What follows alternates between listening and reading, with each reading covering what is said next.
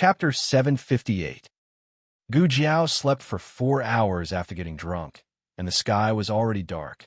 The Qilin Hall was brightly lit. Xiao Heng had been reading books in the library for the whole day. He was so engrossed that he forgot to eat and sleep. Only now did he feel hungry. He didn't have a good appetite, so the kitchen made him delicious egg soup, a few special snacks from the State Preceptor Hall, and a plate of fresh fruits to appease his appetite. Xiao Heng sat down and was ready to eat. Little Jing Kong was taking a bath in the house. Because he was too active in the past 2 days, it was determined that he didn't have any PTSD, so he had to bathe himself again. Although Xiao Heng would still bathe him again, the strength was different. It was impossible to let little Jing Kong take a bath quietly. He used to be the little monk who was the best at chanting scriptures in the temple. Although he didn't chant scriptures anymore, he had an interest that made him more intoxicated. He tied strange strips of cloth around his body, struck strange poses, and began to sing. Hawthorn, ah pear, ah cherry, oh pear, bring them all to wash, bring them all to wash. If you don't wash them all, I'll have diarrhea. Xiao Heng, who had just picked up a hawthorn, was speechless. Xiao Heng put down the hawthorn decisively and didn't touch the rest of the fruits. He looked at the snacks on the plate. The snacks were fried, and he didn't know what the ingredients were. In short, they looked crispy and golden, and there was even sauce. He picked up a piece with his chopsticks and took a small bite. Ka! Just the sound alone was enough to whet one's appetite. Xiao Heng thought, "Oh, what is this made of? It's so crispy." Little Jing Kong finished singing Hawthorn and Pear and started to sing the next song affectionately. Dreams are so precious. Chicken dung is crispy. Xiao Heng was speechless. Little Jing Kong changed his tune in a second.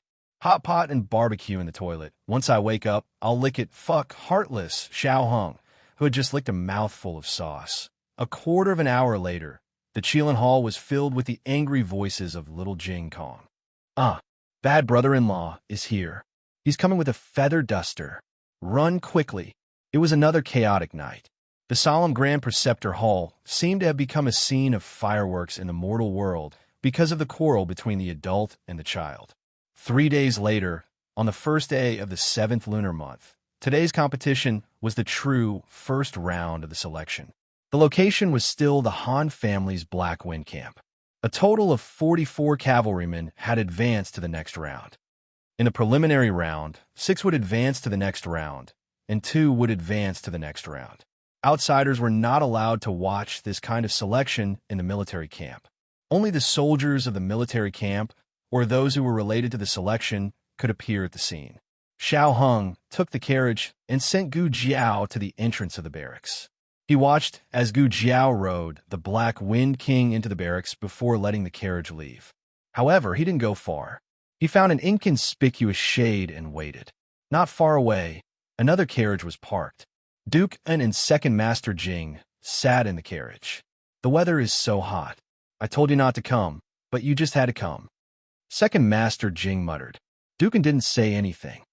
The main thing was that he couldn't say anything even if he wanted to.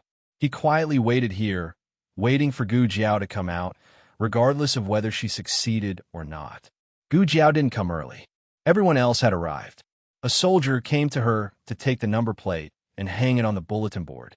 "Can I go and take a look?" Gu Jiao asked a soldier passing by. The soldier said, "Yes." Gu Jiao walked over. The number plates were almost full. It seemed that everyone had arrived. The first number plate belonged to Gu Changqing. He used the name of Han Ziyu, a collateral descendant of the Han family. The other number plate belonged to Yang Wu, the younger brother of Yang family head. Yang family head was a true master. She just didn't know how strong his younger brother was. Daoist Qingfeng was Heavenly Stem third brother. His opponent was the son of the Dong family. Gu Jiao looked at her and Mu Qingchen's numbers. The two of them were really lucky. Her opponent was from the Han family. What kind of ill-fated relationship was this? And Mu Qingchen was going to fight someone from the Wang family. They were fighting their own people. They had really exhausted their strength too early. There were still 7 or 8 number plates that hadn't been hung up. Gu Jiao didn't see 5th Master Han's name. He probably hadn't come yet. He's Heavenly Stem 7th brother. Gu Changqing walked over. There was some distance between the two. At first glance, it seemed that they didn't have any interactions. Earth Stem 6th Brother. Gu Jiao's gaze fell on the Earth Stem 6th Brother's position. There was already a number plate there. Su Chun. Gu Changqing pretended to look at the number plate and said in a low voice, Su Yuan's younger brother, Mu Qingqin's uncle. Is he powerful? Gu Jiao asked. It's said that he's a master. Fifth Master Han was originally planning on swapping numbers with someone else, Gu Changqing said. Gu Jiao murmured. Was he afraid that he couldn't beat Su Chun? Gu Changqing said, No, he wanted to beat you and eliminate you. Strictly speaking, it wasn't possible to casually swap numbers in this kind of selection. However, this was the Han clan's home ground, and Gu Jiao had coincidentally drawn a member of the Han clan. Gu Jiao had the same idea. She wanted to eliminate Fifth Master Han. She asked regretfully, Then why didn't he swap numbers? Someone walked over. Gu Changqing waited for that person to pass before saying, Because he discovered that your opponent was Han Xiaoyu. This person is a member of the Han clan side branch. He didn't come from a good background, so he didn't join the main clan. However, he is extremely powerful. He fought his way out of the underground arena and is ranked in the top 20. So that's how it was. Fifth Master Han was planning on taking care of Su Chun himself and having Han Xiaoyu take care of Gu Jiao. That's pretty good, Gu Jiao said. That's pretty good, Gu Changqing said as well. The two of them exchanged knowing glances. Your new armor is pretty good, Gu Changqing said. MHM, Gu Jiao nodded. On the battlefield, the sound of a gong rang out.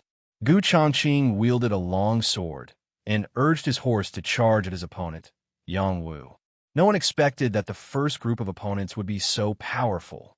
Gu Changqing's swordsmanship had reached perfection, and Yang Wu's large blade was not to be outdone. Blade light and sword shadows flashed as killing intent filled the air. In an instant, they had exchanged tens of blows. Yang Wu's martial arts were slightly inferior to his older brother, the Yang clan head. However, in front of the younger generation, he still had an advantage. His inner strength was abundant, and his blade techniques were exquisite. The only thing that he was inferior to Gu Changqing in was his mount. However, he used his boundless inner strength to make up for this shortcoming. Yang Wu arrogantly said, Brat, you are not my opponent. Just admit defeat. Otherwise, I'm afraid you will die without a complete corpse. Today's fight had a life and death agreement. In other words, they could kill. The Yang clan had coveted the Han clan's military power for a long time. They had always killed the Han clan's disciples. He chopped down with his blade, and Gu Changqing blocked it with his sword. What a powerful inner strength! Sand and stones flew all around, and dust rose. Gu Changqing's mount could not withstand Yang Wu's inner strength. Once the mount was injured, the rest of the fight would be dangerous. Gu Changqing suddenly leaned back, grabbed Yang Wu's large blade, and stabbed at Yang Wu's waist. Yang Wu could not pull out his large blade, so he could only use his other hand to deflect Gu Changqing's blade. Now was the time. Gu Changqing swept his long leg and kicked Yang Wu's head. The huge force kicked him down from the horse's back. Yang Wu fell to the ground and was eliminated. The first fight had been so exciting that the second fight seemed ordinary. The third fight was between Taoist Qing Feng and the son of the Dong clan. Seeing Taoist Qing Feng fight, the audience was interested again. However, Taoist Qing Feng was not interested in being watched. He knocked the son of the Dong clan off his horse with one move. Everyone was speechless. Gu Jiao rubbed her chin. No wonder he was able to tie with Liao Chen. He is really strong. Luck played a part in this fight. If they had been matched with an opponent like Taoist Qing Feng, they would have been defeated. The son of the Dong clan was not very good at martial arts, but he was not the weakest either. At least in the next 3 fights, no one was better than him. When it was close to noon, it was Gu Jiao and Black Wind King's turn to fight. Yesterday, this man and his horse had left a very deep impression on everyone. Therefore, everyone had high hopes for them from the beginning. That was until they saw Han Xiaoyu riding his Black Wind cavalry. It's Han Xiaoyu. It's really him. Who is Han Xiaoyu? You don't even know Han Xiaoyu? He's the only collateral descendant who lives in the Han clan's main house. He's a lieutenant in the Black Wind camp and is in charge of the cavalry's training. He looks very young. He's not even 24 years old. He's the youngest and most promising person after the son of the Han clan. He doesn't come from a high family, so he must be very talented to have achieved what he has today. Then Xiao Lulang is done for. Yeah, he was unlucky. Of all the people he could have met, he just had to meet Han Xiaoyu. Everyone felt sorry for Gu Jiao. Even with the Black Wind King, the gap between this young man and the genius Han Xiaoyu was not something a horse could make up for. Moreover, Han Xiaoyu had participated in the Black Wind King's training, so he knew the Black Wind King very well. Han Xiaoyu rode his horse toward Gu Jiao and the Black Wind King. Although the Black Wind King had a powerful aura, Han Xiaoyu knew how to suppress the Black Wind King's aura because he had trained him before. His Black Wind horse did not show any fear or retreat. He stopped 10 meters away, holding his silver spear, and coldly looked at the young man in red. "You're Xiao Lulang? I've heard of you. There are many rumors about you."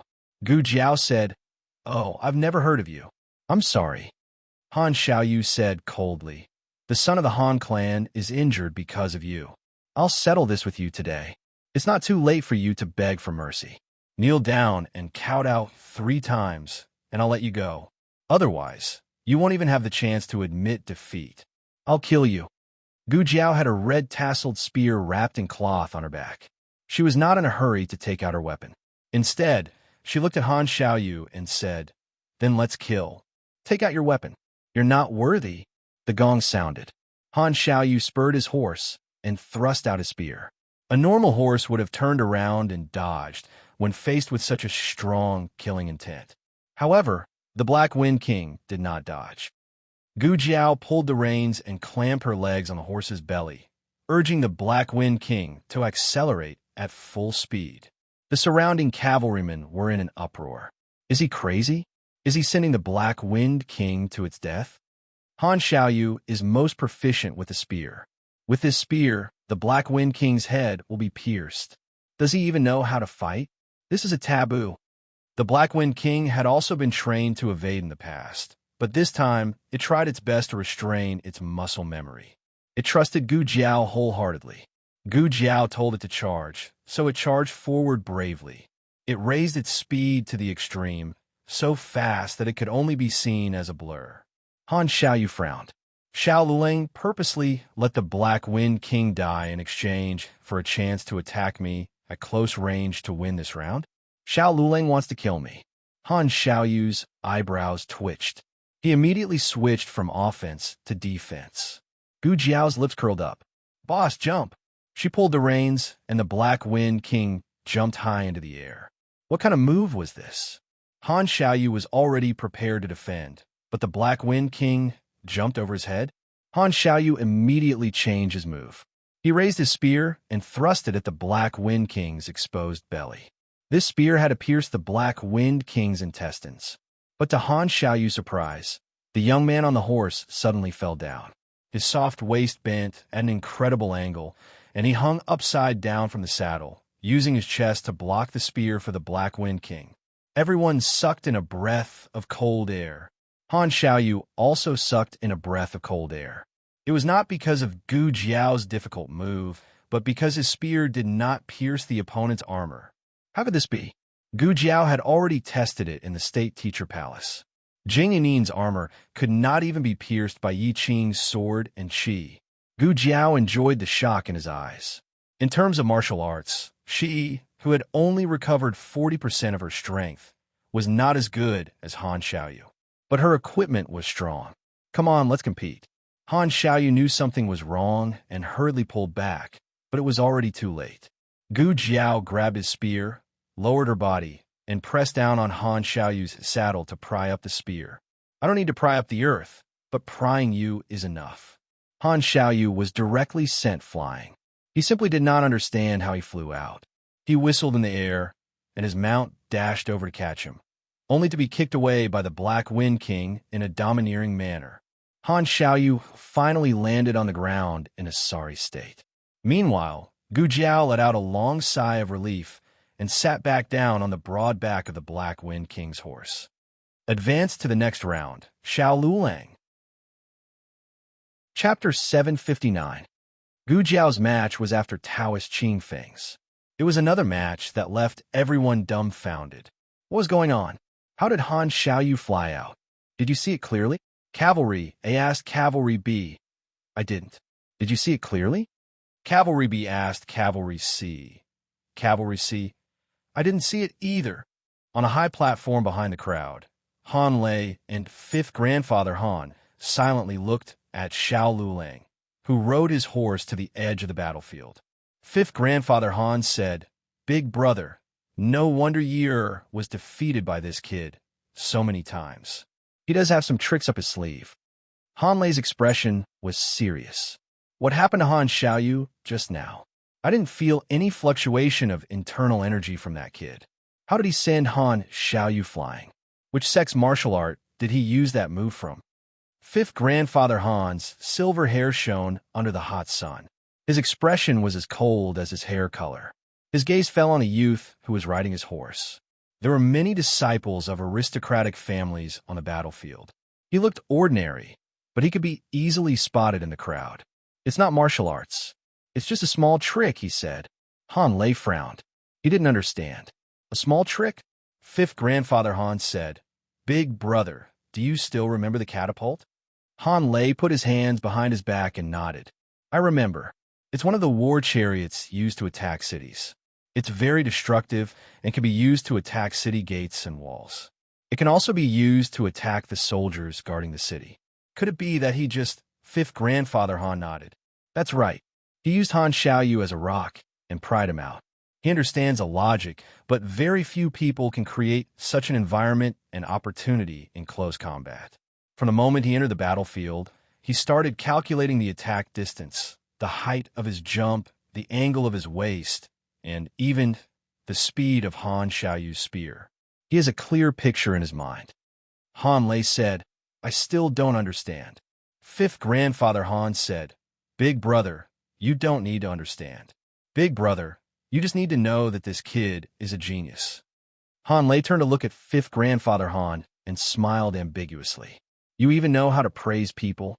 Fifth grandfather Han continued, "But geniuses also need a bit of luck. If it wasn't for the armor he was wearing, you would have died under Han Xiaoyu's spear." Han Lei's gaze once again fell on the young man. The young man was dressed in red and was clad in bright clothes. His aura was as high as the heavens, and even the children of aristocratic families could not compare to him. Han Lei frowned. "I noticed it too. What kind of armor is that? How can it be so hard?" Fifth Master Han asked, "Big brother, do you still remember Xianyuan Li's armor?" "I'm talking about his best suit." Han Lei was reminded of a certain memory and frowned slightly before saying, "I remember. Back then, he relied on that armor to infiltrate the Jin Nation's enemy camp alone and rescued the captured monarch. But after he was defeated and died, we didn't find that armor. He was wearing ordinary armor. You can't be thinking that Xiao Yolang's armor is the same as Xianyuan Li's, right? It doesn't look like it."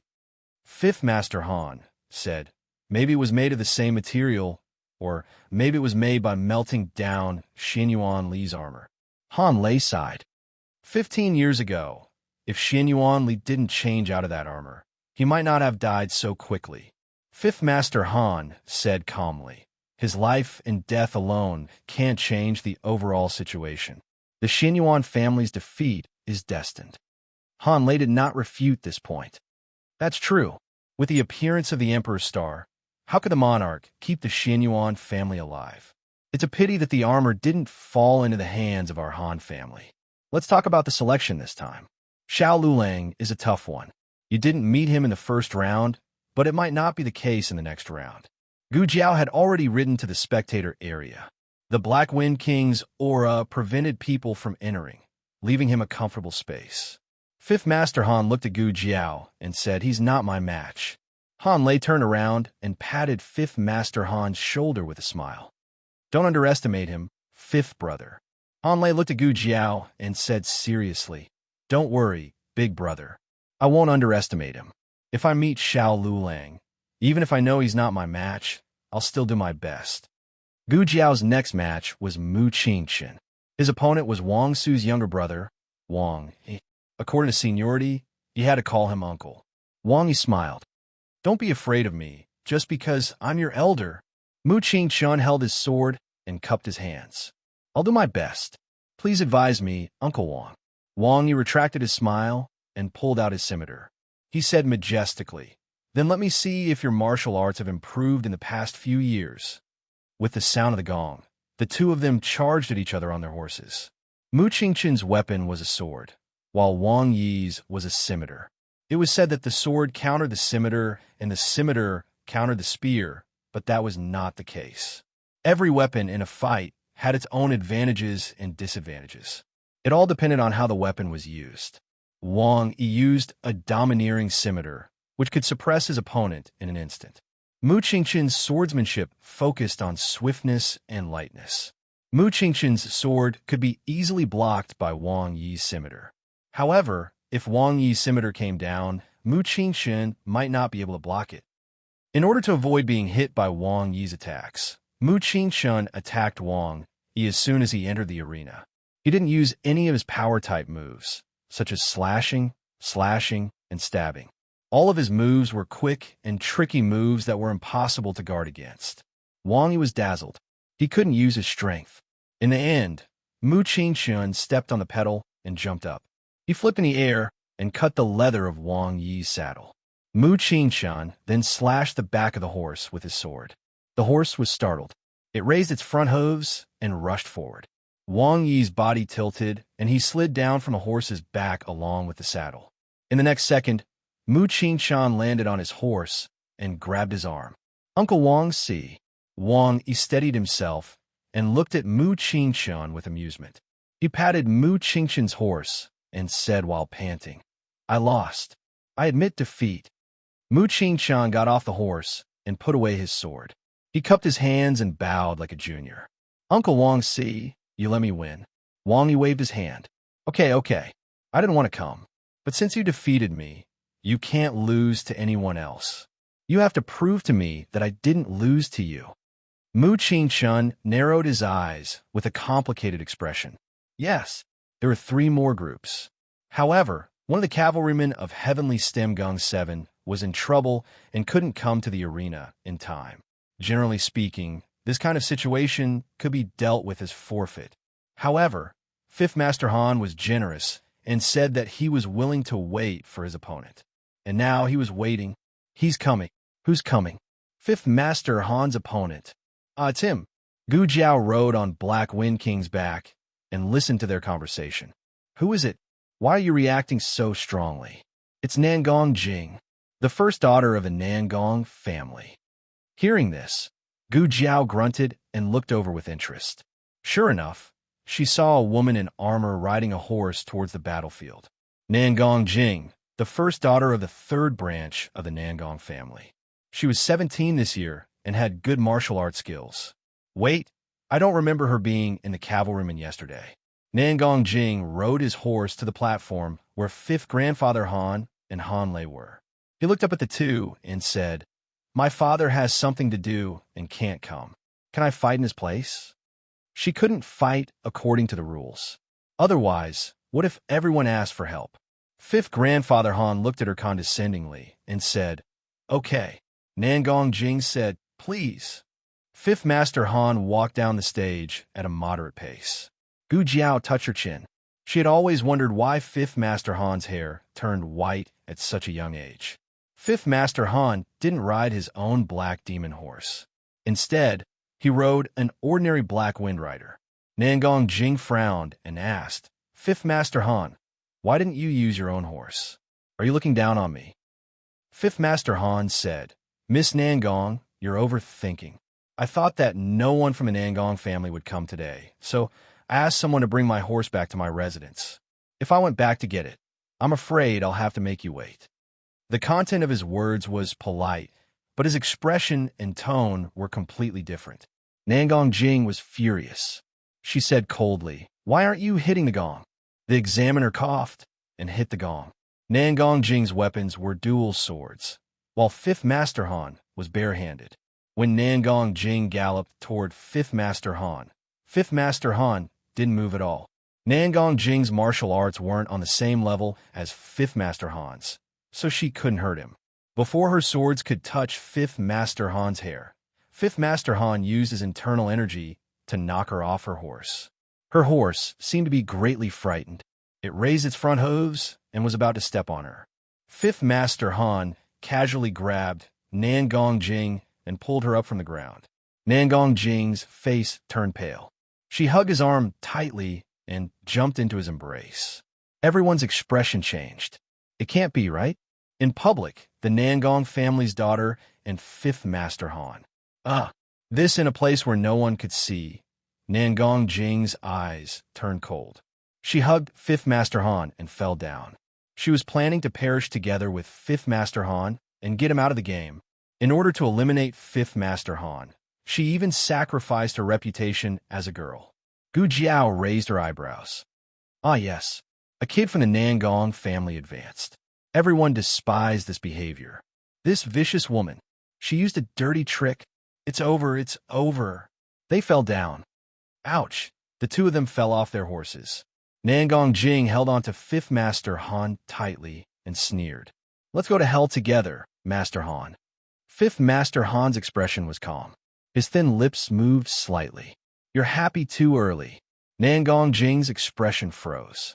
Fifth Master Han pried open one of her hands and slapped her. Under the reaction of the force, Fifth Master Han successfully returned to the saddle. Nangong Jing fell heavily to the ground and spat out a mouthful of blood. She wiped the blood from the corner of her mouth and glared at Fifth Master Han fiercely.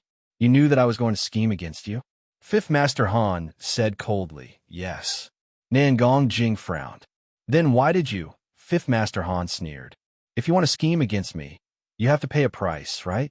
After today, Nangong Jing's reputation would be completely ruined.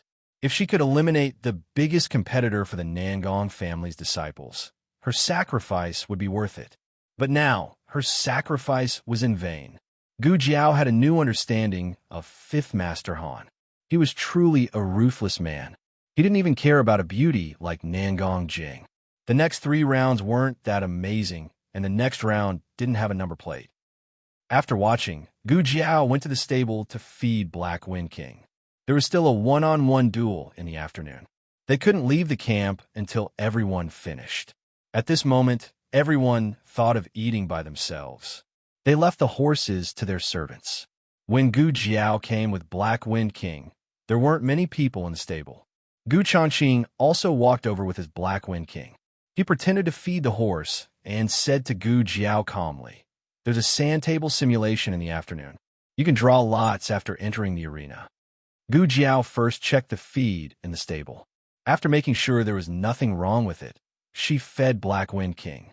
There are 11 people. What about the lone one? Gu Changqing said, there's a direct promotion. It depends on who gets it. Can it be decided internally? Gu Jiao asked. If it could be decided internally, it would definitely be a member of the Han family. Gu Changqing shook his head. No, it's a sand table simulation. Everyone's there. There's no chance to tamper with it. Gu Jiao nodded. Oh, Gu Changqing said, after the sand table simulation, there's only 1 round left. It's a 300-mile ride. The one in the afternoon is very important.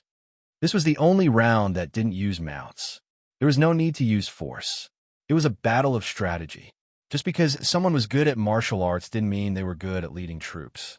Gu Jiao had fought before, but her commander was Tang Yueshan. She didn't have much of an advantage in this aspect.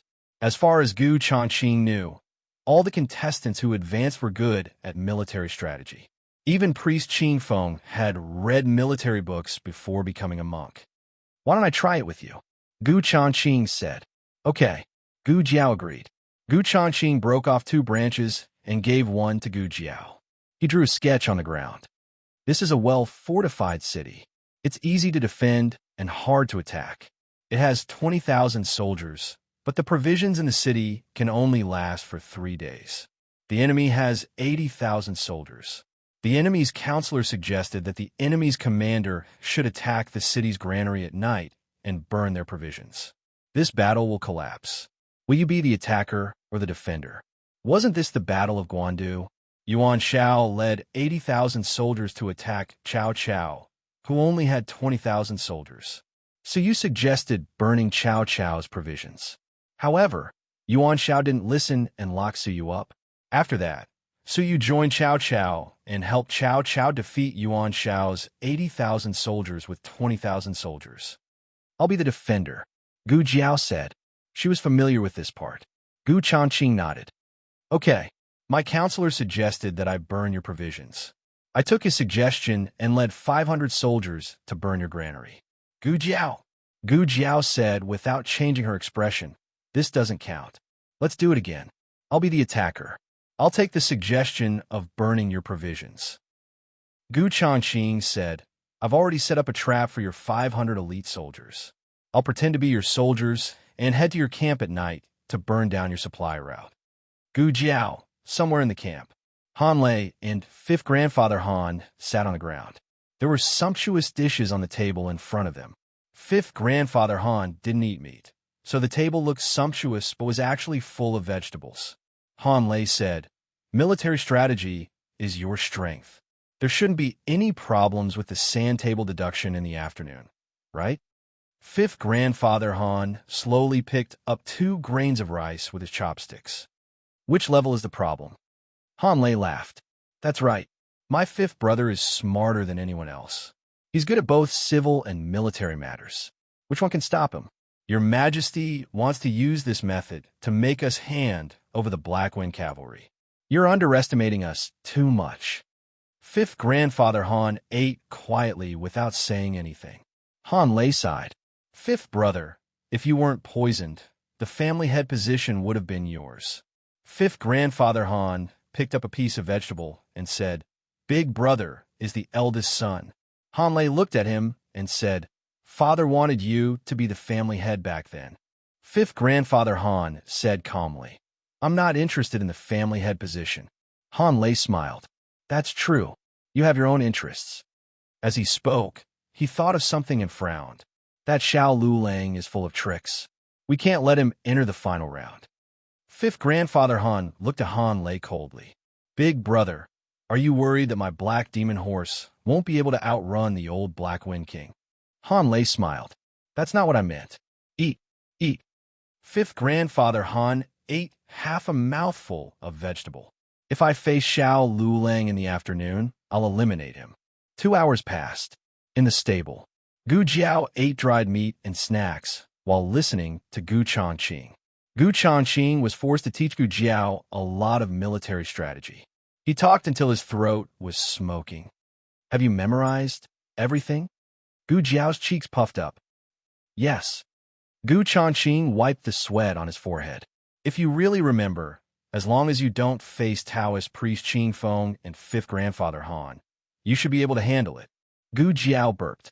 Oh, Gu Changqing said, all right, it's time. Let's go. Gu Jiao stood up. Gu Changqing seized the time to test her learning. If there's a foggy day again, how should we fight? Gu Jiao asked, the empty fort strategy? Gu Changqing's mouth twitched. The sand table deduction was held in a spacious tent, and the drawing of lots was also held here. From 1 to 5, there were 2 numbers. Only number 6 was single. Number 6, number 6, number 6, number 6. The young master of the Nangong family said number 6 100 times in his mind and drew a number. Number 1. He sighed in disappointment. Who's number 1? Oh, it's me, Taoist priest Qing Feng said politely. The young master of the Nangong family rolled his eyes and fainted on the spot.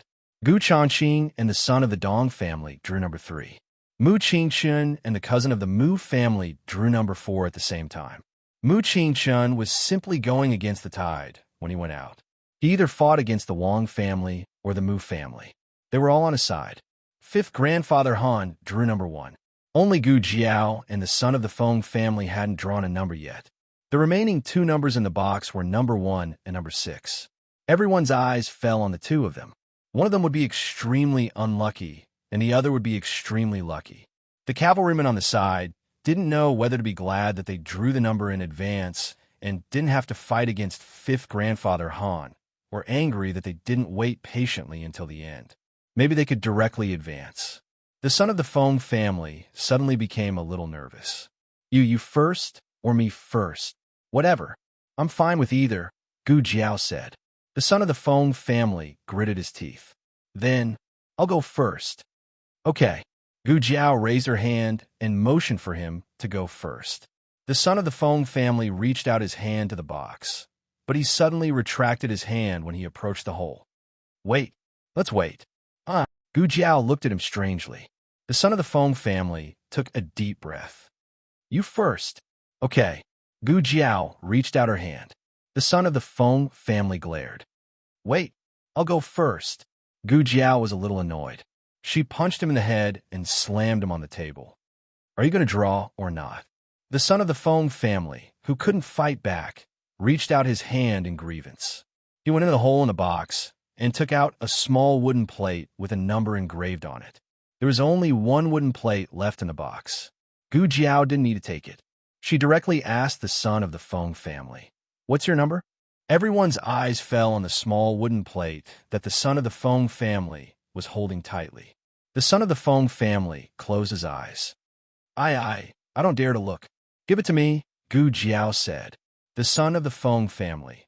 You're not allowed to change, Gu Jiao. Then you see for yourself. The son of the Feng family. You see for me. I'll see for you. Fifth grandfather Han casually walked over and pinched the son of the Feng family's wooden plate with his slender fingertips. The son of the Feng family nervously opened his eyes and looked at him. Fifth grandfather Han gave him a look that told him to let go. He was so scared that he let go. Fifth grandfather Han held the wooden plate in his hand and looked at Gu Jiao with a smile. Xiao Lulang, what do you think of your luck? Gu Changqing's eyes turned cold. Please don't be number one. My name is poisonous. My luck has always been bad. I choke when drinking water, I can't hide from the rain, and I fall when walking on the road.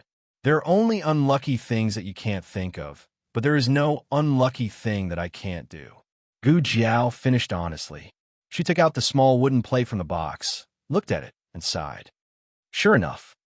Fifth grandfather Han couldn't help but laugh arrogantly and playfully.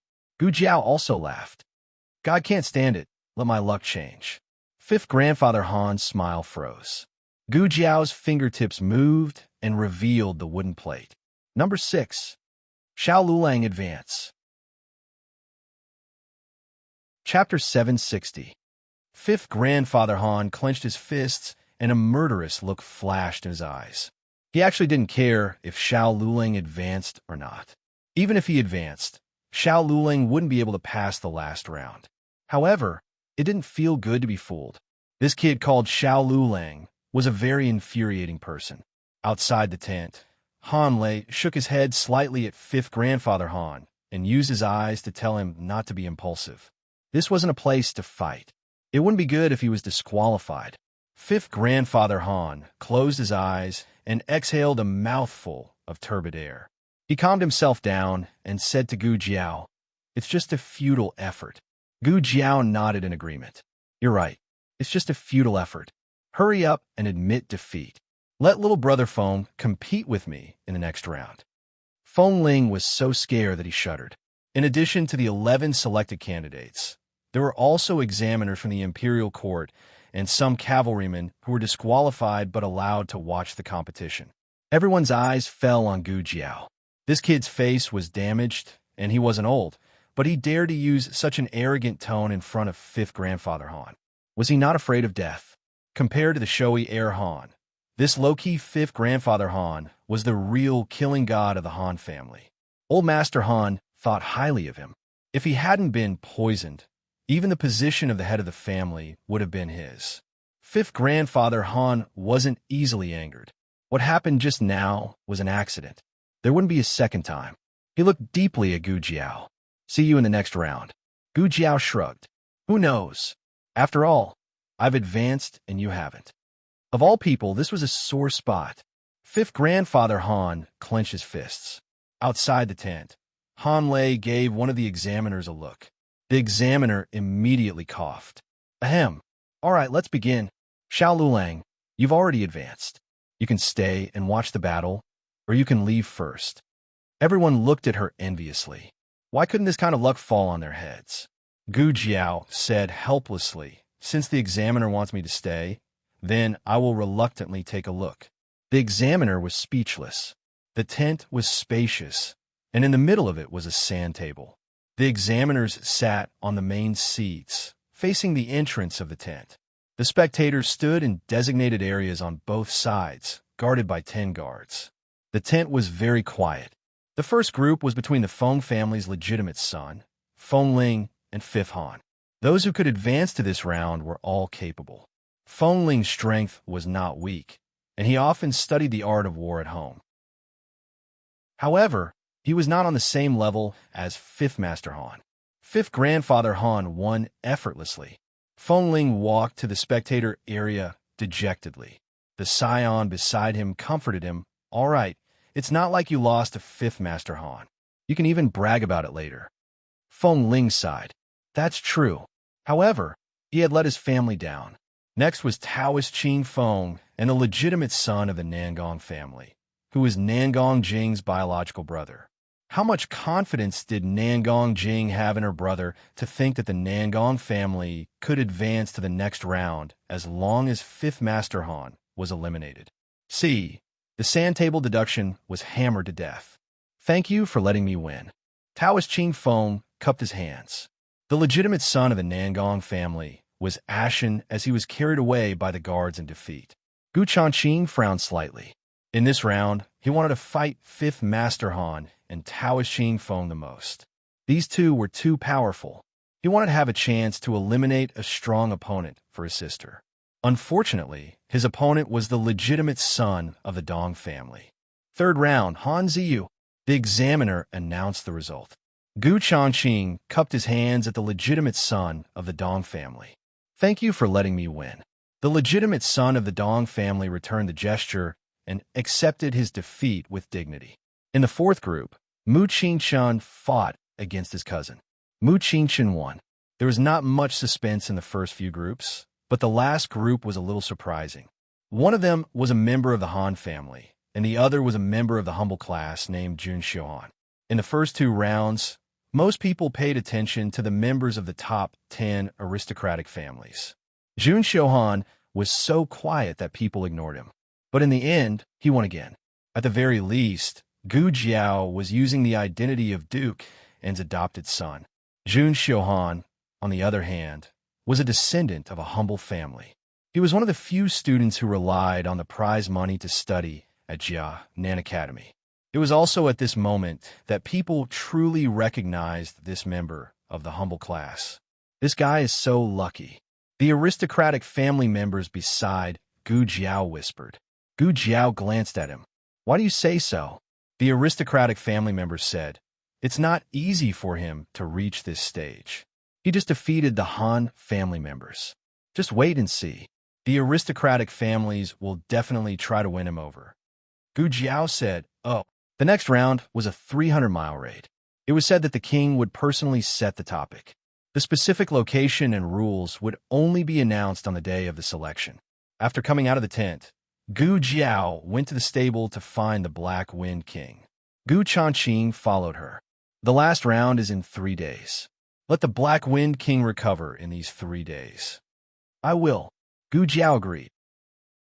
Gu Changqing said, "The next round won't be in the military camp. You have to be careful. If the Han family has any plans, I will find a way to inform you." Gu Jiao nodded. "You have to be careful too. Qi Xian and Han Yi have seen you. Don't run into them." Gu Changqing, who was cared for by his sister, was very happy. He nodded. "Okay." As they spoke, the two arrived at the Black Wind King's stable. Gu Jiao had specially chosen the most remote stable. Normally, no one would pass by. In the end, when the two of them arrived at the scene, they found 2 unconscious guards lying in the stable. The guards were wearing the Han family's cavalry armor. One of them had a crooked nose and a slanted mouth, while the other had a swollen face. The Black Wind King stood proudly in place. Gu Jiao checked the Black Wind King's food trough. "There's poison. These two are here to poison the Black Wind King." However, they didn't expect the Black Wind King to be so powerful. Not only did they fail to poison the guards, but they were also knocked out by the Black Wind King.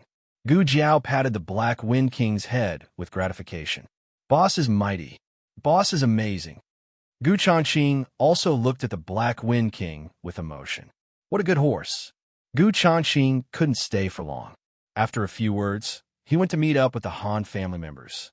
Gu Jiao held the Black Wind King's hand and left the military camp. Xiao Heng's carriage was parked at a fork in the road not far away. Thinking that he had been cooped up in the carriage for the whole day, Gu Jiao quickened her pace.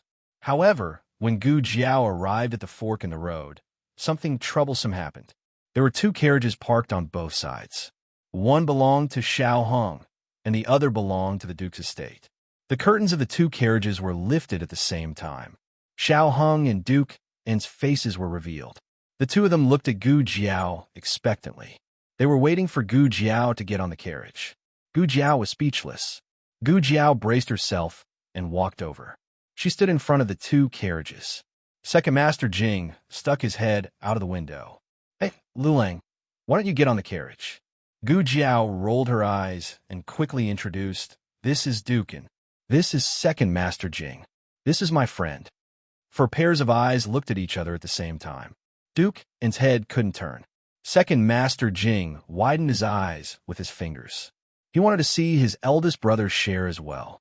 Gu Jiao calmly lifted her foot in the direction of Xiao Heng. A murderous aura burst out from Duke, and Gu Jiao blinked and lifted her foot in the direction of Duke, and Xiao Heng's murderous aura also spread out in an instant. Gu Jiao's little Geo. It had nowhere to put it, so it could only stand on one leg. Second Master Jing got off the carriage and came to Xiao Heng's window. He looked at him carefully for a long time. Suddenly, he slapped his head. Brat! It's really you. What are you doing? Didn't you recognize the Duke's carriage? Didn't you know to come over and say hello? I was wondering who had been standing here all day. Xiao Heng, who was stunned by the slap, was speechless. Empress Xianyuan was Xianyuan Li's younger sister, while the Crown Princess and Xianyuan Zi were cousins. According to seniority, Xianyuan Zi was the eldest grandson's aunt, while Duke was the eldest grandson's uncle. Every time Shangguan Qing returned to the capital, he would stay in the small courtyard for a few days. After Duke became a vegetable, he also secretly went to visit him. Outsiders didn't know that Shangguan Qing had private dealings with the Duke's mansion, but Second Master Jing knew. From the slap that Second Master Jing gave, Shangguan Qing, his uncle, and Second Master Jing were very close. Second Master Jing saw that Xiao Heng didn't make a sound and said in disbelief, What? It's only been a year. Don't you recognize me? He couldn't ruin his image. Xiao Heng smiled. I recognize you. Second Master Jing said unhappily. Then why didn't you greet me? How would I know what Shangguan Qing called you? Duke is his uncle. You aren't. Second Master Jing said. I thought you didn't even recognize your little uncle? Wait, shouldn't I politely call you Uncle Jing? How did you become my little uncle? How could you be so close? Second Master Jing, who could even make Xianyuan Cheng his brother-in-law, felt that making him his little uncle wasn't a problem at all. He didn't treat himself as an outsider at all. Thinking of something, Second Master Jing looked at Gu Jiao and then looked at Xiao Heng. He asked, All right, just now Lulang said you were his friend. Do you know Lulang? Yes, we know each other. My mother was seriously injured, and it was Lulang who treated her. Now Lulang is staying in the Qilin Hall, so it's convenient for him to continue treating my mother. I see. Second Master Jing suddenly understood and didn't question the truth of the matter. Firstly, he had heard about the Crown Princess's injury. Secondly, he had seen Xiao Yolong's medical skills with his own eyes. How's your mother's condition? Second Master Jing asked. The operation was very successful. She's out of danger. She's currently recuperating in the State Preceptor Hall. Xiao Heng said. Second Master Jing secretly sighed. That's good. Although the government announced that Shangguan Yin was out of danger, but when it was confirmed by Xiao Heng's mouth, his heart was completely at ease. Your voice changed a little. Second Master Jing said. It's better than before. Like I said, once a boy's voice changes, he won't have a goose voice anymore. Xiao Heng broke out in a cold sweat because of him. Xiao Heng smiled. Little uncle is right. Let's go, let's talk in the carriage. Your uncle is also here. Second Master Jing pulled Xiao Heng into Duke Fu's carriage. Gu Jiao was also brought into the carriage. Xiao Heng secretly glanced at Gu Jiao. Gu Jiao glanced at Duke Fu and winked at him. Duke Fu's gaze fell on Xiao Heng's handsome face. Xiao Heng subconsciously touched the mole under his right eye. He smiled and greeted, "Uncle." Duke Fu's eyes moved. He dipped his fingertips in water and wrote on the armrest, "I want to eat fruit. You two go and pick some." "We too." Second Master Jing counted in the carriage. His eldest brother was in a wheelchair and Xiao Lulang was sick. No matter how he looked at it, these two referred to him and Xiao Lulang. It was rare for him to have a tacit understanding with his eldest brother. He said to Gu Jiao, "Lulang, I'll go over there to pick fruit." "Oh." Gu Jiao got up and glanced at Xiao Heng. Xiao Heng nodded slightly at her. Gu Jiao and Second Master Jing got out of the carriage. The High Duke had a panoramic view of the two of them. After the footsteps went away, Duke Fu wrote on the armrest, "You're not Shang Wanqing." Xiao Heng pinched his fingertips. Duke Fu continued to write, "Who are you to her?" It was she nodded. Xiao Heng didn't think that the #1 scholar of Xingdu, who was full of wisdom, would make a mistake. There was only one possibility. He knew that Gu Jiao was a girl. How'd he know? Did he find out himself? Or did Gu Jiao tell him? Gu Jiao used the identity of Duke Fu's adopted son to participate in the selection of the Black Wind Cavalry's commander. It was the state preceptor who showed up, so Xiao Heng did not think much of it. But now it seemed that Duke Fu's understanding and concern for Gu Jiao was a little more than he had imagined. Duke Fu wrote again, "Who are you to her?" The second she. Xiao Heng was completely sure that Gu Jiao's identity as a girl had been exposed to Duke Fu. After Duke Fu recognized that he was not Xiao Qing, he did not ask, "Who are you?" or "Why did you pretend to be Xiao Qing?" but "Who are you to her?" From this, it could be seen how important Gu Jiao was in Duke Fu's mind. Why did Duke Fu care so much about Gu Jiao? Was it because Gu Jiao had treated Duke Fu's illness once or twice? Many doubts flashed through Xiao Heng's mind, but one thing he was sure of was that Duke Fu would not hurt Gu Jiao. "I am her husband." Xiao Heng told him the truth. Duke Fu's face suddenly darkened. Chapter 761. Gu Jiao and Second Master Jing came back after picking the fruits. Second Master Jing lifted the curtain and walked in, but he retreated after one step. What a strong, murderous aura. He hugged the fruits and said solemnly beside Gu Jiao, "Whose murderous aura?" Gu Jiao asked. "My big brother's." Second Master Jing said, "I've known my big brother for so many years, but this is the first time I've felt such a strong, murderous aura." That's too exaggerated. However, Dukin clearly had something to say to Xiao Heng alone when he sent her and the Second Master Jing away. Could it be that Duke had publicly acknowledged that Xiao Heng wasn't Shang Wanqing? Gu Jiao hurriedly got into the carriage. Xiao Heng turned his head to look at her, intending to complain to Gu Jiao with his eyes. What was frustrating was that Duke An's murderous aura disappeared as soon as he put on a "your godfather bullied me" look. Duke An's gentle gaze fell on Xiao Heng's face. If it weren't for the fact that his facial muscles were still stiff, he would have started to smile. The kind that was incomparably benevolent. The disciple of the team master, the old chancellor, met his match for the first time. "Isn't this good?" Gu Jiao said. Second Master Jing, who followed Gu Jiao, had a face of disbelief. Good. It seems to be good." Dukin wrote on the armrest, "We had a good chat." "Xiao Heng, is that so? Why did I feel that you wanted to kill me just now?" Dukin continued to write, "He's a good young man. I like him very much." Gu Jiao nodded. "I like him too. Dukin, you have good taste." Gu Jiao's impression of Duke increased. Xiao Heng was not to be outdone. He hurriedly said, "Duke Anghua is knowledgeable in astronomy and geography. You are truly a genius. I will learn more from Duke Anghua in the future. Lulang, when you come to visit Duke in the future, bring me along." Gu Jiao nodded. She was happy to see Duke and with her husband. Dukin was so angry that he couldn't see clearly.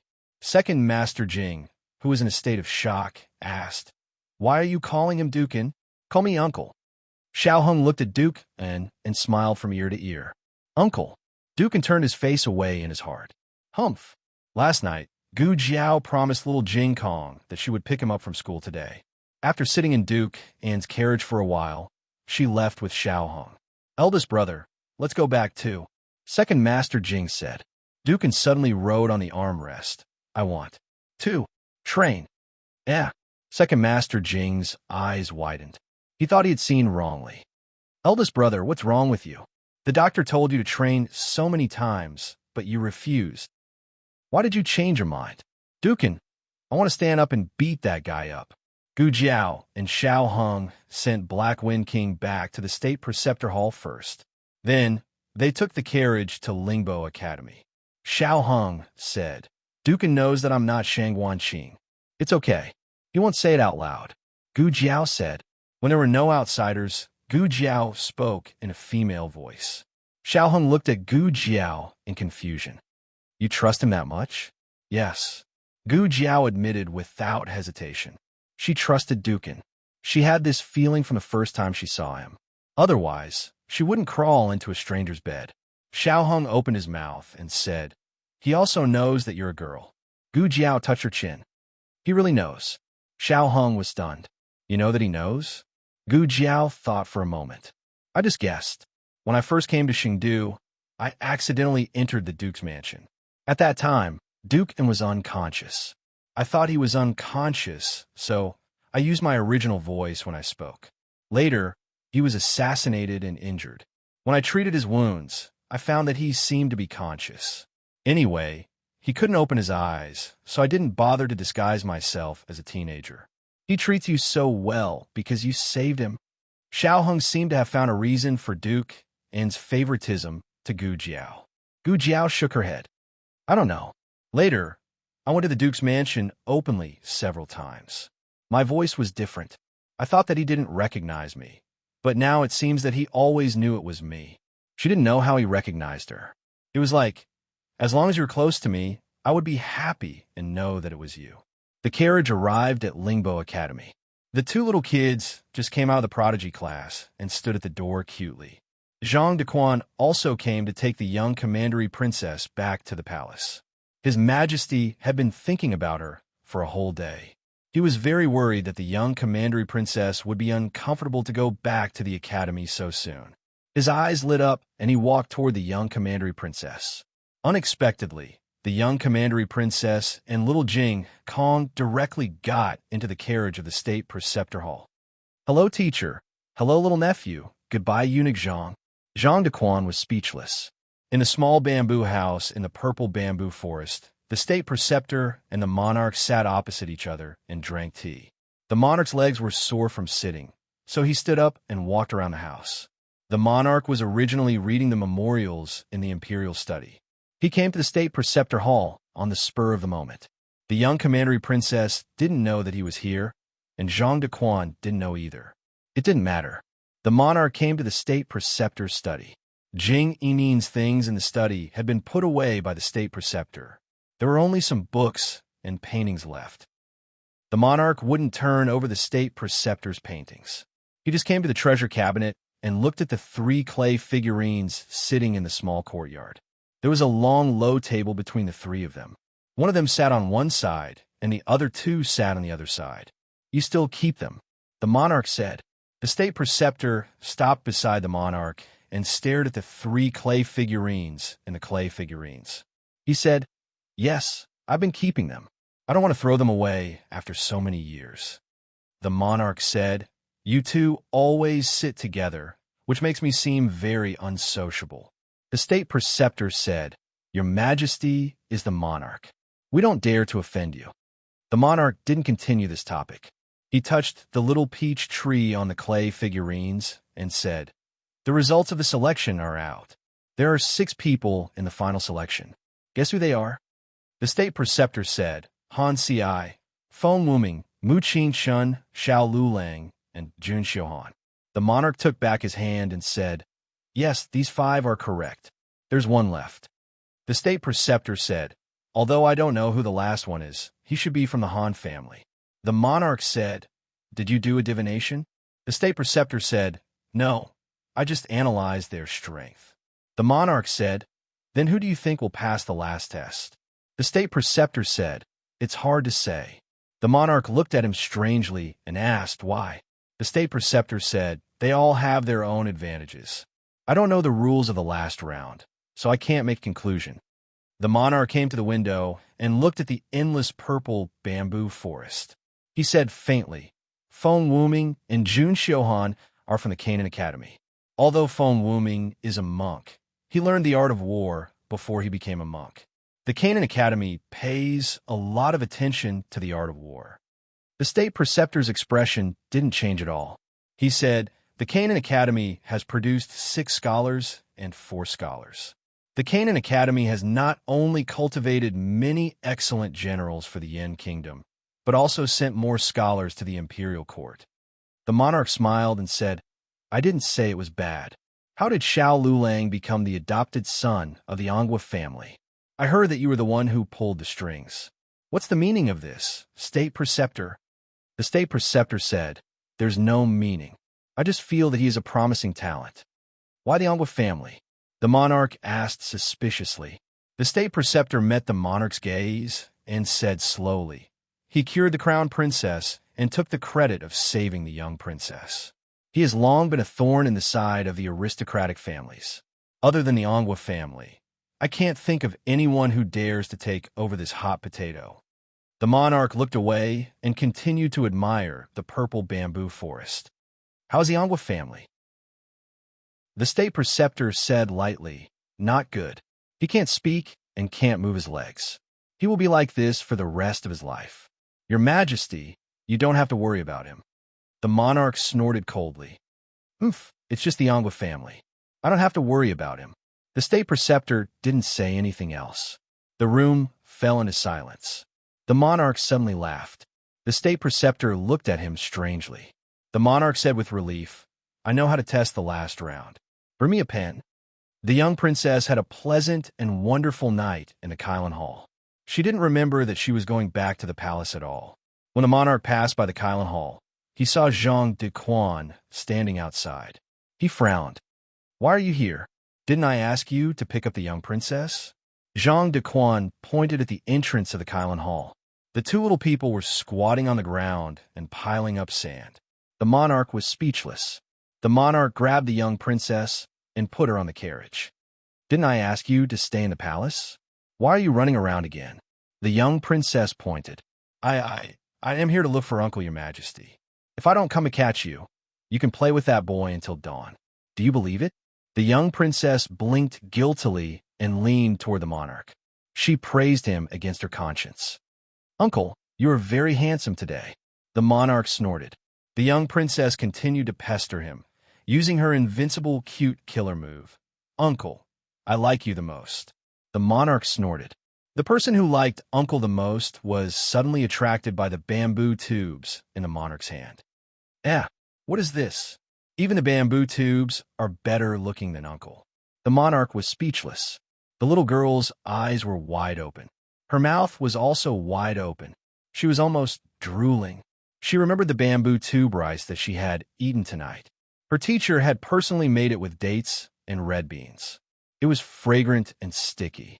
It was delicious and not greasy. The monarch looked at her drooling, and the corner of his mouth twitched. "It's a test, not food." The little girl immediately distanced herself from the test. She straightened her body and said seriously, "I don't want to take the test." The monarch was angry and amused at the same time. "It is not for you. It is for your teacher and the others. 6 people, 6 test questions. Everyone's task was different. Moreover, they didn't know each other. This would lead to differences in information. They wouldn't even know how they lost. This was not a simple 300-mile ride. This was a strategic game. The one who reached the finish line first might not be the one who would advance. The key to victory was the one who grasped all the information first. Unfortunately, no one would think of this. They would only continue to rush and reach the finish line at all costs. The monarch felt that he was a genius. He actually came up with such a tricky test. Teacher's test questions? The young princess rubbed her little fingers together and rolled her eyes. She said in a cute voice, "Uncle, I want to poop." The monarch frowned. Now, they had already left the teacher's hall. "I can't hold it in anymore." She held her breath and said with a red face. The monarch said, "Don't be naughty. You're deliberately lying just for fun." The young princess turned into an angry chicken in a second. I didn't do it for fun. Uncle, you wronged me. I'm so sad." The monarch was stunned. The little girl looked like she had been wronged. It was as if he had really wronged her. The monarch cleared his throat and said to Jean de Quan, "Let's go back to the teacher's hall first." "Ah, yes." Jean de Quan responded and asked the coachman to drive the carriage back to the state teacher's hall. The young princess raised her chin and said, "I want to poop in the Qilin hall." The monarch said with a dark face, "You still say you don't want to play." The young princess argued, "There is a small toilet in the Qilin hall." The monarch was speechless. "You're really asking for a lot." The monarch stopped the carriage outside the Qilin hall. "I want to poop for a long time. Just tell me if you want to play." "I don't." The monarch said, "Jean de Quan." The young princess said, "I want uncle to go with me." The monarch put a few small bamboo tubes in the secret compartment of the carriage and led the young princess out of the carriage. "I forgot something. I will take it myself." She climbed into the carriage and quietly opened the secret compartment. Then, she hid the small bamboo tubes in her bag. The monarch said, "Why did you bring a bag to the toilet?" The young princess said, "I have something to give to Jing Kong. You just want to play." The monarch led her into the Qilin hall. "Do you think I can't see through you?" The toilet in the Qilin hall was clean and tidy. It was not an ordinary toilet. The young princess came to the door and reached out a small hand to the monarch, gesturing for him to stop. "Okay, I will go in myself. Uncle, wait for me here." The monarch didn't know whether to laugh or cry. The young princess entered the toilet and locked the door. Then, she stepped on a small stool and climbed onto the windowsill. She called out softly, "Xiao Jiu, Xiao Jiu." Xiao Jiu flapped her wings and flew over. The young princess poured out the 6 questions on the table. "Aya, there are so many. Which one is the teacher's?" I can't read. I can take them all." Chapter 762. The king waited outside for a while and was worried about the little princess. Light shwe. He let out a cry. The little princess stood on the windowsill and looked anxiously at the bamboo tube in little Nine's mouth. I'm still pooping. Don't come in." The king sighed helplessly and continued to wait in the corridor. He hesitated for a while and was still worried. He went to the door and said, "Don't fall in." The little princess said, "I won't." She didn't really go pooping. How could she fall into the toilet? The king paced outside for a while. "Are you still not coming out?" "It's almost done." The king was finally impatient. He felt that there was something wrong with the little girl inside. "I'm coming in," the king said. The king pushed the door open. The little girl even locked the door. "Ghost, there must be a ghost." "Jean de Quan," the king called in a deep voice. Jean de Quan understood. He took the hairpin from his hair and used it to pry open the door. He opened the door, and the king walked in with a serious face. "I knew you were up to no good." The king looked seriously at the little girl who was lying on the windowsill. The little girl was pinching a big bird with both hands. Perhaps the king was too loud. Her little body trembled. When she turned around, she couldn't hide her guilty conscience. When he saw that the big bird in her hands was an eagle, the king felt terrible. "Guards!" As soon as he gave the order, Jean de Quan rushed in with the imperial bodyguards. The imperial bodyguards rushed towards the eagle that had attacked the young commandery princess. The little princess was so scared that she let go. Little Nine flapped its wings and flew away. The young princess pursed her lips and cried, "Wah wah." It was not easy for me to catch Xiao Jiu. You scared Xiao Jiu away. I want Xiao Jiu. I want Xiao Jiu.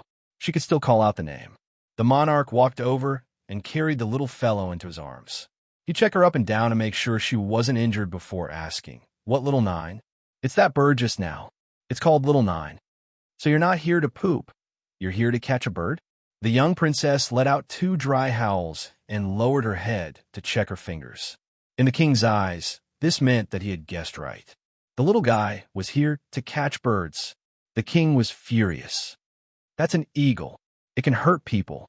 Aren't you afraid of being bitten by it? The Canton princess said in a low voice, Little Nine doesn't bite. Look at her mouth. Ever since she started school, she had become more eloquent. Whose bird? The monarch asked. The young princess pursed her lips and said, He's from Jing Kong.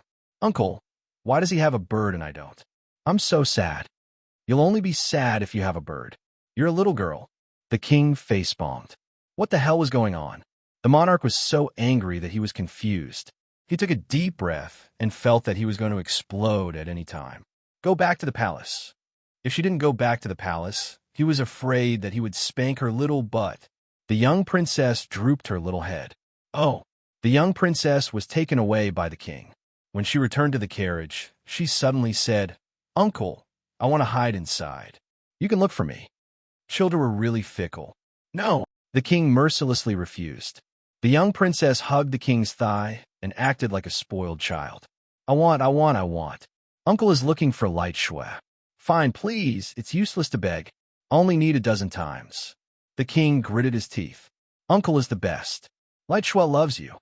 The young royal princess quietly climbed into the carriage, closed the curtain, and put the small bamboo tubes back into the hidden compartment. Qilin Hall. Xiao Hung and Gu Jiao went to the purple bamboo forest to chop bamboo. When Little Nine came back with the bamboo tubes, only Shangwan Yin and Little Jing Kong were left in the room. Shangwan Yin knew that the bamboo tubes belonged to the king when she saw them. She couldn't move by herself, so she asked Little Jing Kong to ask what was going on. It's the teacher's test. The young princess said, Is the teacher here? Show it to the teacher. Don't let my uncle find out. Gu Jiao was not here, so she couldn't read it. But Little Jing Kong had a good memory and quickly memorized the content of the test. Little Jing Kong was a strict child. Not only did he write down each note from memory, but he also asked he for 6 bamboo tubes to put the notes in. Then, he restored the details to perfection. The difference was that the monarch's bamboo tube was the smallest one, while the one he found for him was the largest one. So, when Gu Jiao and Xiao Hung came back from chopping bamboo, they saw 6 extra large bamboo tubes on the table. It was quite exaggerated. What's the matter? Xiao Hung asked. Light Shui said that it was Jiao Jiao's test. Little Jing Kong patted a small chest. I memorized it. I wrote it down. The two exchanged a look. Test? Was it what they thought? The two took the test to the room next door. Xiao Hung closed the door and sat down at the table with Gu Jiao. 6 bamboo tubes, 6 people who advanced. Open them. He looked at the bamboo tubes on the table and said, Okay. Gu Jiao picked up a bamboo tube, poured out the note inside, and read, Enter the Songzhan mountain range. Raid the enemy's camp near the BUS spring. Seize the secret letter and send it to the first fire beacon camp. Hand it to the left deputy general of the garrison. It sounds like your final selection mission. Xiao Hung paused. But why are there 6 bamboo tubes? Gu Jiao opened the second tube. You are a Turkic spy. This is the real secret letter from the Turkic army. Quickly take the only secret letter to the first fire beacon camp and hand it to the right deputy general of the rebel army. What do you mean? Gu Jiao asked. Xiao Hung said. The secret letter that was plundered from the enemy's camp was a fake one. If he didn't see this bamboo tube, he probably wouldn't know that he took a fake secret letter. In that case, even if he reached the end, the mission would be a failure. Gu Jiao frowned. What a thief. In that case, this mission of escorting the real secret letter is more advantageous. We don't have to fight the enemy, and we don't have to worry about taking a fake secret letter. Xiao Hung felt that things weren't that simple. Let's take a look at the third one first. Gu Jiao opened the third tube. This time, the situation changed. Enter the Pine Mountain Range and ambush the enemy's camp near Huangshipo. Steal the secret letter and deliver it to the second fire beacon camp. Personally hand it to the left deputy general of the rebel army. Gu Jiao opened the fourth tube. You're a Turkic spy. This is the real secret letter from the Turkic army. Quickly take the only secret letter to the second fire beacon camp and personally hand it to the right deputy general of the rebel army. Oh, Is this a dungeon run with an NPC at a different location? What? Xiao Hung didn't understand the last two words. Gu Jiao explained, it's just that the location and characters are different. The format of the mission is the same as the first group. One person will go to the enemy's camp to steal the fake one, and the other will escort the real one. Let's take a look at the last two too, Xiao Hung said. He guessed that it was a different story. As expected, the last two targets were the third fire beacon camp. The ambush location was the Purple Grass Lake in the Pine Mountain Range. Gu Jiao concluded there are a total of 3 groups in this competition. Each group has a cavalry and a spy. But how are we going to determine the winner? For example, Gu Changqing, 5th Master Han. The 3 of us all picked the spy and safely delivered the secret letter to the rebel army. Then, who among us will be the one to advance? Xiao Hung shook his head thoughtfully. It's impossible for us to complete the mission at the same time. We can only fail at the same time. Gu Jiao was surprised. What do you mean? Xiao Hung opened the note. If you look at the spy carefully, quickly bring the only secret letter. This only one is the key to the entire mission. You clearly have 3 spies, so why do you say there's only one letter? Gu Jiao thought for a moment. Because the destinations are different. For example, there's only one secret letter to the first fire beacon camp. Then there's no need to emphasize this only one. Xiao Hung boldly analyzed. I think this only one refers to destroying the secret letters of the other 2 spies and turning your secret letter into the only one. As he spoke, he opened another piece of paper that belonged to the cavalryman. And the cavalryman's mission has the word they. Since the secret letter from the enemy camp is fake, this should be referring to the 3 spies. Gu Jiao understood what he meant, so the cavalry's mission is to snatch the 3 secret letters, and the spy's mission is to destroy the secret letter in the other people's hands. In this way, there will be a fierce battle between the 6 of them. Xiao Hung sighed. 3 to snatch and 3 to destroy. How is it just a fierce battle? It's a battle to the death. Gu Jiao thought of a possibility. She frowned and asked, what if they all fail? For example, the secret letters are all destroyed. Xiao Heng's expression became serious. Then the winner will be the king. The king didn't want anyone to win from the beginning. He first used the power of the 10 aristocratic families to get everyone to agree to the proposal of selecting the commander of the Black Wind Cavalry. Then, he used the rules of the selection to eliminate all the cavalry. In this way, he could say in a dignified manner, it's not that I don't want to give you a chance, it's that you don't have the ability. Then, I can only temporarily take back the Black Wind Cavalry. Gu Jiao said, just like how he took back the military power of the Mu family. The king of the Yin kingdom's thoughts were deeper than the sea. Xiao Hung said, this time, it's not only a battle with the aristocratic families, but also a battle with the king of the Yin kingdom. Fortunately, we know the exam question and have a big advantage. Gu Jiao said seriously, I won't let him have his way. She would not let the aristocratic families have their way either. She must take back the Black Wind Cavalry of Xianyuan family. The 3-day deadline arrived as promised. Gu Jiao and the other 5 went to the cavalry camp of the Han family early in the morning. This round, the Ministry of War, Ministry of Rights, Honglu Temple, and Rearguard Commandery worked together to invigilate the exam. The invigilator from the Rearguard Commandery was Wang Su. No one from the Wang family advanced this time, so Wang Su had placed his hopes on Mu Qingchen. However, when he saw Gu Jiao, he suddenly felt that it would not be bad if Gu Jiao advanced.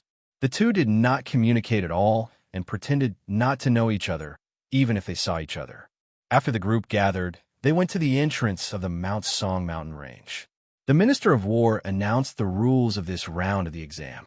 Generally speaking, the sparring was to stop at a certain point and not harm one's life. Those who violated the rules would have their results revoked and would be punished according to the law. Then, they entered the small bamboo hut one by one to draw lots. On the surface, they were drawing lots, but in fact they were drawing lots for the exam. Wang Su and the Minister of Honglu Temple sat in the small bamboo hut.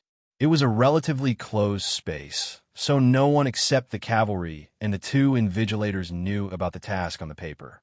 Gu Jiao was the last to enter the small bamboo hut. After she came out, the Minister of War sounded the gong. The five of them rode into the mountain range and soon separated from each other. Gu Jiao was the only one who walked at a leisurely pace.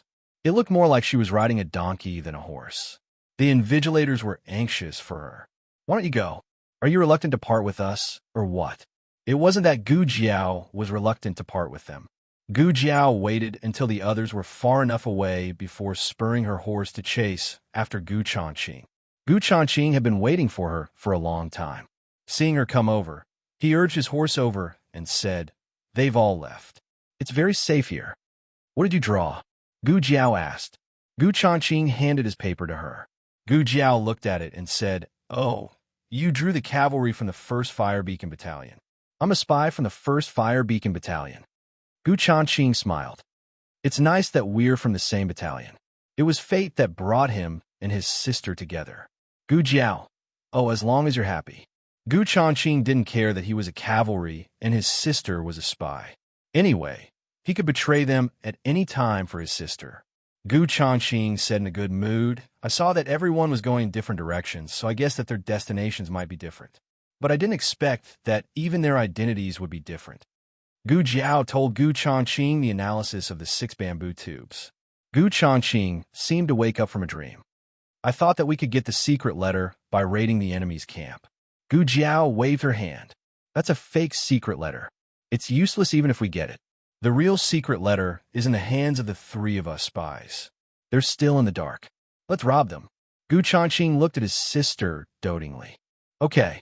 Gu Jiao asked, "Where did the 4 of them go?" Gu Changqing said, "Taoist Qing Feng and Mu Qingshun went to the east. 5th Master Han and Jun Xiuhan went to the southeast. Who should we chase first?" Chapter 763. Gu Jiao took out a map. Ever since he learned of the king's intentions, Xiao Hung had specially drawn up a detailed map of the Mount Song mountain range for Gu Jiao. On it were the locations of the 3 enemy camps to be attacked and the various paths to the 3 fire beacon camps. Gu Jiao pointed at the map and said, "Our current position is closer to the southeast. Let's chase after 5th Grandfather Han and Jun Xiuhan first." Gu Changqing was puzzled. "Tell me, who do you think is the spy?" "The one who goes to the enemy camp must be the cavalry, and the one who goes around is the spy." Gu Jiao pointed at the path marked with cinnabar on the map. "If we don't go to the enemy camp, the spy should be at this position by now. We'll go around from the east and block him." She even planned the path. It seemed that his sister came prepared. The Black Wind cavalry instinctively followed the Black Wind King. With the Black Wind King leading the way, the Black Wind cavalry ran very fast. Gu Changqing even felt that it was faster than his usual speed. However, the plan couldn't keep up with the changes. They didn't catch up with 5th Grandfather Han and Jun Xiuhan. Instead, they ran into Mu Qingshun, who was running from the other direction. Gu Jiao tightened the reins. Gu Changqing also stopped. The 2 silently looked at Mu Qingshun not far away. They didn't understand what had happened. "He went east just now," Gu Changqing murmured. The east was to the 2nd Fire Beacon Camp, and the southeast was to the 3rd Fire Beacon Camp. This wasn't a shortcut. He kept looking back. "It seems that someone is chasing him." Gu Jiao said, "Could it be that he's the spy? Taoist Qing Feng has discovered the real mission, so he's starting to steal his secret letter?" Gu Changqing said, "I'm going to grab the secret letter. Wait for me here. Don't show yourself." "Okay." Gu Jiao nodded and stroked the Black Wind King's mane. The Black Wind King understood and lowered his oar a bit. Hiding behind a towering tree, Gu Changqing dashed towards Mu Qingshun at top speed. Mu Qingshun was caught off guard. He instinctively drew his sword and slashed.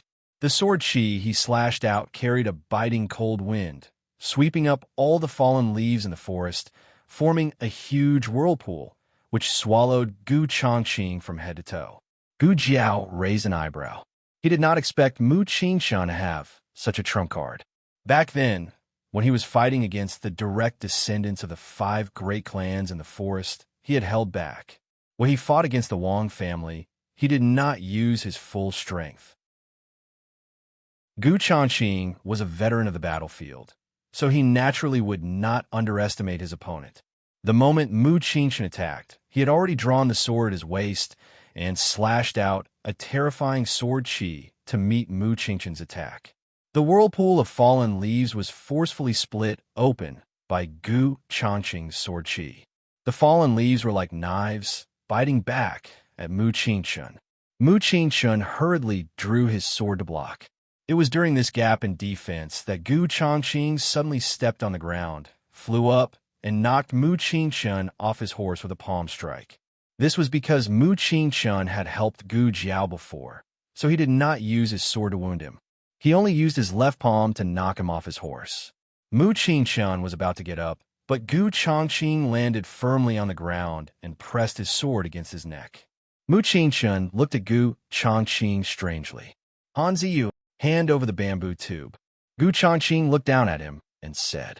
Mu Qingshan frowned coldly. He took out the bamboo tube and threw it to Gu Changqing. Gu Changqing caught it with a backhand. Mu Qingshan said coldly, "Is the Han family so unscrupulous in order to achieve their goals?" Gu Changqing asked back, "Is this the first time you've met the Han family?" Mu Qingshan did not suspect that he had snatched the bamboo tube. After all, this was also a method to make the cavalry fail their mission. Gu Changqing was worried that Mu Qingshan would give him a fake secret letter, so he opened the bamboo tube to take a look. Fortunately, he had seen it. This was because Mu Qingshan was not a spy at all. He was a cavalry member of the 3rd Fire Beacon Battalion. Gu Changqing was confused. Why did a cavalry member like him come here instead of attacking the enemy camp? Gu Changqing asked calmly, "Didn't you go east? Why did you come here?" Mu Qingshan said unhappily, "That Taoist priest kept following me. I couldn't get rid of him, so I could only take a longer route." Who could understand the fear of being followed by a big shot? Gu Jiao put her hand to her forehead. She had forgotten that the monk had told her that Taoist priest Qing Feng had no sense of direction. Taoist priest Qing Feng followed Mu Qingshan because he did not know the way. As for why he only followed Mu Qingshan among so many people, it was because he had borrowed a compass from the state preceptor the day before yesterday. The compass could give him a general direction. If he went east, Mu Qingshan would also go east. Once Mu Qingshan deviated from the direction, Taoist priest Qing Feng would not follow him. Gu Changqing withdrew his long sword. "I won't hurt you. You're out of the game." It was impossible to return the bamboo tube to him. That would expose the hidden mission. Gu Changqing got back on his horse. He took a long detour before returning to Gu Jiao's place. At this time, Mu Qingshan had already left on his horse. "Are we going to find Taoist priest Qing Feng next?" Gu Changqing asked. Gu Jiao thought for a moment. "Taoist priest Qing Feng is too difficult to deal with. Let's go find 5th Grandfather Han and Jun Xiuhan first and make an ally." Okay. Gu Changqing agreed without hesitation. He had never thought of himself as the leader of this election. He respected all of his sister's decisions and was willing to pay any price. The two of them followed the shortcut on the map and arrived at the location of the 2nd Fire Beacon Camp surprise attack, Huang Shupo. At this time, this place had not been conquered by the cavalry yet. The two of them directly showed up and wiped out the enemy camp. These soldiers were all NPCs in the examination room, not the real enemy. Gu Jiao and Gu Changqing were careful. They did not hurt anyone and only tied them up. Then, the two of them began a long wait. "Do you think it will be Jun Xiuhan or 5th Grandfather Han?" Gu Jiao asked. "Who do you think it will be?" Gu Changqing asked. 5th Grandfather Han, Gu Jiao said. "Speak of the devil." The sound of hurried horse hooves could be heard. The person on the horse was really 5th Grandfather Han. Gu Jiao hurriedly hid with Black Wind King. After 5th Grandfather Han rode his horse to the scene, he looked at the messy temporary camp and then looked at Gu Changqing. He frowned and asked, "What happened?" Gu Changqing said, "I was ordered by the Crown Prince to help 5th Grandfather pass. I saw that 5th Grandfather was heading southeast, so I planned to take a shortcut to meet up with 5th Grandfather, who knew that I would hear fighting halfway, so I came to take a look." "What's your mission?" 5th Grandfather Han asked. Gu Changqing threw his bamboo tube to him. 5th Grandfather Han opened Gu Changqing's bamboo tube. The contents were similar to his, but the difference was that Gu Changqing wanted to raid Jade Moon Pool and head to the first fire beacon camp. Gu Changqing said without changing his expression, "I'm guessing that the selection this time was to see who could reach the designated camp first." Priest Qing Feng's horse couldn't beat Fifth Grandfather's horse, so he could only snatch Fifth Grandfather's letter and prevent Fifth Grandfather from completing the mission. Fifth Grandfather Han frowned. "You're saying that Priest Qing Feng raided this place?" Gu Changqing lied through his teeth.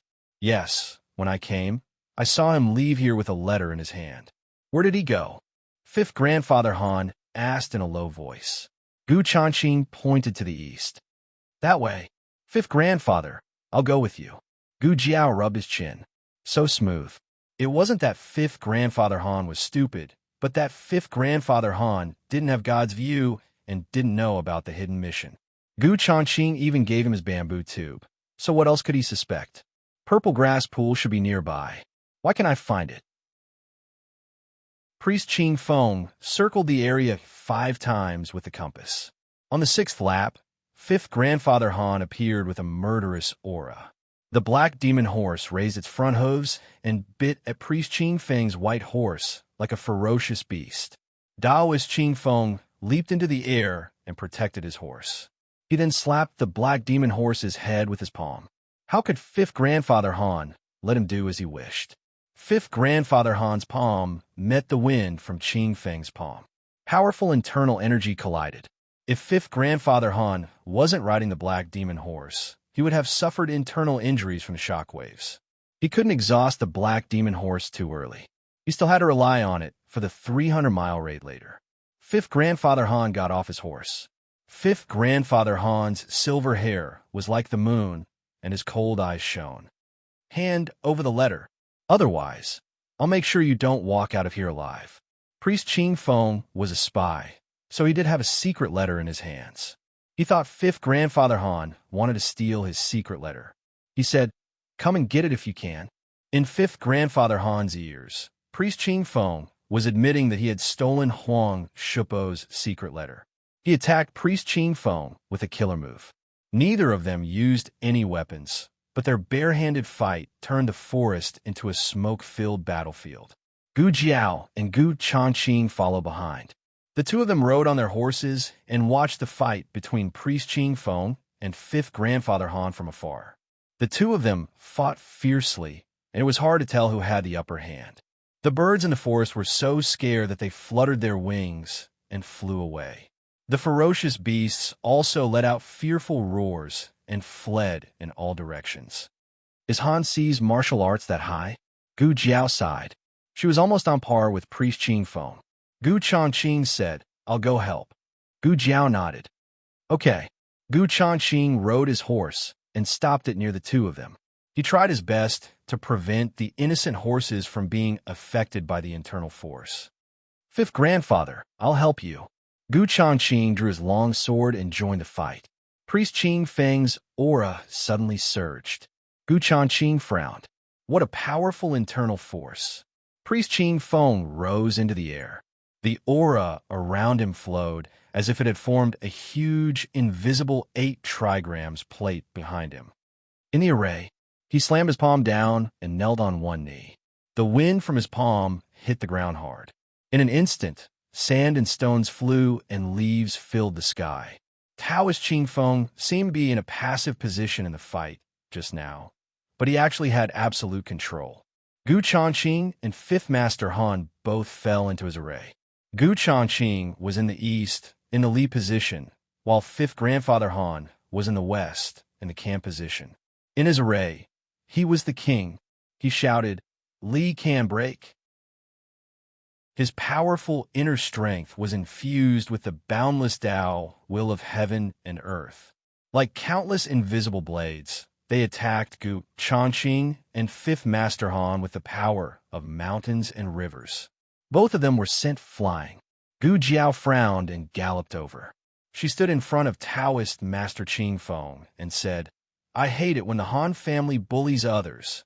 2 of you ganging up on one person. What kind of hero are you?" "Priest. I'll help you." Priest Qing Feng's attack had used up a lot of his internal force.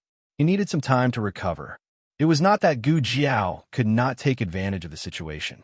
However, if he recovered and came after her, she would be done for. Therefore, she had to be smart. Fifth Grandfather Han immediately stood up after falling to the ground. He was more resilient than Han Yi. Just as Fifth Grandfather Han was about to attack Gu Jiao, Gu Changqing also stood up with a hand on his chest. Fifth Grandfather, you don't have to deal with this immature brat. I'll deal with him. The brother and sister fought fiercely on the field. They looked fierce, but they did not use much strength. Gu Jiao's back was facing Priest Qing Feng. She put her hands together and blocked Gu Changqing's long sword. Gu Changqing gave her a look. Gu Jiao nodded slightly. Die! Gu Changqing hit Gu Jiao's shoulder with his palm. His powerful internal force sent her flying, and she fell toward Priest Qing Feng. Daoist Qing Feng leaped into the air and grabbed Gu Jiao's soft waist. Gu Jiao moved her fingertips and put Priest Qing Feng's small bamboo tube into her sleeve. At the same time, she put Mu Qingqin's bamboo tube back on his waist. In this way, Priest Qing Feng would discover it later if the weight didn't change. Priest Qing Feng and Fifth Grandfather Han joined the battle again. Gu Jiao and Gu Changqing were fighting farther and farther away. Xiao Lulang, don't you dare run away. I'll kill you today. The brother and sister galloped on their horses until they could no longer hear Priest Qing Feng and Fifth Grandfather Han's battle. Only then did they stop and let out a sigh of relief. How was it? Gu Changqing asked. Gu Jiao took out Priest Qing Feng's small bamboo tube and took out the secret letter. She smiled and said, "It's the real secret letter." Gu Changqing looked at his sister's smile, and a smile flashed across his eyes. "Including yours, we have 2 secret letters." The last secret letter was in Jun Xiuhan's hands. Chapter 764. Jun Xiuhan's destination was the second fire beacon camp. Gu Jiao spread out the map, and Xiao Heng's markings were very clear. Gu Jiao pointed at the cinnabar path and said, "Under normal circumstances, Jun Xiuhan would take this path. It is relatively flat and wide. He should have reached this birch forest by now. There's actually a small path that can go around, and that is to cross the river." Gu Changqing looked at the sky and said, "It hasn't rained in the past few days. The river shouldn't be too turbulent. We can cross it." The two took a detour and entered the birch forest, successfully blocking Jun Xiuhan's path. As before, it was Gu Changqing who appeared. Gu Changqing blocked Jun Xiuhan's path and coldly said, "Hand over your bamboo tube." Jun Xiuhan was a tall young man. He had the scholarly aura of the world's literati. If one hadn't seen him fight, no one would have seen him as an expert at first glance. But Gu Changqing and Gu Jiao both understood that people who could reach this stage definitely didn't rely on luck. Jun Xiuhan looked at Gu Changqing in front of him and didn't seem to be surprised. He looked at the large tree not far away and said, "Do you want it or that person?" Gu Jiao raised her eyebrows. "Oh, so she was found out?" Jun Xiuhan could do it. Gu Changqing calmly said, "What that person, this person? Cut the crap and hand it over. I won't give you the bamboo tube." Jun Xiuhan's eyes coldly looked in Gu Jiao's direction. "If you want it, come and get it yourself." Was he trying to provoke her? Gu Jiao glanced at Jun Xiuhan from behind the tree. This Jun Xiuhan gave her an indescribable feeling, as if all her disguises had been seen through by him. Since that was the case, there was no need to continue hiding. Gu Jiao rode Black Wind King out from behind the tree and stopped beside Gu Changqing. Her gaze fell on Jun Xiuhan's young and handsome face. "I'm here to get it." She had observed Jun Xiuhan in the barracks, and she believed that Jun Xiuhan had observed her as well. However, this was the first time they had truly met. When Jun Xiuhan saw her standing with the Han family, there was not a trace of surprise in his eyes. So Jun Xiuhan already knew that she was in cahoots with Han Ziyu. How could he tell? "I'll fight you," Gu Jiao said. "I won't fight you," Jun Xiuhan said. Gu Jiao tilted her head and looked at Jun Xiuhan. Jun Xiuhan took off the bamboo tube from his waist and threw it to Gu Jiao. Gu Jiao. Gu Jiao took the bamboo tube and checked the note inside. It was a secret letter. Jun Xiuhan did not use a fake one to deceive her. Gu Jiao was completely confused. Even Gu Changqing was extremely confused. They were prepared to fight to the death with Jun Xiuhan. But this was it? As if seeing Gu Jiao's confusion, Jun Xiuhan said indifferently, I owe someone a favor, and now I'm returning it to you. Who do you owe a favor to that you want to return it to me? Gu Jiao asked. Jun Xiuhan did not answer. He pulled on the reins, and the horse turned around, going back the way they came. But before he could take 2 steps, he suddenly pulled on the reins. There's killing intent. The next second, there was the sound of something tearing through the air from the other side of the forest. Jun Xiuhan dodged to the side. Gu Changqing pulled out his sword and blocked the hidden weapon that was aimed at Gu Jiao and himself. Gu Jiao looked at the dart embedded in the tree and said indifferently, Tang sect, Qi Xian. Ha ha ha. That's right, it's me. Accompanied by arrogant laughter, Qi Xian led a dozen black-clothed men to descend from the sky. The black-clothed men surrounded the 3 of them. In order to avoid making too much noise and being noticed by the examiners, they did not ride horses. They all used qinggong to sneak into the forest. Jun Xiuhan's horse was forced to take several steps back, standing with Gu Changqing and Gu Jiao. We meet again, Qi Xian said to Gu Jiao with a smile. Then his gaze fell on Gu Changqing's face. It's you. Gu Changqing was riding a black wind steed.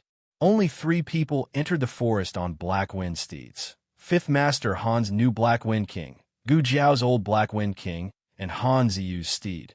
Qi Xian laughed coldly. It seems that the Crown Prince made a mistake this time. He actually allowed a spy to sneak into his residence. Unfortunately, you're unlucky to have run into me. Today, I'll settle the score with you for severing Han Ye's leg tendons. Gu Jiao raised her eyebrows. Oh, your leg's healed? At the mention of this, Qi Xian's face darkened. Back in the forest, this brat had said 1, 2, 3, and then they would fight. In the end, as soon as he shouted 1, he stabbed his thigh with a spear. Stabbing wasn't enough. He even twisted his thigh, almost causing him to die from the pain. Qi Xian threatened coldly. Xiao Lulang, don't be too proud. No matter how many times you stab me with your spear, I'll return it 10 times over.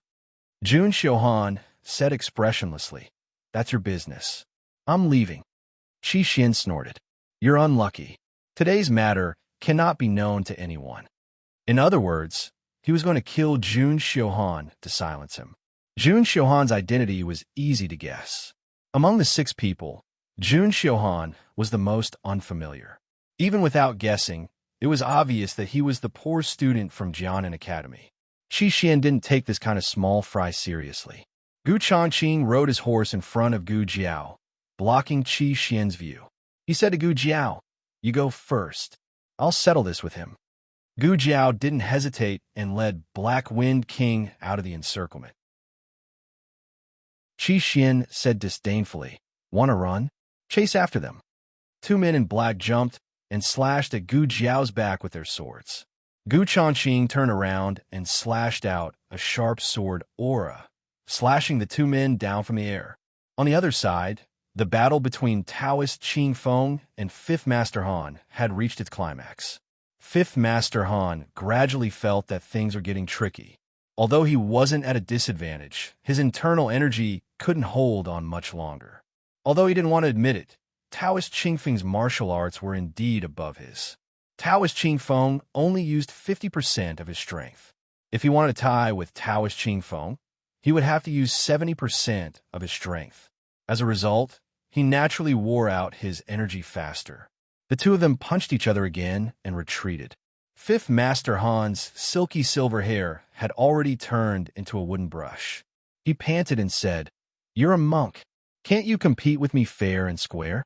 Why did you have to use such a despicable method, like stealing my secret letter? Taoist Qing Feng said strangely, Stealing your secret letter? I didn't. 5th Master Han said coldly, You're still lying? Someone saw it. Taoist Qing Feng was naturally stunned. Mu Qingchun, I've only seen him before you. Fifth Master Han was stunned. If someone else said this, he would think that they were lying, but Taoist Qing Feng. He frowned. You didn't go to Huang Shupo just now. No, Taoist Qing Feng said. Fifth Master Han said. You didn't steal my secret letter either? Taoist Qing Feng said. My secret letter is mine. Fifth Master Han was stunned again. Yours? Yes. Taoist Qing Feng nodded and took the bamboo tube from his waist. The moment he took it, he sensed that something was wrong. He had made a mark on his bamboo tube, but this one was unmarked. What's wrong? My bamboo tube has been replaced. Fifth Master Han walked over to him suspiciously. Taoist Qing Feng opened the bamboo tube. The note inside had already been taken away by Gu Jiao. It was empty. Fifth Master Han pondered for a moment and reached out to Taoist Qing Feng. Give me the bamboo tube. I have a way. Taoist Qing Feng gave it to him without hesitation. Fifth Master Han frowned. Aren't you afraid that I'll take your bamboo tube and run away? Taoist Qing Feng glanced at him. I could take it back. Fifth Master Han couldn't refute. This is a military messenger tube. To prevent anyone from tampering with it, a message is left on the inside of the tube. As he spoke, he opened the bamboo tube and took out a fire roll to warm the outside of the bamboo tube. Not long after, a line of small words appeared on the inner wall of the bamboo tube. Enter the Pine Mountain Range and ambush the enemy camp near the Purple Grass Pond. Seize the secret letter and deliver it to the 3rd Fire Beacon Camp. Personally hand it over to the left Deputy General of the garrison. Fifth Master Han wasn't too surprised. He guessed that they were going to deliver the secret letter to different Fire Beacon camps. This should be Mu Qingqian's, said Fifth Master Han. Only Mu Qingqian and Taoist Qing Feng were going to the 3rd Fire Beacon Camp. If it wasn't Taoist Qing Feng's, then it could only be Mu Qingqian's. Taoist Qing Feng suddenly said, Huh? His mission is different from mine. Fifth Master Han looked at him in confusion. What's your mission? Taoist Qing Feng read out the contents of the letter from his memory. I'm a spy. I'm going to deliver the secret letter to the 3rd Fire Beacon Camp. Fifth Master Han pondered. Only Xiao Lulang got close to you just now. If your bamboo tube was switched, then it must be Xiao Yolong's doing. Strange. Why did he steal your bamboo tube? Don't we all have our own missions? Taoist Qing Feng thought for a moment and said, Maybe it's because my secret letter is the only real one. The real letter? Fifth Master Han was even more confused. Taoist Qing Feng did not shy away from reading out his mission. You're a Turkic spy. This is the real secret letter from the Turkic army. Quickly take the only secret letter to the 3rd Fire Beacon Camp and personally hand it to the right Deputy General of the rebel army in the camp. After that, he and Fifth Master Han fell silent. The two of them finally realized that something was wrong. Han Ziyu, Mu Qingqian, and I have similar missions.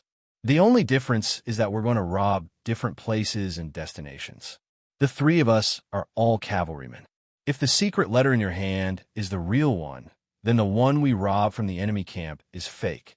No wonder Xiao Lulang stole your secret letter. Only your secret letter can complete the mission.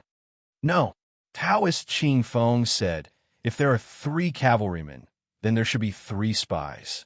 You cavalrymen have the same mission, so we spies must have the same mission. The secret letter in my hand is not the only real one. The secret letters in the hands of the 3 spies are all real. Your cavalry's mission is to obtain all 3 secret letters, while our spy's mission is to destroy the other 2 secret letters and turn our secret letter into the only one that exists. Fifth Master Han said slowly, We know that the 3 cavalrymen are me, Han Ziyu, and Mu Qingqian. Then the 3 spies are you, Xiao Lulang, and Jun Xiuhan. Taoist Qing Feng said, Yes. Fifth Master Han frowned. Xiao Lulang must have stolen your secret letter for this reason. But how'd he know? Who would suspect that there was a hidden mission in the first place? He and Taoist Qing Feng had only guessed the truth after comparing the 4 people's bamboo tubes. Taoist Qing Feng looked at the blue sky and said seriously, Maybe he's a genius. Fifth Master Han, I'm going to find Xiao Lulang. See you later. Fifth Master Han rode on the black demon horse and quickly disappeared while Taoist Qing Feng was in a daze. Taoist Qing Feng also planned to chase after him. Although his secret letter might have been destroyed by Xiao Lulang, it didn't matter. This election actually had a hidden trigger. That was, the identities of the 6 people could be changed at any time. When they drew lots, they didn't register each person's identity and destination. This meant that it wasn't important. What was important was who completed the mission in the bamboo tube. If he stole Xiao Yulong's secret letter and delivered it to the number 1 fire beacon camp, he could still complete the mission. Taoist Qing Feng thought of the key point and immediately mounted his horse. Unfortunately, before he set off, a chuckle came from the big tree in front of him. Liaochen Zue was lying on a lush branch. He supported his head with one hand and held a wine pot with the other. He raised his head and drank a mouthful of wine. His delicate Adam's apple moved. His monk robes were ascetic, but his peach blossom eyes exuded a breathtaking aura. The mole under his eye gave him a natural temptation. It was as if he could be a Buddha who delivered all living beings from torment or a demon who brought chaos to the world. He smiled and said, "I'm lonely. Why don't you have a drink with me, Taoist?" Gu Jiao rode on Black Wind King and galloped. Actually, just now, she had already guessed the hidden trigger. The identities of the 6 people could be changed, so even if she destroyed the other 2 secret letters, it didn't mean that she could rest easy. She had to complete the mission as soon as possible. First, she had to get out of the forest as soon as possible. It would be much safer once she was on the official road. Nobody would dare to openly assassinate her. However, just as Gu Jiao was about to walk out of the forest, 5th Master Han rode on his black demon horse and rushed over from the side. Gu Jiao felt an extremely powerful, murderous aura. Her eyes turned cold as she suddenly pulled out the red tasseled spear on her back and blocked Black Wind King's head. A crisp sound of collision was heard, and sparks flew everywhere. It was a dagger. If Gu Jiao had reacted a little slower, Black Wind King's head would have been pierced by the dagger. To catch bandits, first catch the ringleader. To shoot a person, first shoot the horse. As expected of the Han family's fierce general, Gu Jiao hung the red tasseled spear on the saddle's special slot and grabbed the big bow on her back. She took out 3 arrows from the quiver and mercilessly shot them at 5th Master Han. 5th Master Han cut all the arrows with his sword. At the same time, his horse completely blocked in front of Gu Jiao and Black Wind King. "Xiao Lulang, hand over your secret letter." 5th Master Han's reply was another round of arrows from Gu Jiao. 5th Master Han didn't expect Gu Jiao to be so ruthless and decisive. She didn't waste any words and just attacked. 5th Master Han was shocked by the killing intent in the youth's eyes. He narrowed his eyes and swung out a sharp sword aura, instantly shattering Gu Jiao's arrows into pieces. Gu Jiao raised her hand and pulled off the cloak on her body. The youth was wearing red battle clothes and black iron armor. She jumped down from the horse's back. 5th Master Han felt the youth's powerful aura, but in the next second, he was shocked by the braided red tasseled spear in the youth's hand. Where did this weapon come from? It was so eye-catching. Although it was eye-catching, the strength of the spear shocked 5th Master Han once again. 5th Master Han's black demon horse trembled. 5th Master Han frowned and blocked Gu Jiao's red tasseled spear with his sword. Then, he jumped off his horse and slashed at Gu Jiao with his sword. Gu Jiao blocked the sword, and both her arms were slightly numb. No wonder she could fight Taoist priest Qing Feng for so long. It wasn't that Taoist priest Qing Feng went easy on her, but this guy was really strong. 5th Master Han said coldly, "Xiao Lulang, you're no match for me. According to today's rules, I can't kill you, but I have 100 ways to torture you. So, you'd better hand over the secret letter obediently, or else you'll suffer." 5th Master Han was already very difficult to deal with. If Taoist priest Qing Feng came, she had no chance of winning. She had to end this quickly. Gu Jiao didn't hesitate anymore. She looked coldly at 5th Master Han. Under his confused gaze, she took off the safety talisman on her neck. "Boss, catch." She threw the safety talisman to Black Wind King. Black Wind King caught it with his mouth. What's this kid doing? Fifth Master Han looked at Gu Jiao strangely.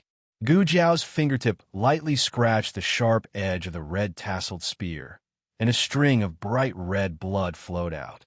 She wiped the droplet of blood on her lips. In the next second, her aura suddenly surged.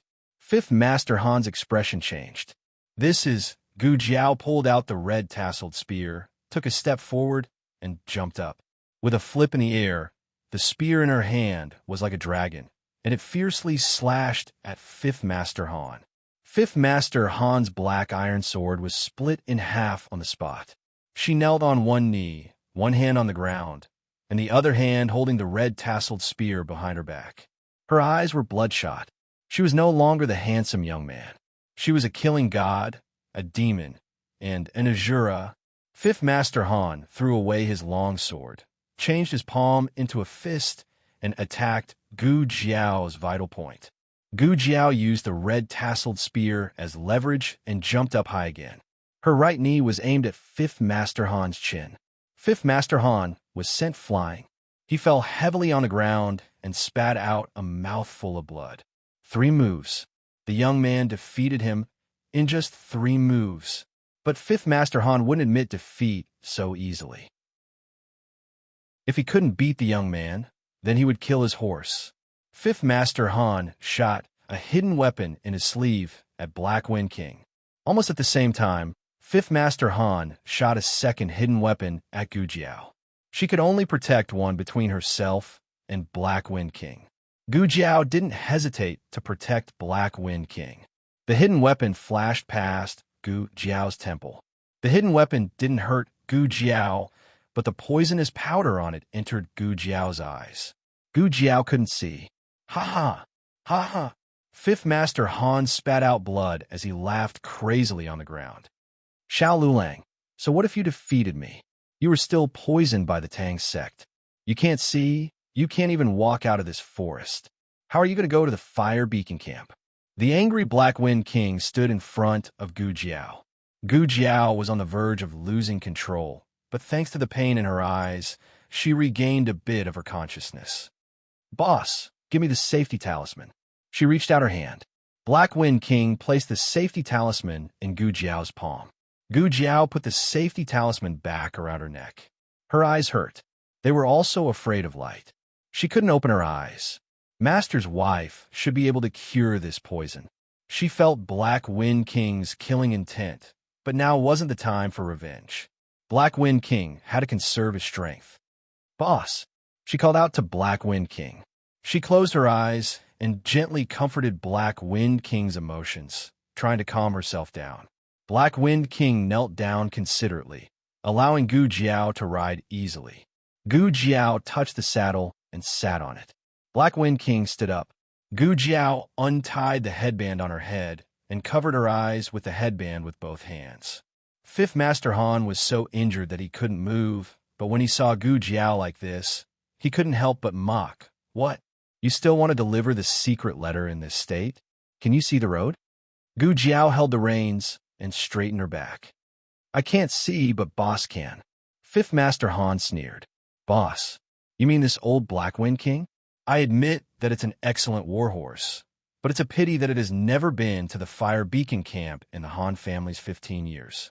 It doesn't need to go, Gu Jiao said. It was born in the Fire Beacon camp. In the first Fire Beacon camp, Xin Yuan Li's temporary courtyard, it lived there until it was a year old before it was taken back to the Xin Yuan family's mansion. Gu Jiao bent down and gently stroked Black Wind King's mane. Can you remember, boss? You must remember, just like how you remember your master. The Black Wind Cavalry didn't belong to the Han family. This dangerous 300 miles was not the road to pass the level, but the road to bring the Black Wind Cavalry home. The Black Wind Cavalry had been waiting for this day for a long time. Bring the Black Wind Cavalry home, boss. Fifth Master Han sneered. Xiao Lulang, don't waste your time. You won't be able to walk out of this forest. You.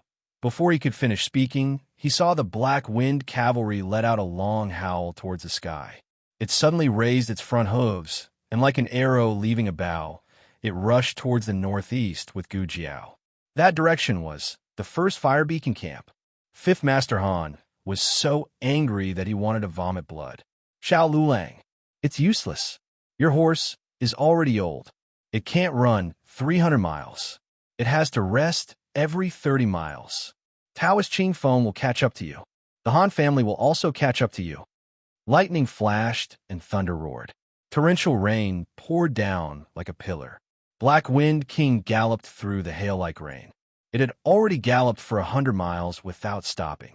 It wanted to bring the Black Wind cavalry home, and it also wanted to bring Gu Jiao home. Chapter 765. Fifth Master. Fifth Master. The Han family's men of sacrifice found Fifth Master Han, who had almost lost his body temperature from the rain. Although it was summer, the Songzhan mountain range was very high and the temperature was lower than other places. With the terrible storm, the heavily injured Fifth Master Han almost lost his life. If it wasn't for the Black Devil King using his body to block some of the wind and rain, he probably wouldn't have survived until the Han family found him. The leader of the men of sacrifice helped Fifth Master Han sit up and took off his cloak to wrap around him. Fifth Master Han couldn't stop trembling. He couldn't feel his hands and feet, and even the muscles on his cheeks were almost numb. Originally, with his strength, he shouldn't have been defeated so quickly. On one hand, he didn't use all his strength. Another important reason was that he seemed to see a familiar figure when Xiao Lulang attacked him. It was a figure that he couldn't remove from his mind in this life, the next life, and the life after that. His mind was in a daze, and his body froze. He couldn't use his internal energy to block Xiao Liulang's attack, and in the end, he fell into Xiao Liulang's trap. He didn't lose to martial arts, but to his own heart and emotions. The men of sacrifice said worriedly, "I'll take you back now. Don't worry about me." Fifth Master Han used the last of his strength to open his numb lips and said, "Go chase. Xiao Lulang. First, fire, beacon, battalion." This group of men of sacrifice wasn't with Qi Xian. Qi Xian led Han Ye's men, and he was secretly helping the property management under the orders of the family head. They didn't know that Qi Xian was also here, but they had one thing in common, and that was that they didn't ride horses. "Go ride my horse." Xiao Lulang was eager in the battle. He had used all his strength to attack Xiao Lulang, and his body was already exhausted. Moreover, he cannot see. As long as the Han family's men of sacrifice could catch up with him, they would be able to severely injure him and take back the secret letter. The leader of the men of sacrifice instructed his companions, "You guys, take the fifth lord and hurry. I'll chase after Xiao Lulang first." When he caught up, he would deliver the secret letter to Fifth Lord and escort him to the first fire beacon camp. "Yes," the few of them answered. "Wait." Fifth Grandfather Han stopped him. The suicide soldier said, "Fifth Lord, do you have any other orders?" Fifth Grandfather Han said, "I have a bottle of medicine for the dark demon horse. If it can't run anymore, give it 1 pill to recover its stamina." "Yes." The kamikaze soldier took out the medicine bottle and turned around to ride the Black Demon King. The Black Demon horse was very uncooperative at first, and the kamikaze soldier fell a few times before he could ride it. This was the result of Fifth Han's carrot and stick approach. However, once the kamikaze soldier took over, the Black Demon King's speed could only be described as lightning. The kamikaze soldier rushed toward the first fire beacon camp without stopping. On the other side, the battle between Taoist Qing Feng and Liao Chun was coming to an end. Liao Chun didn't want to kill anyone today, so he didn't have much killing intent when he attacked. He also held back some of his strength. However, Taoist Qing Feng's every move was deadly. Liao Chun was forced to retreat until his back hit a tree. When he couldn't retreat anymore, Taoist Qing Feng sealed his acupoints with 2 fingers. Liao Chun couldn't move. He sighed and looked at Taoist Qing Feng with a smile. He said in a hurt voice, "Taoist Qing Feng, you're so heartless." Taoist Qing Feng's palm hit his vital gate. He really wanted to take his life. Liao Chun clicked his tongue. He activated his vital qi and the acupoints were unsealed. He tapped his toes and jumped up the tree. He looked at Taoist Qingfeng under the tree with a half-smile. You don't want to do this the hard way? If this continues, I'll have to be serious. Taoist Qingfeng was a cultivator. He had a tough heart and a mild temperament. He wasn't happy with material gains or sad for himself. He had already transcended the secular world. Only Liao Chun could make Taoist Qingfeng so angry that he wanted to kill someone. However, Taoist Qingfeng suppressed his desire to kill Liao Chun today. After all, he had more important things to do. He raised his head and looked at Liao Chun with his beautiful eyes. Come down. I'll drink with you. Liao Chun curled his lips and landed gracefully. Taoist Qingfeng took out a rope from his sleeve and tied Liao Chun up. Liao Chun was speechless. Taoist Qingfeng hung Liao Chun under the tree and turned around to mount his horse. Liao Chun swayed under the tree like a small silkworm. He looked at Taoist Qingfeng's back and curled his red lips. He said with a smile, If you dare to leave, I'll tell the world that you're the thief who was watched by thousands of disciples at Baiyun Taoist Temple on a moonlit night a few years ago. Taoist Qingfeng was about to explode. It was raining cats and dogs. The black demon horse kept chasing in the rain. It was very young and had a lot of stamina. It also had better endurance than ordinary war horses. It ran tirelessly, leaving the Mount Song mountain range far behind. The lightning didn't stop it. It was like the bravest warrior, chasing after its enemy without caring about the consequences. It's not enough. The man of sacrifice grabbed the reins and wiped the rain off his face. They had already run for nearly 100 miles, but the black demon horse still didn't show any signs of fatigue. He had never seen such a powerful war horse. However, it still needed to be faster. The man of sacrifice took out the pills that Fifth Master Han had given him and fed one to the black demon horse. The black demon horse quickly recovered its stamina and sped up a little. Finally, after passing through a small forest, the man of sacrifice heard the sound of hooves coming from ahead. The man of sacrifice was delighted. It was Xiao Lulang. It must be Xiao Lulang. The sky was already dark. The entire world was covered in a heavy downpour. Running on a rainy night was actually a very dangerous thing to do. The cavalry's line of sight was obstructed, so they mostly relied on the war horse's senses. Normally, war horses would slow down. Firstly, the cavalry would request it. Secondly, war horses had an instinct to avoid danger. However, the Black Wind King didn't slow down. It was like a bolt of lightning in the rainy night. The man of sacrifice heard the sound of hooves getting farther and farther away. He clenched his teeth. Damn it, we were about to catch up. Why does it feel like the distance has widened again? Hiya, hiya. The man of sacrifice raised his speed to the maximum and finally caught up to the Black Wind King. This time, the distance between them was unbelievably close. The man of sacrifice unsheathed the long sword at his waist. He only needed one slash to deal a heavy blow to Xiao Lulang. The Black Wind King galloped, all the muscles on its body taut. Just as the man of sacrifice slashed down, it suddenly swerved to the right and charged into the fork in the road ahead. The man of sacrifice slashed down. Because he didn't expect the Black Wind King to suddenly change directions, he didn't even have time to pull the reins and stop. The Black Devil Horse was too fast. In the blink of an eye, it was already 100 feet away. If it turned around and chased after the Black Wind King, it would be even harder to catch up. Forget it. You've left the fork, so you'll have to return to the main road. I'll wait for you in front. However, the Black Wind King didn't give him the chance to stop him. When he returned to the main road, he was only a horse's length away, but the Black Wind King had already run ahead. I didn't catch up again. The man of sacrifice was so angry that he didn't feel good. Wasn't it an old horse? How could it run so fast? However, it wasn't all smooth sailing ahead. There were other guards from the Han family guarding the road. When they heard the sound of galloping hooves, they drew their long swords and lined up to block the road. They were ready for battle. The Black Wind King didn't hesitate at all. As if it was breaking through mountains and rivers, it broke through the blockade of the Han family guards. 2 of the Han family guards were sent flying. It was too fast. It was too strong. This wasn't the Black Wind King they knew. The Black Wind King wasn't this strong. One of the bodyguards looked in the direction where the man and the horse had left and shouted, "Cut the rope for me." The cable bridge was in front.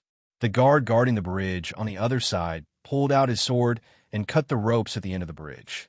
The wooden bridge broke, and the broken parts hit the cliff with a loud noise. There was a distance of 10 feet between the two cliffs. No horse could cross it. However, the guards were surprised to find that the Black Wind King didn't slow down.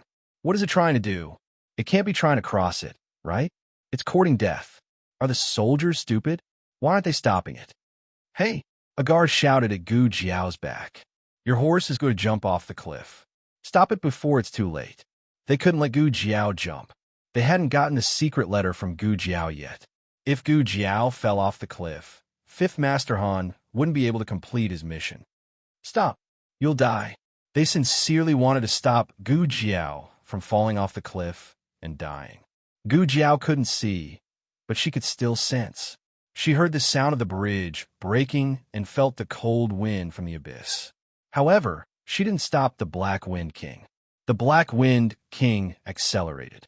She wiped the blood from the corner of her mouth and grabbed the reins. She clamped the horse's abdomen and stood in the stirrups.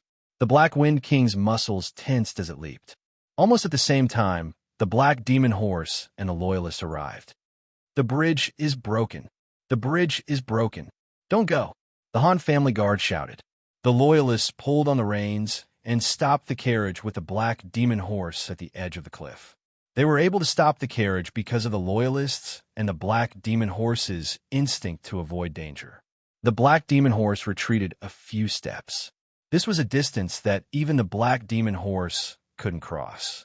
No one dared to look down. The Black Wind King and the cavalrymen were about to fall off the cliff.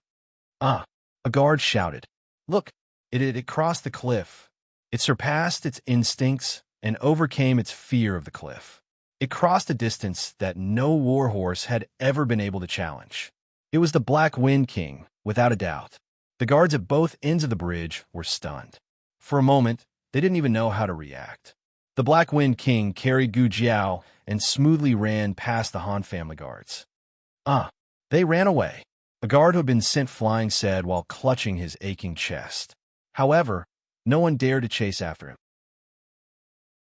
The youth's unreserved trust and the Black Wind King's unwavering struggle showed them the most precious thing on the battlefield. They didn't know what kind of spirit this was, but they felt their hearts being sprinkled with hot blood. They didn't want to chase. At least, not now. Fifth Master Han was right. The 3 moves that Gu Jiao used to defeat him had cost her almost all of her strength.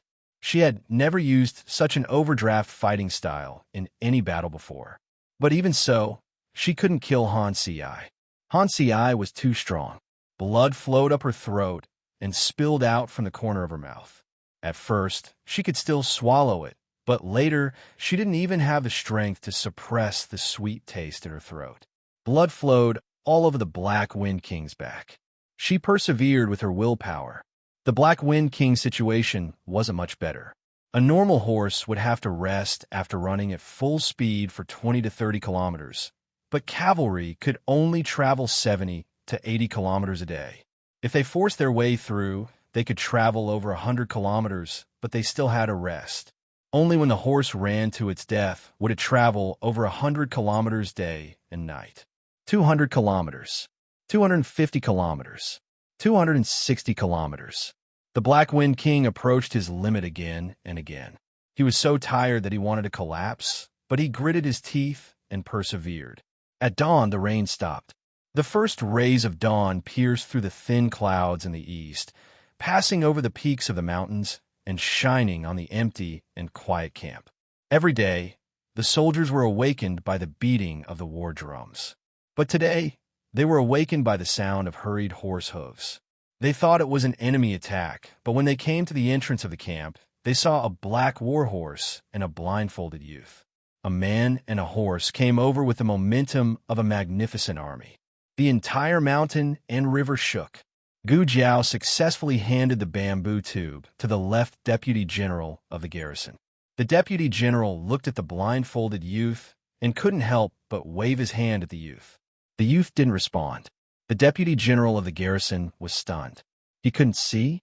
Then how did he run 300 kilometers to get here? The left deputy general was about to ask Gu Jiao what happened to his eyes when he saw the man and the horse collapse to the ground. The left deputy general was shocked. "Men, call the medical officer. Is it early today?" Chapter 766. All the novels that cannot be found on the internet are available here. In the hot summer, the cicadas on the trees kept chirping. Gu Jiao woke up to the sound of cicadas. She slowly opened her eyes. Her eyes were covered with gauze. She raised her hand to remove the gauze. The dazzling light suddenly shone on her. She subconsciously closed her eyes and tilted her head. When she adjusted to the light, she opened her eyes again. In her blurred vision, she vaguely saw the familiar windowsill, the familiar table, the familiar chair, and the familiar little boy on the ground. There were no classes in the academy today. Little Jing Kong did not go anywhere. He was playing in a room while waiting for Gu Jiao to wake up. It was hot, so Xiao Hung made a mat for him on the ground. As he played, he laid down on the mat. One side of his face was pressed down until it was chubby. Saliva flowed all over the floor, and his little but stuck up high as he fell asleep. Awake! A man's low voice came from above her head. Gu Jiao blinked and looked up at Xiao Hung. This position was too difficult. Her neck was almost broken. Xiao Hung quickly got up and sat on the edge of the bed. He stretched out his slender hand and touched her forehead. "It's not hot anymore." Gu Jiao's vision was still a little blurry, but seeing that he was in a good mood, her eyes lit up. "You're here too," she said.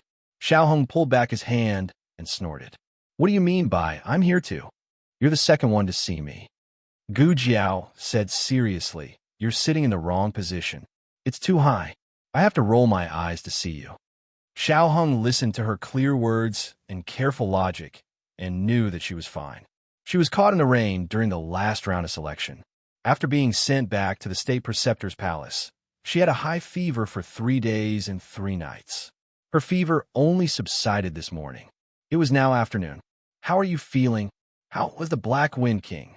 The two of them asked in unison. Xiao Hung smiled helplessly. "The Black Wind King is fine. Look." As he spoke, he raised his hand and pointed outside the window. Gu Jiao looked up slightly. Unfortunately, she could not see from this angle. Xiao Hung gently helped her sit up. Now, he could see everything clearly. The Black Wind King had recovered quite well. His body was wrapped in bandages, and he was enjoying the cool air under a big tree in the courtyard. The Horse King was jumping happily behind it, like an excited baby who had been injected with chicken blood. Running here and there, he knew that she would be worried about the Black Wind King, so he brought it to the courtyard so that she could see it as soon as she woke up. "That's great." Gu Jiao smiled. The Black Wind King, and Black Gu Black Wine Black Wind King Black. A silent, tacit understanding flowed in the eyes of the man and the horse. Gu Jiao understood that it was really fine. The Black Wind King also understood that Gu Jiao was really fine. Gu Jiao paused for a moment, then asked, "By the way, where's Gu Changqing? Is he okay?" Gu Changqing was up against Qi Xian. Qi Xian was an expert from the Tang sect, and he had brought many of the Han family's men of sacrifice with him. Xiao Hung said, "He was slightly injured, but he's fine now. You don't have to worry. Also, Qi Xian is dead. Gu Changqing had killed him with his own hands. He had tried to hurt Gu Jiao time and time again. Gu Changqing would rather die with him than let him go back alive. As for the Han family's men of sacrifice, none of them survived.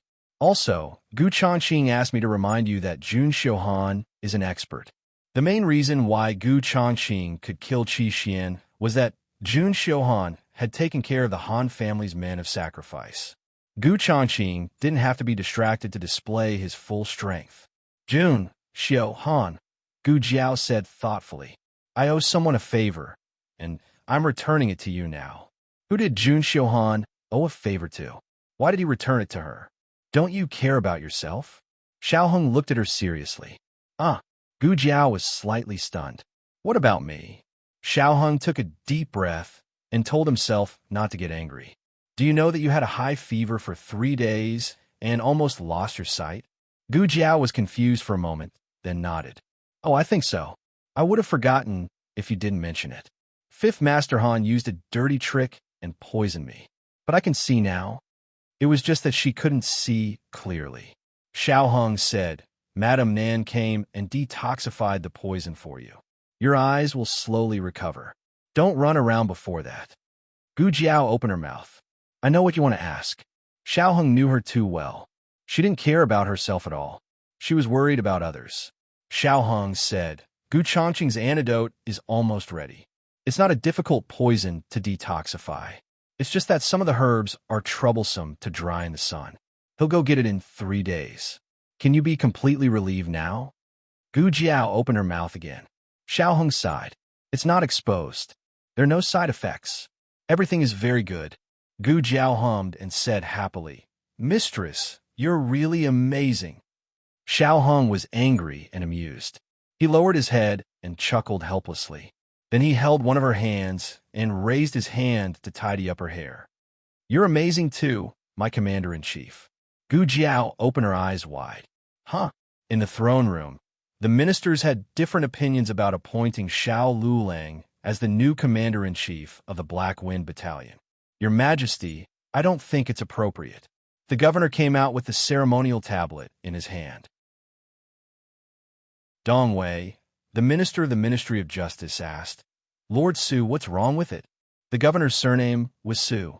He was the old master of the Su family and Mu Qingqian's grandfather. He said coldly, How can the Yin dynasty appoint a man from the Zhao kingdom as the commander-in-chief? Dong Wei said, He has been adopted by Dukin. He's from the Yin dynasty. That's still inappropriate. Old Master Su objected firmly. Dong Wei bowed to the monarch on the throne and said seriously to Old Master Su, The selection of the commander-in-chief of the Black Wind Battalion was proposed by His Majesty and agreed by all the aristocratic families. All the family heads and civil and military officials know the rules very well. They didn't object earlier or later and only objected after the selection. Is it because Lord Su can't afford to lose? Old Master Su snorted coldly. How can an adopted son count? He's not Dukin's son. Dong Wei smiled. But I remember that an adopted son of the Su family also participated in the selection. Of the 2 places of the Su family, one was given to Mu Qingqian, and the other was a master invited from outside. Of course, the master was not there to compete for the first place, but to exhaust the opponents for Mu Qingqian. Everyone knew that this was a routine operation of the selection, but they didn't say anything. The Su clan's old master was rendered speechless. The monarch said impatiently, Okay, stop arguing. He had a headache because of the quarrel. Not only were these stubborn old men depressed, but he was also very depressed. He didn't want anyone to advance from the beginning. He was prepared to recall the Black Wind Cavalry, but who knew that someone would actually pass? How did this Xiao Lulang pass the selection? How did he guess the mission hidden in the secret letter? And what were Fifth Master Han and Feng Wuming of the Feng family doing? They couldn't even stop a brat from the Zhao country. He would rather the Feng family take away the military power than let the Duke and his mansion take advantage of it. However, he was the monarch of a country. His words were golden, and he couldn't change them. He was crazy, he was tyrannical, but he had a good reason for doing so. He was only good at using the heaviest punishment to measure the lightest mistake, but it didn't mean that he would punish people if they didn't make a mistake. Those were all private operations that couldn't be done in public. Han Lei, the monarch, said irritably, This minister is here. Han Lei took a step forward while holding the ceremonial tablet. The monarch's heart was bleeding. He held back his anger and reluctantly said, Send the Black Wind Battalion's commander flag, commander seal, and token to Xiao Lulang of the Duke An's mansion. Han Lei painfully said, Yes. After the Mu family lost 200,000 soldiers, the Han family also lost 50,000 Black Wind cavalry. Gu Jiao got up from the bed. There were no female disciples in the state preceptor hall. These days, Sheng Wanyan's palace made change her clothes for her. Today, the palace maid was not here, so Xiao Hong had a rare opportunity to take care of his wife. Gu Jiao sat on the bed. Xiao Hong stood behind her and tied her hair. She was dressed as a teenager, so her hair was gently tied with a hairband. But her hands, Gu Jiao bitterly looked at her two big bare paws wrapped with thick gauze. Isn't it too exaggerated? Xiao Hong said the state preceptor personally tied it for you. He said it wasn't exaggerated. Gu Jiao curled her lips. What Xiao Hong didn't say was that her hand had been holding the reins for too long. Her palm was bruised and bloody. After it dried, it stuck to the reins. The doctor didn't know where to start and cut the reins. She and the horse were sent to the state preceptor hall for the state preceptor to treat. The reason why she was sent to the state preceptor hall was because the state preceptor said that he was willing to provide treatment for the selected cavalry. If she was injured, she should be sent to the state preceptor hall. Gu Jiao fainted at that time and couldn't remember anything. Fortunately, she fainted, otherwise it would be very painful. Little Jing Kong had already been carried to the bed. He changed to a sprawled position and continued to sleep soundly. One side of his face was still imprinted on the mat. Gu Jiao looked at him, then at Black Wind King and Horse King in the courtyard. Then, she looked at Xiao Hong, who was treating her gently. The room was very quiet, and the cicadas were very noisy. But somehow, her heart was very happy and peaceful. She lifted the thin blanket on her body with her big bare paws wrapped in gauze and got out of bed. Just as she took a step, her legs went soft, and she fell down with a plop. Xiao Heng hurriedly reached out to catch her, but she fell too fast and the inertia was too great. He couldn't catch her, so he had to jump forward, hold her, and fall down with her. He fell heavily on the cold and hard floor. Are you okay? He hugged her tightly and asked. Gu Jiao lay on his body and shook her head. I'm fine. How about you? Are you hurt? Am I very heavy? Xiao Hong was still in a protective position. He held her waist with one hand and covered her head with the other. He smiled gently. I'm not in pain. Also, you're not heavy either. Gu Jiao asked strangely, why are my legs so soft?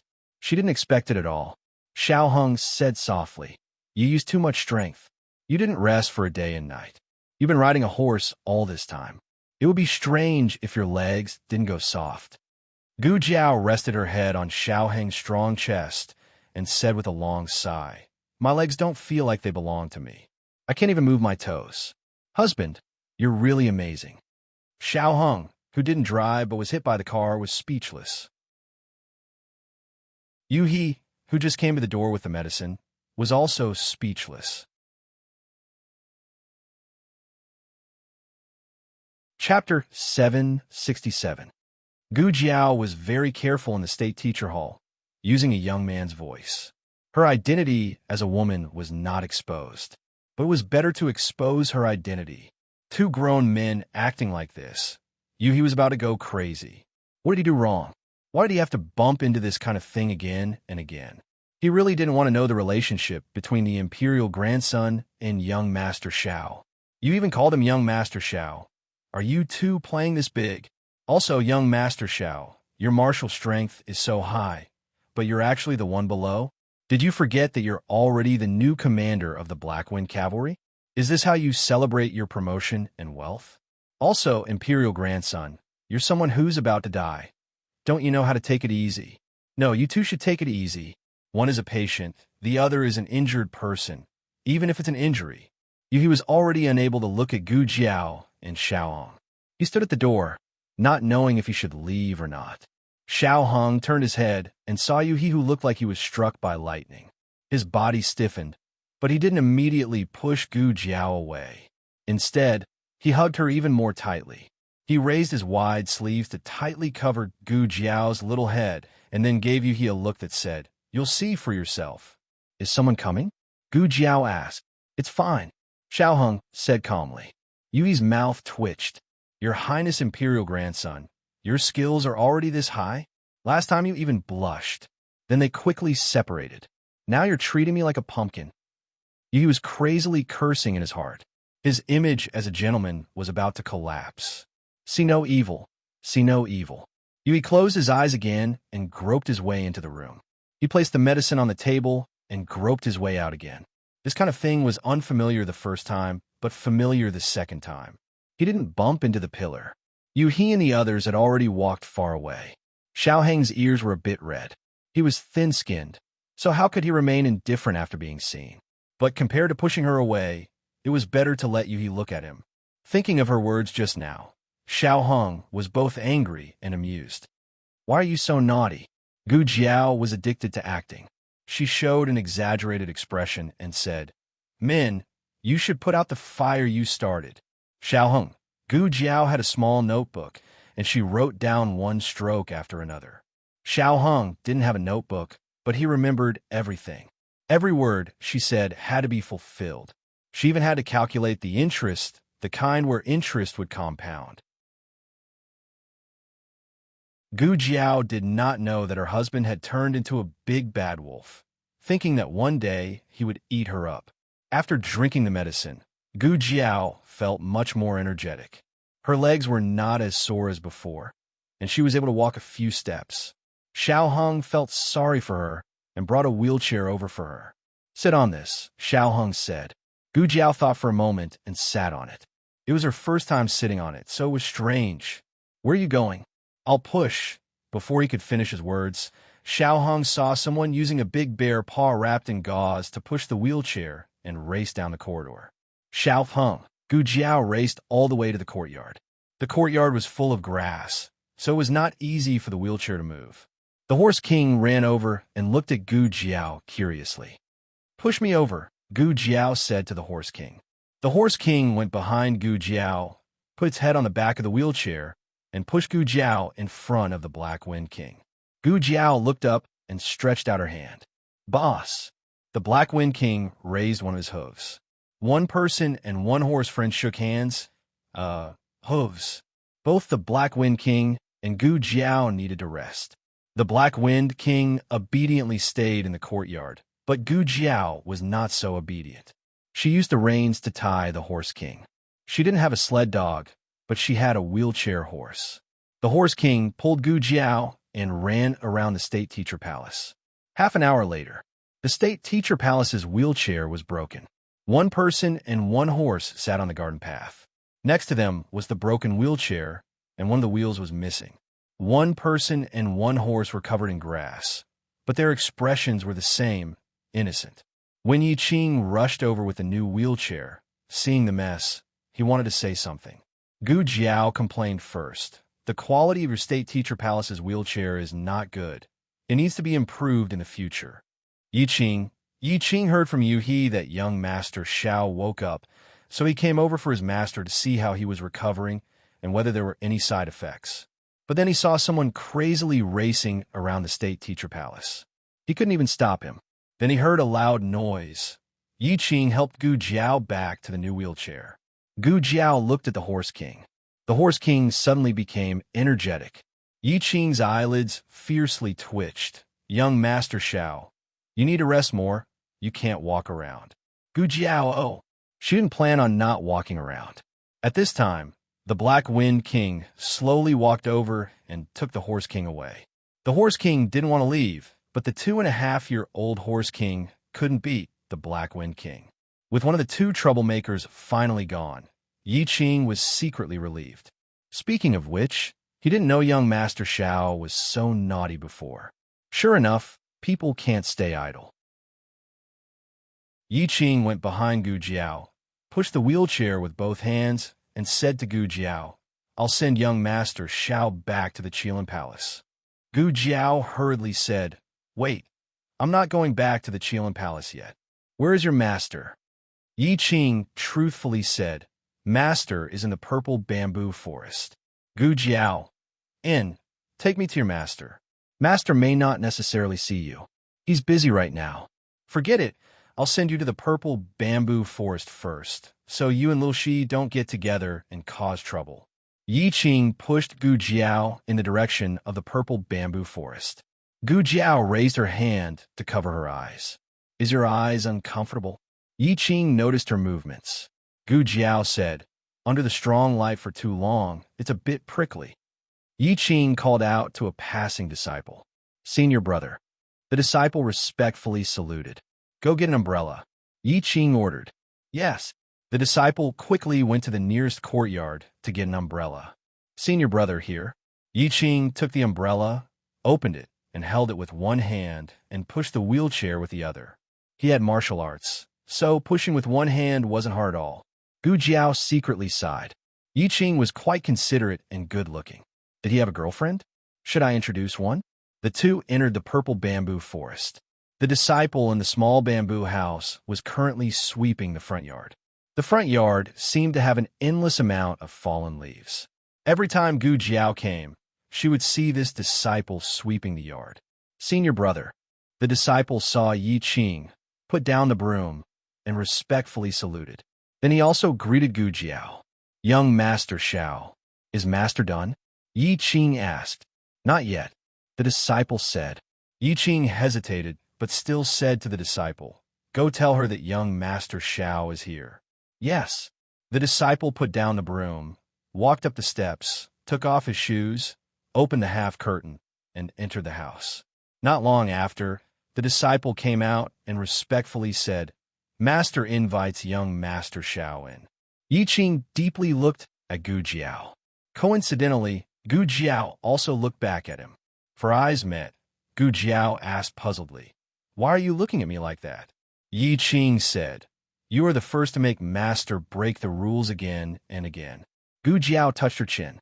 That's because your Master and I both came from another time and space, so we could be considered half of the same hometown. Yi Qing pushed the wheelchair into the yard, and the disciple laid a wooden board on the steps to facilitate the wheelchair. The state preceptor was not in the central room. Come in. The state preceptor's voice came from the study. Yi Qing pushed the person into the study and said to the state preceptor who was organizing the treasure, Master, disciple will leave first. The state preceptor faintly replied. Yi Qing turned and left the house. The study was similar to what Gu Jiao saw last time.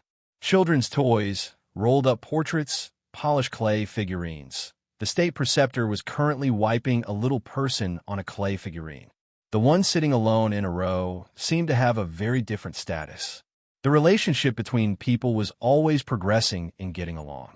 There were some things that Gu Jiao would not ask before, but now she asked smoothly, Are these three little people you, Xin Yuan Li and the state preceptor? No, the state preceptor said. Huh? Gu Jiao looked at him in surprise. The state preceptor stopped wiping the clay figurine and said, There is no state preceptor. Oh, then there are you and Xin Yuan Li. Gu Jiao looked at the little clay figurine and said, I am very curious. Who is the person who can sit with you and Xin Yuan Li? It seems that his status is very different. A very important person, a teacher and a friend. The state preceptor said. Gu Jiao raised her eyebrows. The evaluation was a bit high. The state preceptor put the clay figurine back on the shelf and put down the rag in his hand. He turned and looked at Gu Jiao. You seem to be recovering well. Gu Jiao said, It's okay, my legs are a bit weak, my eyes are a bit sensitive to light, and I can't use my hands. Other than that, I am fine. The state preceptor nodded. These will slowly recover, provided that you stay in the house and don't run around. It seemed that the state preceptor had also heard the news of someone racing in the state preceptor hall. Gu Jiao decisively changed the topic. I came here today to talk to you about something. Speak, the state preceptor said. Gu Jiao said seriously, It is about what you promised me last time. You said that as long as I win the Black Wind Cavalry, you will tell me the whole truth. It is time for you to fulfill your promise. The state preceptor picked up a scroll and slowly opened it. It was a portrait of Jing Yining. He looked at the portrait and said, Last time you asked me what my relationship with Jing Yining was. But I think that you did your best, not just to know my relationship with Jing Yining. You want to know more about Jing Yining. Gu Jiao also glanced at the portrait. That's right, I am very curious about Jing Yining. The state preceptor raised his eyes and looked at her with a complicated expression. Have you ever thought about why you are curious about a stranger? This question stunned Gu Jiao. Yes, why did she like Jing Yining? The state preceptor said, You are Jing Yining. Gu Jiao was slightly stunned. The state preceptor did not keep her in suspense and did not beat around the bush. He simply put the facts in front of her. You are Jing Yining, and Jing Yining is you. Gu Jiao blinked and said, How is that possible? The state preceptor put the portrait back and said, Think about your medicine box and your experience. Was impossible. Gu Jiao was silent. The medicine box did have the ability to tier time and space.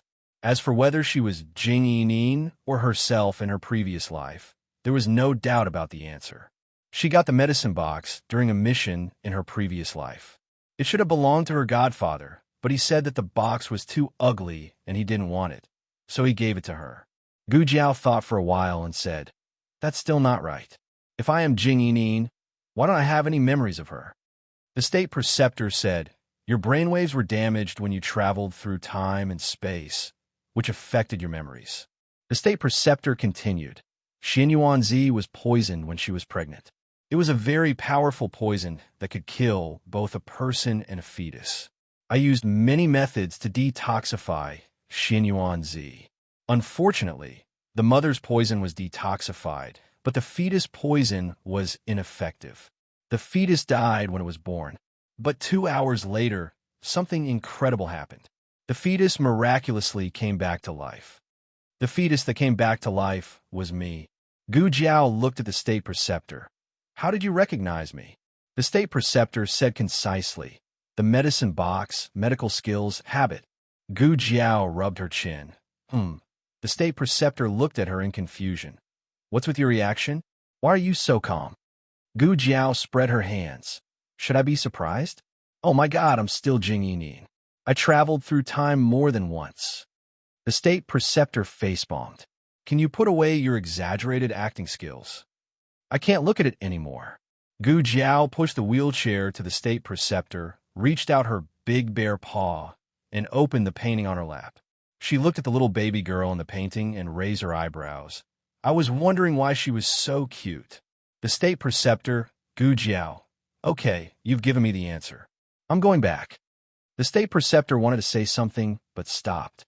Gu Jiao turned the wheelchair and walked out of the small bamboo house. Her face darkened. How could she not be shocked? But she couldn't show any emotion in front of the state preceptor. After all, he was a guy who stabbed a Xianyuan family in the back. She couldn't completely trust him. What the hell is going on? She was actually Jing Yining. She had no memory of this at all. Could it be that guy was lying to her? Chapter 768. It's not impossible. He put all kinds of things of Jing Yining in the study and pretended to be very concerned about Jing Yining. Then, he tricked her by telling her that she was Jing Yining. He used this to win her over and make her work for the state preceptor hall. This guess is very reasonable. Moreover, that guy was obviously holding back. He still had things he didn't say. Whether she was Jing Yining or not, she would verify it herself. She didn't have to believe him just because he said it. It wasn't because she didn't want to guard against him that she didn't believe a word he said. The disciple of the small bamboo house wanted to send Gu Jiao off, but Gu Jiao refused. She wanted to be alone. When she pushed the wheelchair out of the purple bamboo forest with her clumsy bare paws, Xiao Heng, who had been waiting outside for a long time, quickly walked over. I'll do it, Xiao Heng said. Oh, Gu Jiao let go of the wheelchair and put her bare paws on her lap. She was thinking about something when she came out and forgot to take an umbrella. The sun was so strong that it hurt her eyes. Suddenly, the light above her head dimmed. Xiao Heng opened an oil paper umbrella over her head. Xiao Heng said softly, Master's wife said that your eyes might be a little afraid of light these days. Gu Jiao's heart warmed. Her husband was so considerate. She reached for the umbrella. I'll do it myself. You can push the wheelchair. Xiao Heng rejected her hand. I still have this bit of strength. Gu Jiao thought of the young and powerful body she felt when she pressed down on him. It was indeed not as thin as it was before. Did you secretly train behind my back? Not only did he have abs, but he also had small pecs. There were also smooth lines on his arms. They weren't exaggerated and were just tight. Xiao Heng didn't even lift his eyelids. He was calm and didn't seem to use any strength. How is that possible? I don't even have enough time to study. The wheelchair was really heavy. It was indeed strenuous to use one hand. but I can't let my wife know that I can't do it. A man can't not do it. From tonight onwards, I'll have an extra hour of training every night." Xiao Hung used all his strength to push Gu Jiao back to the Qilin Hall. Just as he reached the entrance, he ran into Duke and Guo and Second Master Jing, who were coming out from inside. While Gu Jiao was unconscious, and Guo Gong came to visit her every day. The fact that Gu Jiao was his adopted son had long been known to everybody, so he didn't have to hide it. Besides, he could also visit the crown princess in passing, but he had to be more cautious. After all, he and the crown princess were the remnants of the Xianyuan family. He had just finished greeting the crown princess when he heard that Gu Jiao had woken up and was out for a walk. He couldn't wait to come over and look for her. His luck was pretty good. Second Master Jing said in astonishment, "You guys are back? My big brother is just about to look for Lulang." Lulang, why are you in a wheelchair?" Gu Jiao said. Xiao Hung was afraid that she would say something vicious again, so he hurriedly said, "Lulang just woke up. His body is still very weak. In addition, the weather is so hot. It's easy to get heat stroke if you walk too much." "That's true." Second Master Jing accepted this explanation. Duke Ngu's anxious gaze fell on Gu Jiao. He dipped his fingertips into the wet cloth on the armrest and wrote on it, "How do you feel?" Second Master Jing looked at Duke Ngu's words and said to Gu Jiao, "My big brother is asking how you feel." Gu Jiao said, "I'm pretty good." Duke Ngu continued to write, "Do your eyes still hurt?" It still hurt a little, but Gu Jiao didn't want to worry Duke Ngu. So she said, "It doesn't hurt anymore. Let's go inside and talk." Xiao Hung said, "It's hot here." The few of them went to Gu Jiao's room. Xiao Hung could tell that Gu Jiao had something to say to Duke Ngu. He could be jealous of small things, but when it came to big things, he wouldn't pester endlessly. He said to Second Master Jing, "Little uncle, I have some books here. I need to go to the library. Can you accompany me?" Second Master Jing looked at the scorching sun that could melt people. He coughed lightly and said, "I want to accompany Big Brother." Duke Ngu, "No, you don't want to." In the end, Second Master Jing was dragged away by Xiao Hung. Xiao Hung really borrowed a lot of books from the library. It was enough for Second Master Jing to carry them several times. "Why do I have to carry them?" Second Master Jing looked at Xiao Hung, who was empty-handed with a face full of resentment. Xiao Hung sighed. I'm a sickly person. I don't even have the strength to truss a chicken. How can I be as mighty and majestic as little uncle? Not to mention moving a few books. You can even move a mountain if you ask you to." Second Master Jing, "You're quite realistic." Xiao Hung. After Xiao Hung and Second Master Jing left, only Gu Jiao and Duke Ngu were left in the room. Originally, little Jing Kong was there, but before Xiao Hung went to find Gu Jiao, he took the sleeping little guy to Shang Wanyan's place. The afternoon wind didn't have a trace of coolness. The entire Qilin Hall was like a big steamer under the scorching sun. Ice cubes in the room didn't help. But magically, the two's hearts were very calm. This was a very comfortable way to get along.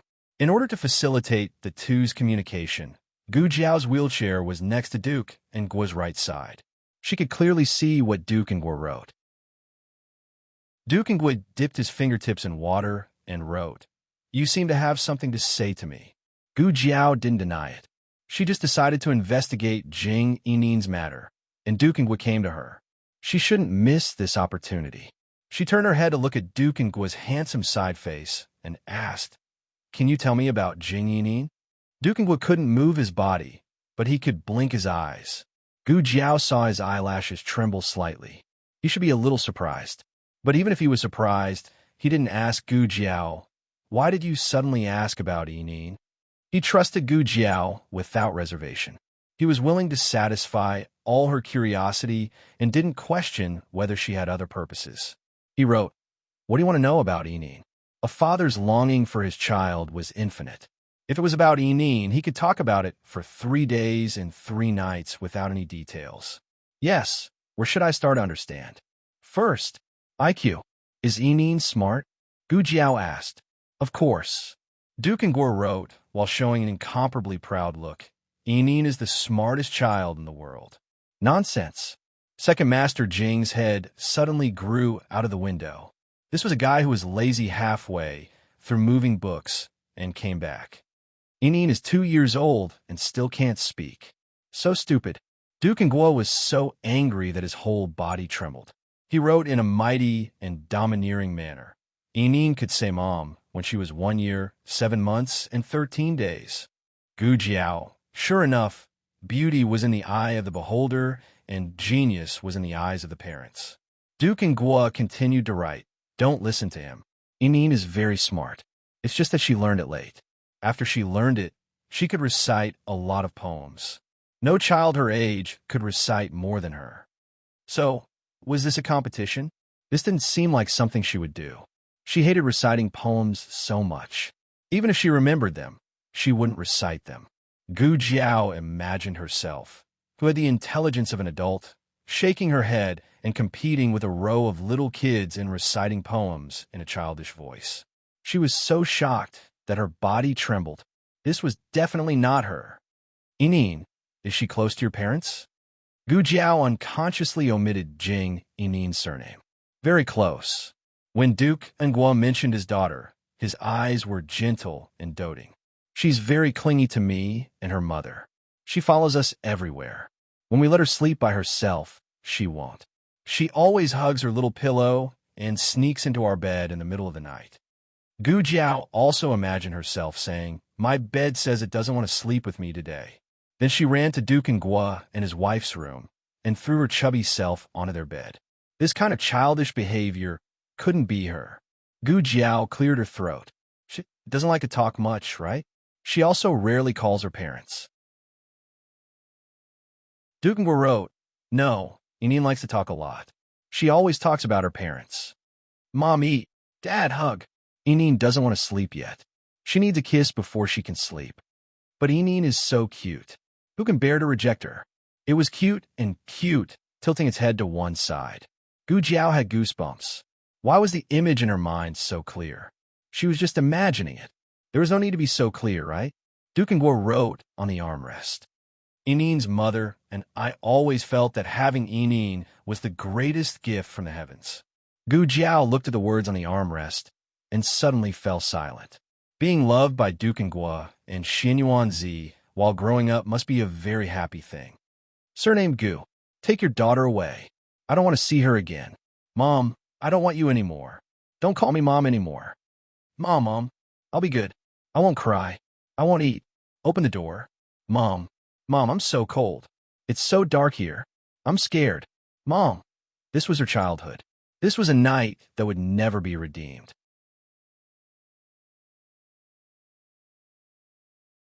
Chapter 769. When Xiao Hung and Second Master Jing returned all the books and returned to Qilin Hall, Dukin and Gu Jiao's conversation was about to end. Second Madam had been unwell for the past few days, so Second Master Jing had to return early. He pushed his eldest brother to bid farewell to Xiao Hung and Gu Jiao. In the corridor, Xiao Hung watched the two brothers leave and sighed. Although they aren't born from the same mother, the relationship between the two brothers is still pretty good.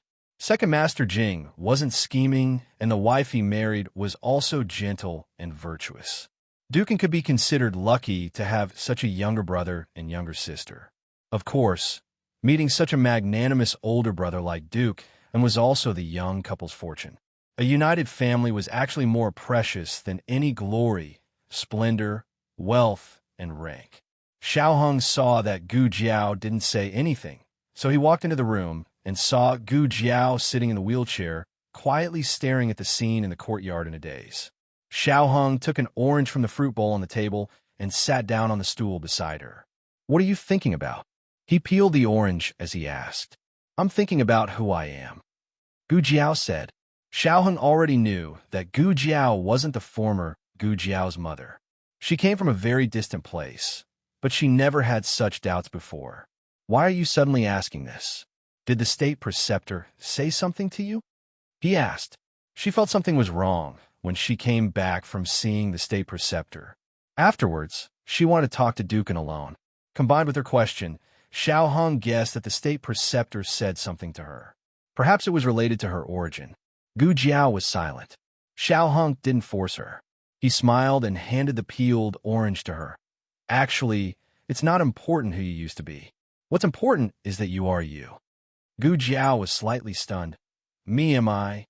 Yes. Xiao Hung looked at her seriously with all his trust. Name, identity, appearance, body, they're all fabricated. As he spoke, he gently tapped her forehead with his slender finger. This place is the one and only reality. Gu Jiao looked at him strangely.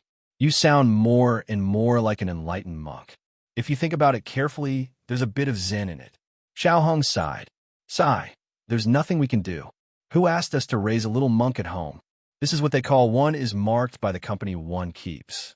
Gu Jiao was amused by him and ate a piece of the orange that he handed over. Is it delicious? Xiao Hung asked. Gu Jiao nodded. Delicious. Xiao Hung understood that she still had something to say. She was not a wishy-washy person. Something that could make her take the time to consider her words was definitely not a small matter. He wasn't impatient, he didn't rush her, and he didn't walk away. He just silently accompanied her. It was just like how she had accompanied him on the road to seeing the light of day again. There was no need to say more about the trust and tacit understanding between them.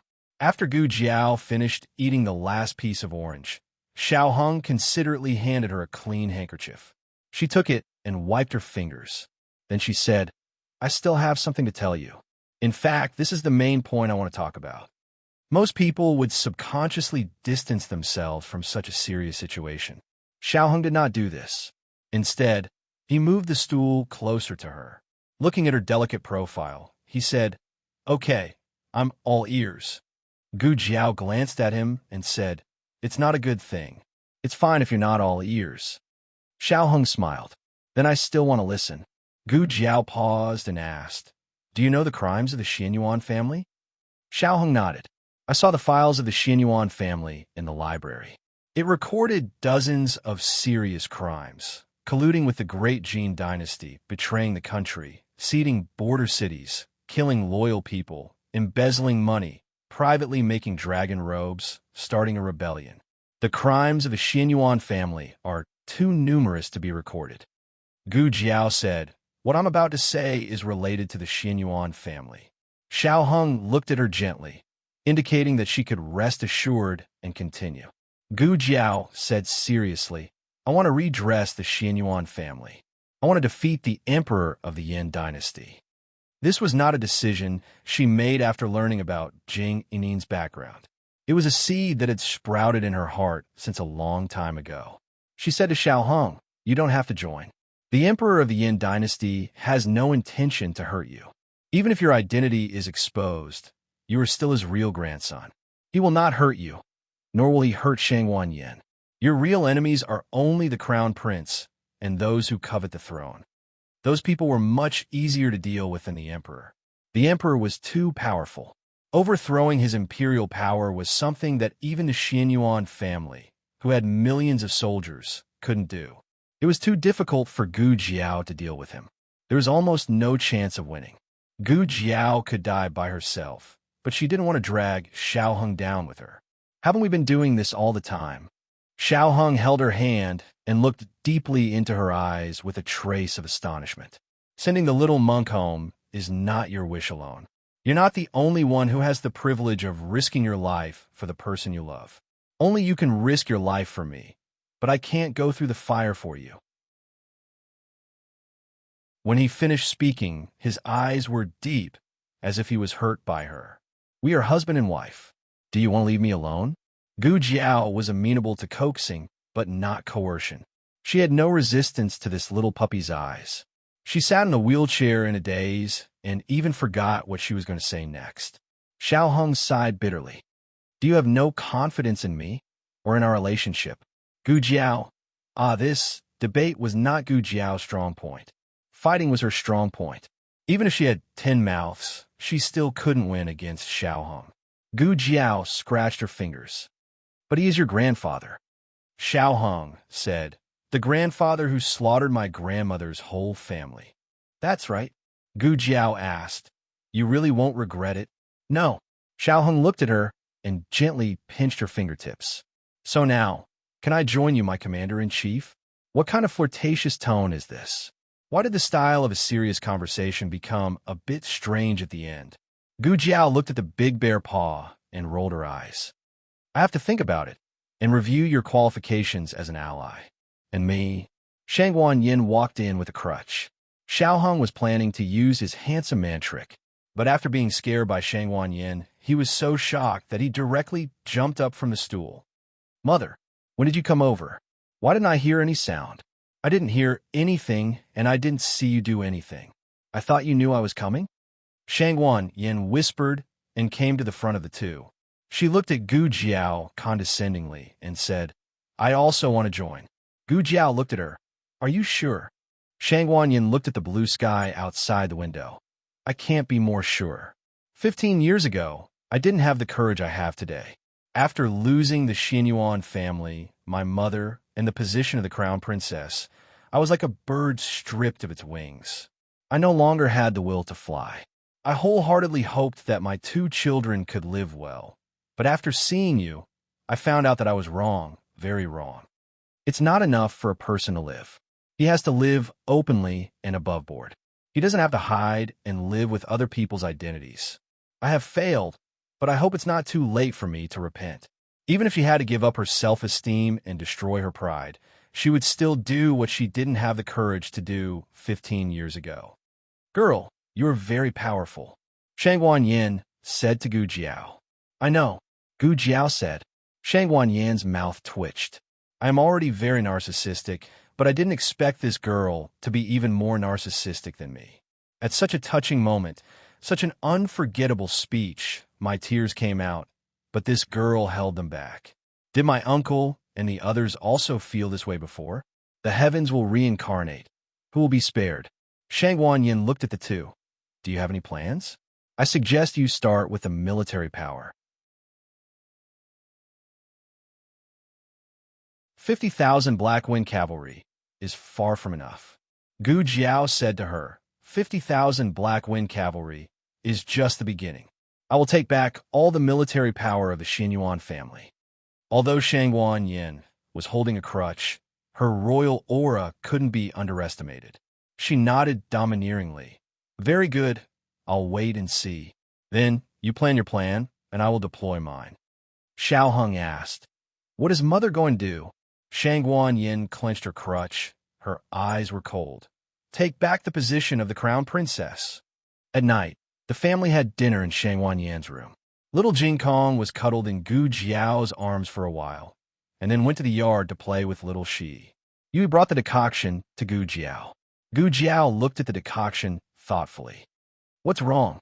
Xiao Hong asked. Gu Jiao frowned and said, I suddenly have a doubt. Xiao Hong was puzzled. What doubt?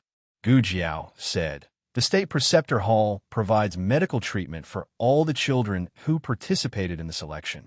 Fifth Master Han was seriously injured. Why wasn't he sent to the State Preceptor Hall? He was directly taken back by the Han family. Is he seriously injured? Xiao Hong didn't know about this. The Han family didn't announce Fifth Master Han's injury to the public, so he thought Fifth Master Han was only slightly injured. Gu Jiao recalled, I injured him with my own hands. At that time, he didn't even have the strength to stand up.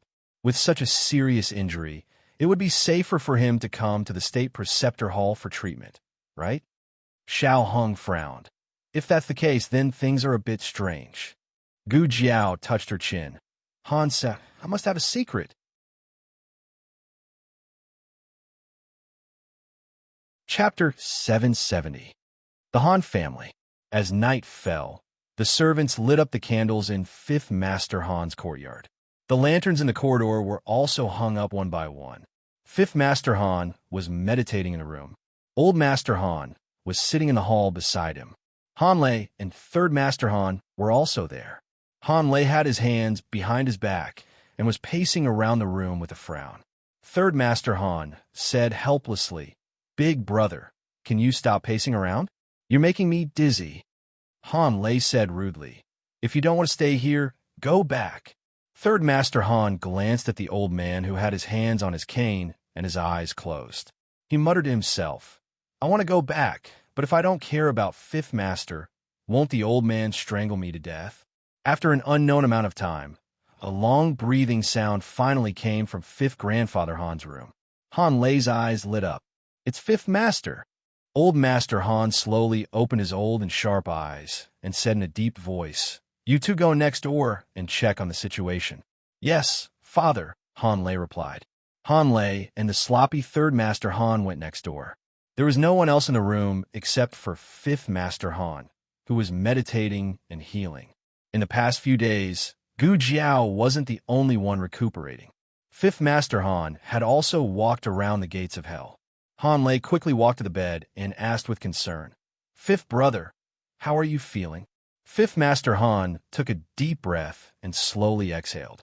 He opened his eyes and said, "Much better." Han Lei was still a little worried. He looked him up and down and said, "Are you really not feeling uncomfortable? Do you want to call a doctor to take a look?" Fifth master Han said lightly, "Big brother knows my situation very well. There's no need to call a doctor. It's useless." Han Lei was speechless. Yes, Han Si's situation was indeed incurable, but there was no need for treatment. He recovered very quickly. This matter started when Han Si was poisoned when he was young. That year, Han Si was only 11 or 12 years old. He went out hunting with the elders of the clan and got separated from his family on the way. He was accidentally poisoned. At that time, many of the Han family's guards were poisoned with him. When the elders of the clan came to find them, the guards had all died from the poison. Only Han Si was lucky enough to survive. The elders asked Han Si what happened and why she was poisoned. Han Si remained silent. Since then, Han Si's body had undergone an incredible change. First, his punches and kicks became faster, and then his internal strength became more violent.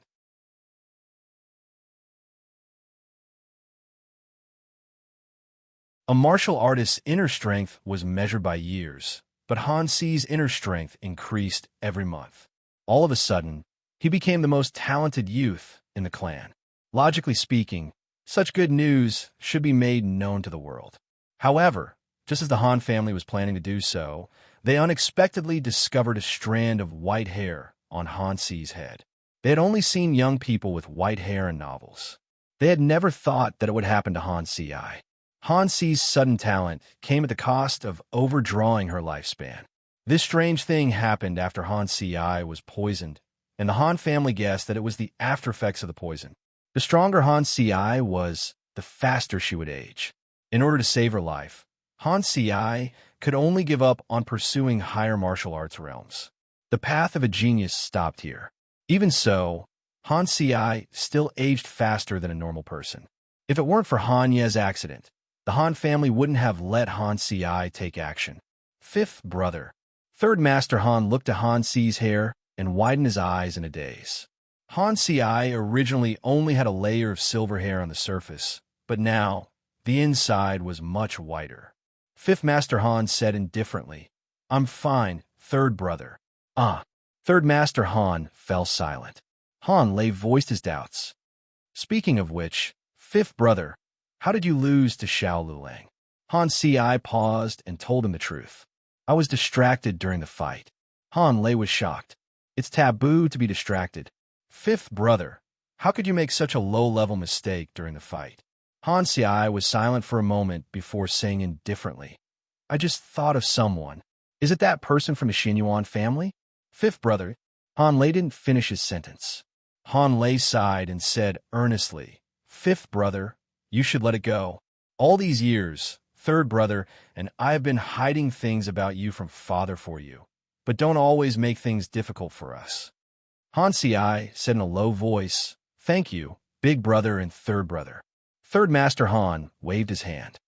"Brothers don't talk about this. It's big brother who doesn't want to hide it anymore. I didn't say anything. I can hide it for a lifetime." Han Lei glared fiercely at this prodigal. Third Master Han shrunk his neck resentfully and didn't dare to say anything else. Han Lei continued to look at Han Si. "But fifth brother, tell big brother the truth. Is Xinyuan Shaolu really dead?" Han Si looked into big brother's scrutinizing eyes and said seriously, "He's dead. I killed him with my own hands." Han Lei smiled embarrassedly. "Big brother isn't suspecting you. Big brother just feels that you were too close to him back then. After the Xianyuan family's incident, you still secretly hid him. If the guards hadn't discovered it in time, our Han family would have been charged with harboring a traitor. Han Ci said, Big Brother also saw the corpse. He's indeed dead.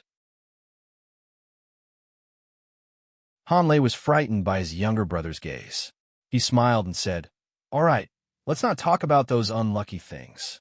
You should recuperate well. Strictly speaking, this matter isn't your fault.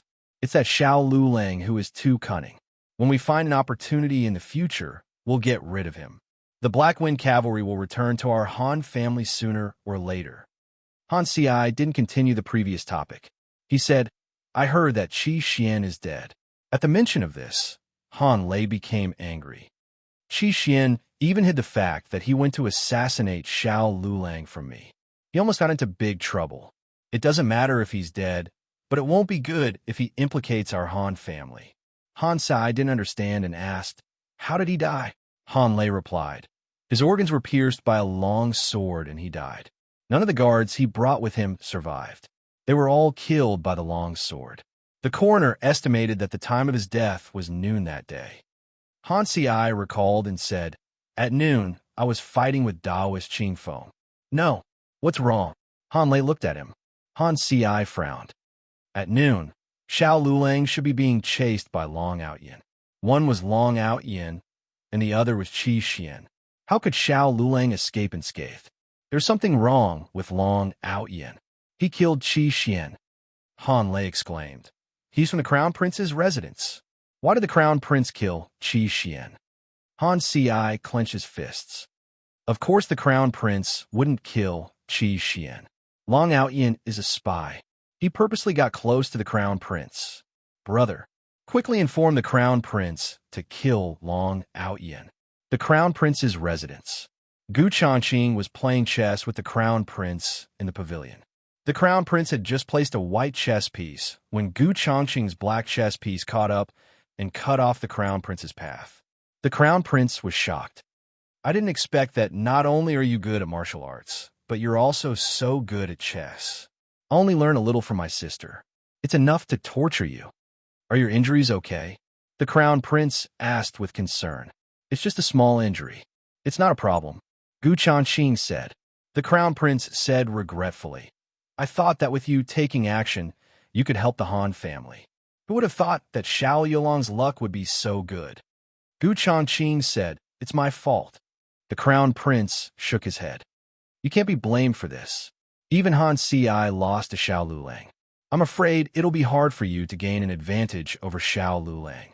That's right. Last time I asked you to investigate the identity of this fake Xiao Lulang. How'd it go? Gu Changqing's expression didn't change as he said, He's very cautious.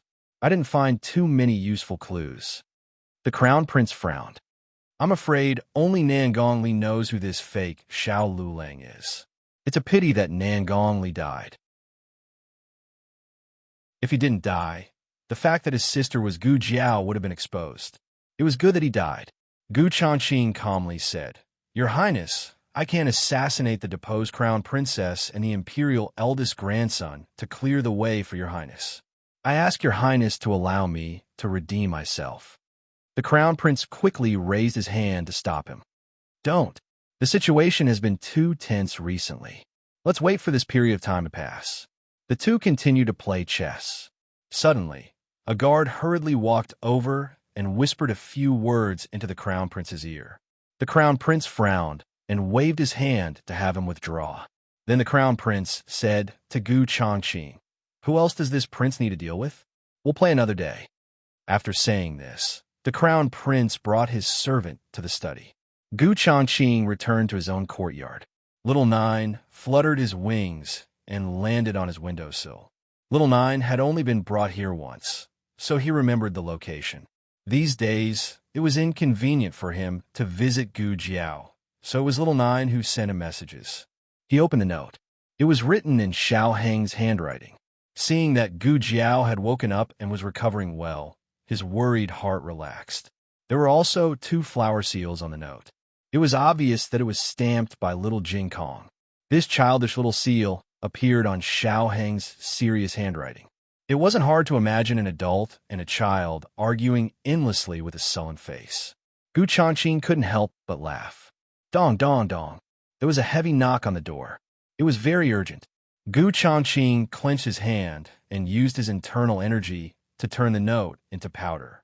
He threw it out the window and said, "Come in." With a creak, the door was pushed open. It was the little mute slave from the courtyard who came to deliver dinner.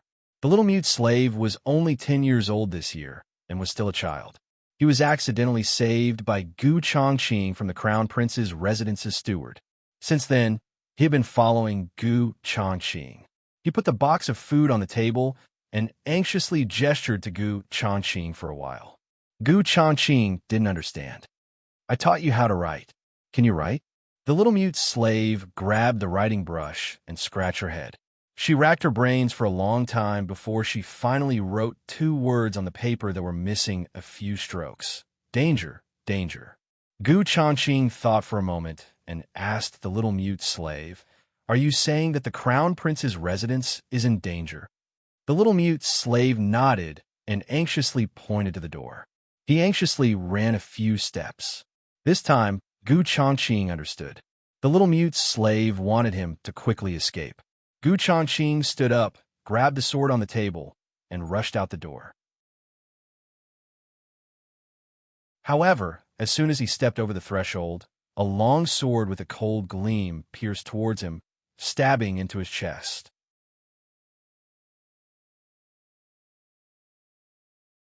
Chapter 771. Gu Changqing's body stiffened as he looked at the shadowy man in front of him in shock. The man was wearing a black robe and a black cloak. His face was hidden in the darkness, only revealing a pair of eyes that were colder than a sword. The man's long sword pierced through Gu Changqing's chest. Then the man coldly pulled out the long sword, and the blood that splashed out was blocked by his sword. Gu Changqing was like a puppet that had its strength sucked out as he fell to the ground in a daze. The little mute slave was too scared to move. The man didn't even look at the little mute slave as he ordered the guards behind him, "Dispose of the body." Yes, the guards complied. One of them squatted down and reached out to touch Gu Changqing's neck. He really was dead. The crown prince's palace couldn't accommodate such an unlucky thing like a corpse. Several people found a dilapidated cart and threw Gu Changqing's body onto the cart. The sky that had been hot all day suddenly thundered. It looked like it was going to rain. The guards covered the body with a straw mat and walked out from the back door of the crown prince's palace. Lightning flashed and thunder roared in the sky. Along the way, they met many pedestrians who were in a hurry to find shelter from the rain. "Ah, how unlucky. Why is it us again?" One of the guards driving the cart said. Another guard said, "It's not bad to come out for a walk. Don't you feel bored staying in the palace all the time? But we have to go to the mass grave. There are rotten corpses there. Sometimes you can see broken limbs. If you're unlucky, you may come back infected with a bad disease. You're making me scared." After half an hour, several people came to the mass grave that exuded the smell of death and decay. The corpses here were not buried on the spot, but were mostly abandoned. The smell of the breeze was nauseating. The shadows of the trees and the cawing of crows made people feel cold. "Quickly throw it back. This place is so fucking scary." "Then, stop here. Don't get too close." The two of them stopped the carriage near the mass grave and jumped off to move Gu Changqing's body. But when the two of them lifted the straw mat that covered the corpse, they found that the corpse in the car had disappeared. Their expressions changed, and their first reaction was to look under the carriage. The guard asked, "What's going on?" No one was under the carriage. His companion said in fear, I don't know. Could it be a zombie?" The guard frowned. "Not good. Quickly inform His Highness. You actually didn't die after being hit by my sword." When the black-robed man heard the report, he glanced at the guard, put down the teacup in his hand, and said to the crown prince, "This person is a bit interesting. I'll go and catch him." The crown prince called out to the black-robed man, "Wait, he was hit by Mr. Sword and is severely injured. I don't think he can run far. Just leave the search to the embroidered uniform guards. It's best if you don't expose your identity." The black-robed man said slowly, "That's good too. My sword injured his foundation. Even if he luckily escaped, he won't be able to live past tonight. The crown prince said, I have to see him die with my own eyes to be at ease. Dash, it's raining again. Gu Jiao pushed the wheelchair to the window and used the hanging rod to hook the support pole of the window. Just as she was about to close the window, a wet figure fell from the sky. His body swayed twice and fell to the ground with a plop. The heavy rain poured down, scattering the pedestrians on the street. The embroidered uniform guards from the crown prince's residence, wearing straw capes and bamboo hats, ran wildly in the heavy rain. Whoosh! When they reached the entrance of the state preceptor's hall, they pulled on the reins and stopped the galloping horses. The leader of the embroidered uniform guards coldly said, Are you sure it's here? Another embroidered uniform guard said, Yes, sir. I tracked him here and saw him climb over the wall into the state preceptor's hall. Sir, should we go in and search? The leader of the embroidered uniform guards looked at the majestic plaque of the state preceptor's hall in the heavy rain and sneered. Is the state preceptor's hall a place where you can search as you wish? Even Commandant Guan was denied entry when he personally came to search. You and I are just a few embroidered uniform guards.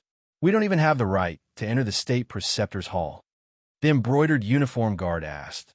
Then what should we do? The leader of the embroidered uniform guards frowned and said, The few of you, guard the entrance of the state preceptor's hall. Guard the walls well. Once he escapes, capture him immediately. I will inform His Highness. Yes. The leader of the embroidered uniform guards rushed back to the crown prince's residence and reported to the crown prince about Long Outyen's escape into the state preceptor's hall. The crown prince was so angry that he slammed his fist on the table. He really knows how to hide. The only place in Shengsheng that could not be searched was the state preceptor's hall. Even if Long Outyen hid in the palace, it would not be so troublesome. After all, it was easy to find a reason to search the palace, but not the state preceptor's hall. Say that an assassin entered. The state preceptor's hall will say that we will find the assassin ourselves and that there is no need for the crown prince to worry. The crown prince gritted his teeth and said, He knows too many secrets. We cannot let him fall into the hands of the state preceptor's hall. Men, prepare the carriage. I want to go to the state preceptor's hall. Half an hour later, the crown prince's carriage arrived at the state preceptor's hall. Your Highness, the disciple of the state preceptor's hall came forward to greet him. The crown prince opened the window and said to the disciple, I want to see your state preceptor. The disciple of the state preceptor's hall hurriedly went to inform the crown prince. Not long after, the state preceptor walked out calmly. Yi Qing was beside him holding an umbrella for him. Your Highness, the state preceptor greeted him calmly. The crown prince was still sitting in the carriage. His gaze fell on the state preceptor's cold face. He had seen the state preceptor's young appearance. He was a handsome man who was not inferior to the Duke of and time flew by, and years passed. The state preceptor's face had wrinkles and vicissitudes of life. Rainy days always made people melancholy. Look at what he was thinking. The crown prince collected his thoughts and said to the state preceptor, To be honest, there's a traitor in my residence. My embroidered uniform guards saw him escape into the state preceptor's hall. The state preceptor said, Is that so? Yi Qing, take people to search. See if there is the assassin that your highness mentioned in the state preceptor's hall. Yi Qing, yes. Wait, the crown prince said in a deep voice. I want to search myself. Yi Qing said neither humbly nor overbearingly. Your highness, this is the state preceptor's hall, not the crown prince's palace. The implication was that he did not have the qualifications to search here. The crown prince did not look at Yi Qing. He just looked at the state preceptor with his eyes like torches. What if I must search today? The two sides looked at each other. The crown prince's eyes burst out with strong, murderous intent. His attitude was very firm. Today, he had to search. Even if he did not want to search, he had to search. Even if he had to shed all pretense of cordiality and be scolded by his father for being disrespectful to the state preceptor, he had to find Long Outyen. In the end, the state preceptor gave in. He said, Yi Qing, take the crown prince to search. The crown prince said arrogantly, "No need. My people will search by themselves." The crown prince walked out of the carriage. The guard on the side opened the umbrella for him. The state preceptor and Yi Qing moved to the side. The crown prince brought the embroidered uniform guards and walked in front of the master and disciple. Gu Changqing was heavily injured. Normally, there would be bloodstains along the way. However, the rain was too heavy. The traces on the ground had already been washed away by the rain. The crown prince's embroidered uniform guards were everywhere. They practically turned the state preceptor's hall upside down. They even went to the purple bamboo forest and the third floor of the library. The state preceptor asked, "Your Highness, did you find anything?" The crown prince frowned and asked the leader of the embroidered uniform guards in a low voice, "Did he really enter the state preceptor's hall?" "He did," the leader of the embroidered uniform guards said. At this time, an older and more experienced embroidered uniform guard said, "Your Highness, there is still a place that has not been searched." The crown prince said, "Where?" He said, "Qilin Hall. You can't go in." At the entrance of the Qilin Hall, two embroidered uniform guards were stopped by the state preceptor's hall disciple on duty. The embroidered uniform guards coldly said, "We are under the order of the crown prince to search for assassins." The disciple of the state preceptor hall said, "We don't have any assassins here. His Highness Zhongsun and the commander are resting. Don't disturb their rest." The embroidered uniform guard sneered, "Ridiculous! A mere imperial grandson dares to stop the crown prince's people. A mere dog of the crown prince's palace dares to criticize the imperial grandson?" Shang Wanyan's voice came from the back of the hall. Although she was holding a crutch, her eyes were sharp and her aura was fierce. Her whole body was exuding a powerful imperial aura. The candlelight in the hall was dim, only illuminating her slender and straight figure. However, a flash of lightning suddenly flashed across the sky, illuminating the entire state preceptor's hall. At that moment, everyone saw Shangwan Yan's dignified face. Everyone's heart thumped. They seemed to see the crown princess who was shouting at Xingdu come back. Shangwan Yan held her crutch and walked out of the ascension ceremony. She came to the door. The powerful crown princess aura instantly made people feel the pressure from the soul. The two embroidered uniform guards unconsciously took a step back. "Third sister, long time no see. How have you been?" The crown prince came from the back with a cold face. Behind him were more than a dozen embroidered uniform guards. Unlike Shangwan Yan, who was alone. But even so, there was no trace of fear in Shangwan Yan's eyes. Imperial father is not here. There's no need to act like a brother and sister. The crown prince smiled sarcastically.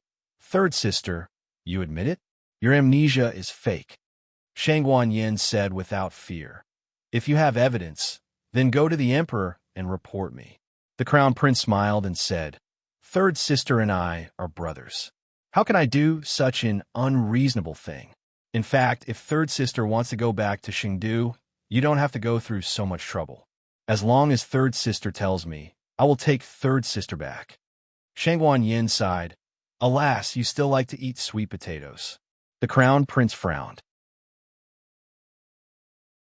Before he could react to this sentence, he saw the embroidered uniform guard next to him was holding back his laughter. "What are you laughing at?" The crown prince frowned and asked. The embroidered uniform guard whispered, "Your Highness, if you eat too much sweet potatoes, you will fart. She is saying that you like to fart." The crown prince. After so many years, third sister really hasn't changed at all. She is still so irritating. Shangwan Yin spread out her hands. "Unfortunately, you have changed. You have become a lot older. Those who know you say you are my younger brother. Those who don't know you think you are my uncle." The crown prince was so angry that he fell backwards. In these years, he has indeed experienced a lot of vicissitudes of life.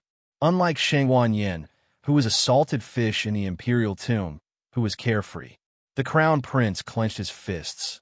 "Third sister, you don't have to change the topic. Today, I came to catch the assassin." "Third sister, you're blocking me. Could it be that third sister is harboring the assassin?" "Yes, if Long Outyin has nothing to do with the crown princess, Why would he hide in the state preceptor's hall at a critical moment? It turned out to be you, Shangguan Yin. Shangguan Yan's eyes flashed, and she bluffed. Do you have evidence? If you don't have evidence, don't slander me. The crown prince narrowed his eyes. Do you have a guilty conscience, Shangguan Yin? He coldly said, Today, I came to catch the assassin. I don't have time to quarrel with you. If you don't want to get hurt, you better get out of the way. Shangguan Yin said, What if I don't? The crown prince smiled coldly. Then I can only offend you. Someone come. Pull my third sister away. Stop. Xiao Hong shouted. He walked out the corridor and walked through the lobby to the door. His tall body blocked in front of Shangguan Yin. A disciple of the state preceptor's hall pushed Gu Jiao out behind him. The crown prince looked at Xiao Hong and then looked at Gu Jiao in the wheelchair. His eyes gradually became cold. Wang Su had already probed. The one who lived in the state preceptor's hall was the real imperial grandson. But why did he always feel that something was strange? Xiao Hong faintly glanced at the crowd and said to the crown prince, Isn't the crown prince's hand stretched too far? My mother was ordered to recuperate in the state preceptor's hall. If you dare to let those servants touch my mother with dirty water, you're not afraid that imperial grandfather will blame you. The crown prince snapped, Shangguan Qing, don't use imperial father to suppress me. As the crown prince, it's natural for me to catch the assassin. Even the state preceptor agreed. If you know what's good for you, then obediently get out of the way. Otherwise, I will also arrest you. Xiao Hong didn't show any fear. Then you can try. The crown prince narrowed his eyes. Do it. As soon as his voice fell, a genie guard rushed to Xiao Heng's lapel and grabbed it. Gu Jiao in the wheelchair looked cold. She took off the gauze on her right hand and supported herself on the armrest. Like a small cannon, she hit the genie guard. She grabbed the neck of the genie guard and knocked him out of the Qilin Hall. He fiercely fell on the bluestone floor. With a loud bang, the rainwater on the ground splashed 3 feet high. The water droplets could be seen. The man didn't even have the chance to fight back. He spat out a mouthful of blood and fainted on the spot. Everyone was stunned. The heavy rain fell on her body. Her black hair was wet. She was wearing a young man's long gown, but her thin body emitted a terrifying power. She turned her head in the heavy rain and looked at the crown prince and the genie guards with a ferocious gaze like a blood wolf. I see. Who dares to touch him?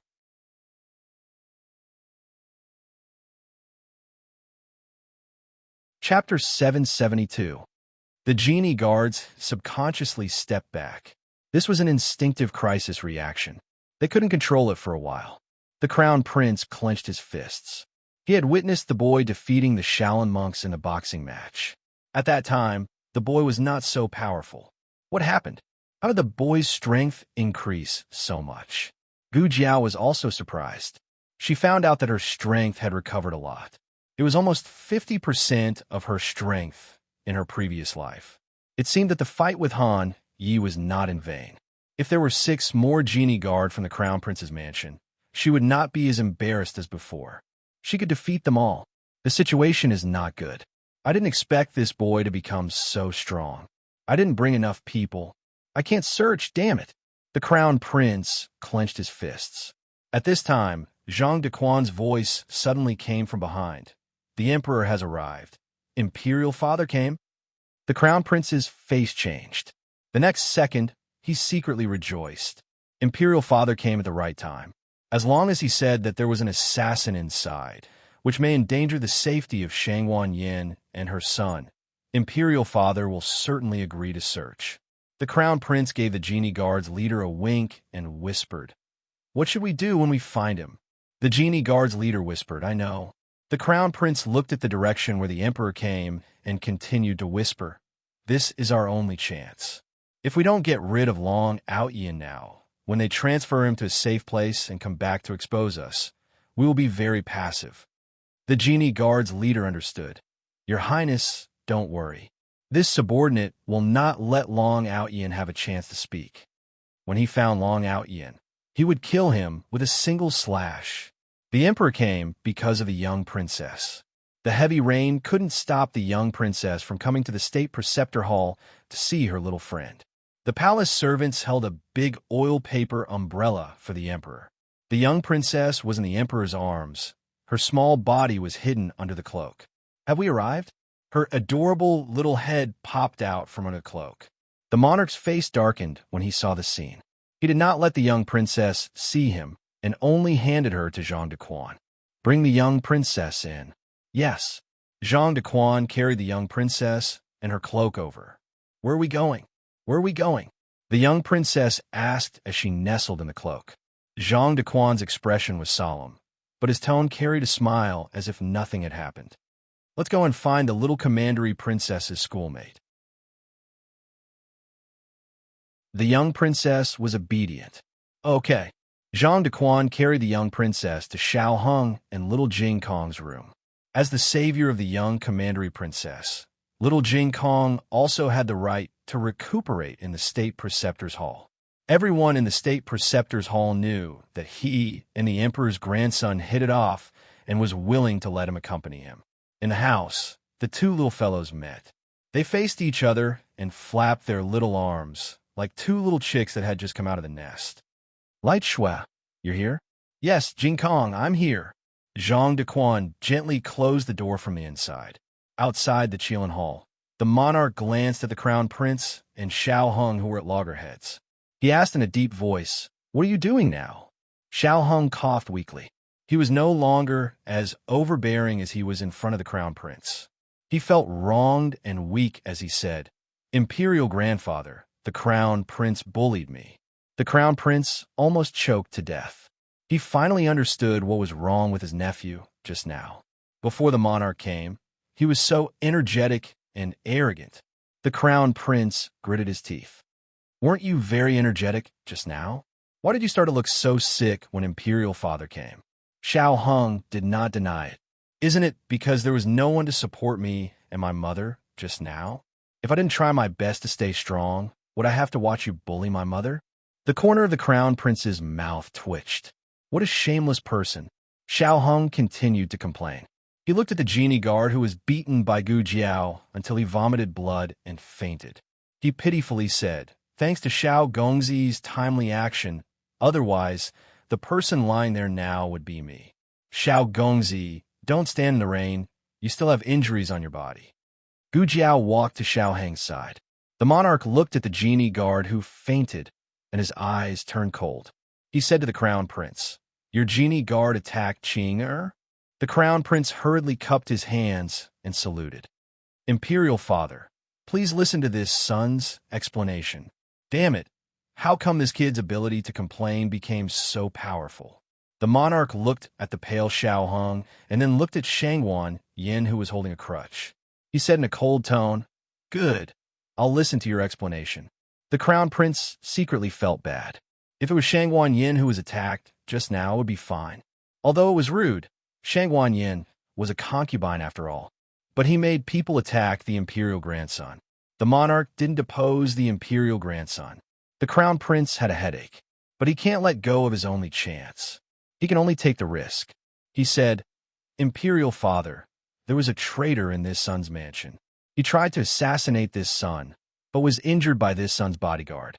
The bodyguard tracked him and found that he fled to the state preceptor hall. This son insisted on searching because I was worried that the traitor would hurt third sister and Qing-er. But I don't know why third sister and Qing-er had tried to stop me. Did you?" The monarch looked at Xiao Hung and Shangwan Yin with a heavy gaze. The mother and son shook their heads together. "No." The crown prince, Shangwan Yin, sighed and said, "So it turned out to be searching for an assassin. Can't the crown prince talk nicely? You just came up and started to attack. Those who know will say that you're here to catch the assassin, but those who don't know will think that you're here to catch me. Please." After saying that, she stepped aside to make a path. Xiao Hung and Gu Jiao also stepped aside. The crown prince was almost angered to death by this mother and son who inverted black and white. However, why did Shangwan Yin suddenly dare to let him search? Has Long Outyin been transferred? Impossible. His people are guarding the front and back door of the Qilin Hall. Long Outyin must still be in the Qilin Hall. The crown prince led the genie guards into the hall to search. When he brushed past Shang Yin lightly said, "Crown Prince, when we were children, you never won when we played the game of hiding things." The Crown Prince's pupils shrank. He clenched his fingers and coldly looked at Shang Yin. He whispered, "Third sister, don't worry. This time I will never lose." More than a dozen genie guards acted separately and searched the rooms one by one. The monarch, the Crown Prince, Xiao Hung, Gu Jiao, and Shang Yin waited in the hall. Not long after, the genie guards came to the hall to report. "You didn't find it?" The Crown Prince frowned and asked. Everyone shook their heads. The leader of the genie guard said, "There are still 2 rooms that haven't been searched. One is the room where Xiao Junju is playing. The other is the secret room guarded by the men of sacrifice from the state preceptor palace." The Crown Prince turned his head to look at Shang Yin and the other 2. He keenly found that the 3 people's expressions slightly changed, especially the fake Xiao Lulang. He almost rushed out to stop the genie guards. The Crown Prince asked the monarch, "Imperial Father, please allow me to search." The monarch nodded to the Crown Prince and turned his head to order a disciple of the state preceptor palace. "Call the state preceptor. I want to search the secret room." Gu Jiao clenched her fist and her arm stiffened. Xiao Hung held her wrist to comfort her. All of this was keenly seen by the Crown Prince.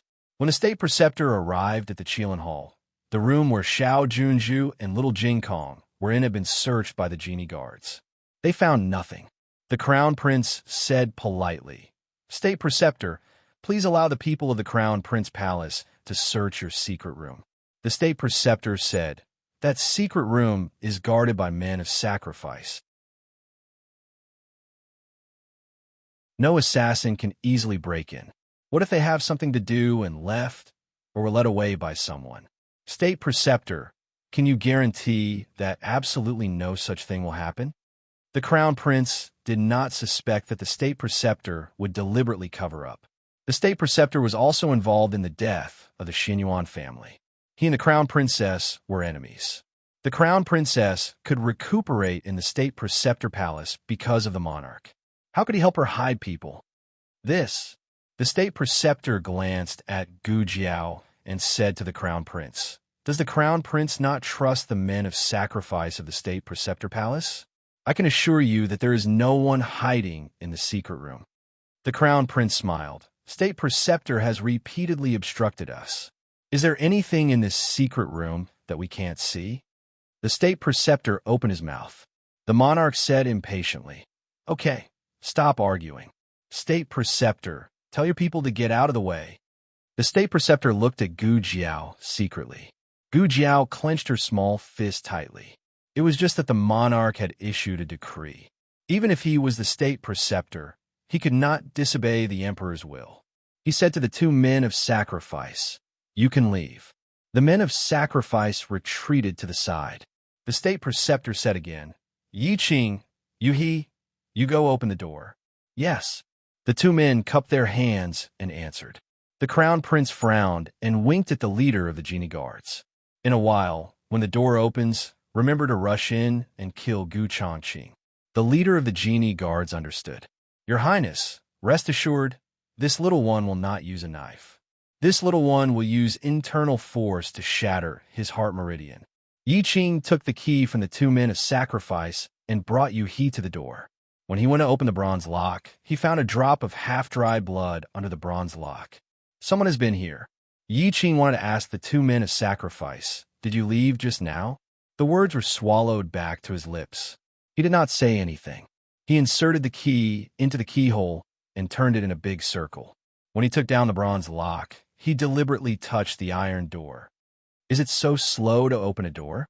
the Crown Prince lightly asked. Yi Qing retorted, "The door is very heavy. How about your Highness open it yourself?" The Crown Prince humphed. Yi Qing and Yu He worked together to open the heavy iron door. Yu He's skills were not deep, and Yi Qing used less strength, so the door opened slowly. But no matter how slow it was still completely pushed open. When the empty room completely appeared in front of everyone, Gu Changqing's figure could no longer hide. "It's you?" Yu He blurted out. He did not expect that there was someone inside, and it was someone he knew. Yi Qing also recognized Gu Changqing's face, but his temperament was calmer than Yu He's, so he was not surprised. The leader of the genie guards next to the crown prince was about to rush in and kill him, but was stopped by the crown prince. The crown prince was a very smart person. If he remembered correctly, Yu He had never seen Long Outyin. But why did Yu He look like he saw an acquaintance? He looked back at Shang Wanyin and the other two. Shang Wanyin and Xiao Hung were very nervous. It seemed that there was a good show to watch.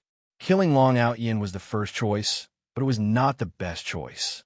If he could prove that Long Outyin and Shang Wanyin colluded, then his harvest would be too big. This little master is called Yu He. Do you know this person? The crown prince gently asked Yu He. Yi Qing closed his eyes with a headache. How could he not see that his master wanted to protect Xiao Lulang? Yu He, this idiot, let his master's painstaking efforts go to waste. Yu He also felt the powerful aura of his senior apprentice brother and was scared to speak. The king said, "You just say it. Do you know this person?" Yu He bowed his head. State Preceptor. The king looked at the state preceptor. The state preceptor said, "Tell the truth." Yu He got his master's approval, then whispered, "He is a friend of the emperor's grandson and young master Xiao." He came to the state preceptor hall several times. The crown prince asked again, "When was the first time he came?" Yu He said the date. The crown prince laughed. "This person came to my house the next day and said he wanted to rely on me. Pang Hai of the underground martial arts arena can testify." Third sister. Third sister.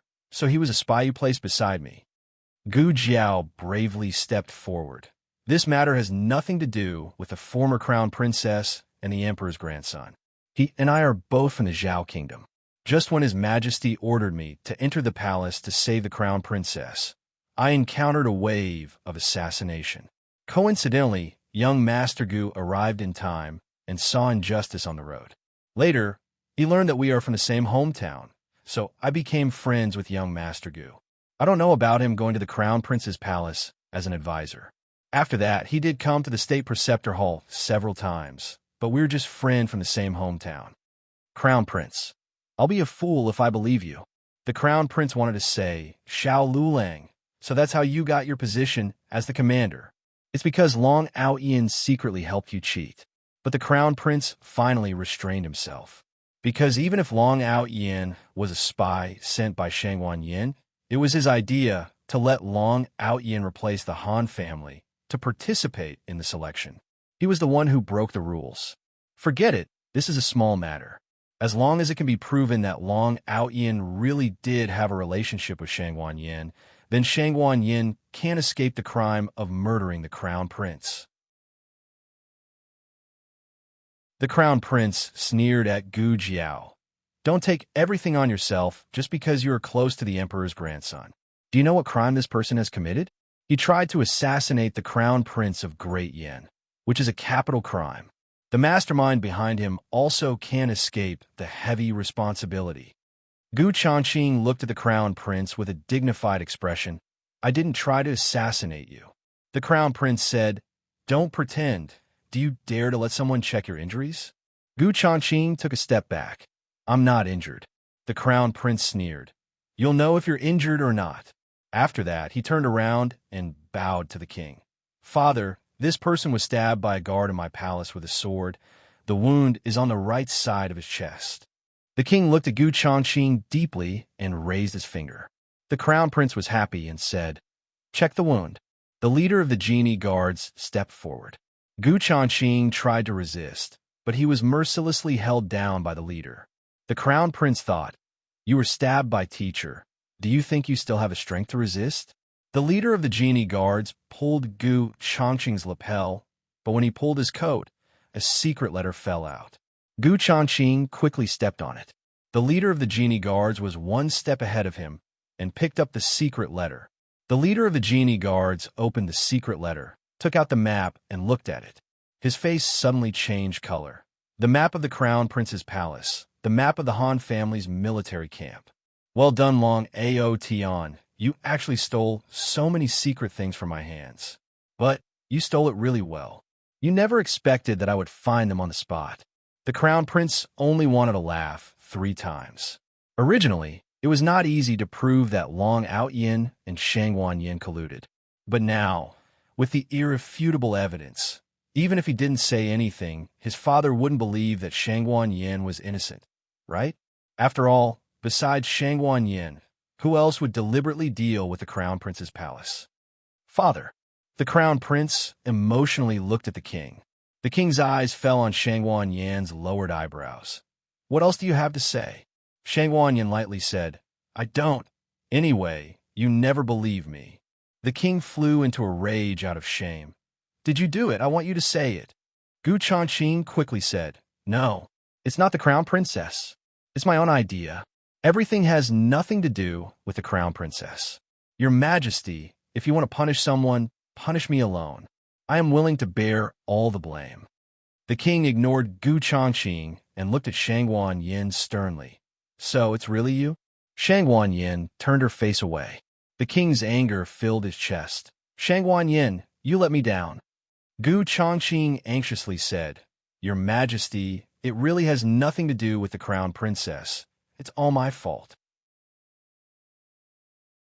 The Crown Princess didn't know. The Crown Prince chuckled. You're about to die, but you still want to exonerate her.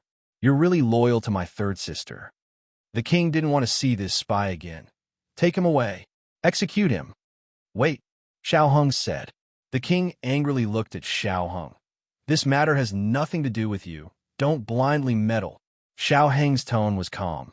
Imperial Grandfather, I just have a doubt. Didn't His Royal Highness the Crown Prince clamor to check his injuries? Why didn't he continue after dropping this secret letter? As soon as these words came out, everyone was stunned. It seems that they forgot to continue the examination. The main thing was that the evidence was irrefutable, plus Gu Changqing himself indirectly admitted it, so it didn't matter whether they checked it or not. Xiao Heng walked step by step toward Gu Changqing. Gu Changqing's body dodged backward. Xiao Heng stretched out his hand, and Gu Changqing violently broke free from the 2 embroidered uniform guards and hit Xiao Heng with his palm. Gu Jiao pulled Xiao Heng away with one hand and grabbed Gu Changqing's lapel with the other, pulling it to the bottom. Gu Changqing's bandaged chest was exposed. Gu Jiao didn't show any mercy and removed the blood-stained gauze as well. However, there was no wound on his skin. The blood on the gauze was fake. The Crown Prince was stunned. Wait, how could this be? Where's his injury? Xiao Heng had an expression of sudden realization. He turned his gaze to the Crown Prince and said bitterly, Uncle Crown Prince, you really put on a good show. If I hadn't noticed that something was wrong in time, I'm afraid you really would have been able to get away with it. You really put in a lot of effort to frame my mother. I didn't. The Crown Prince was completely stunned.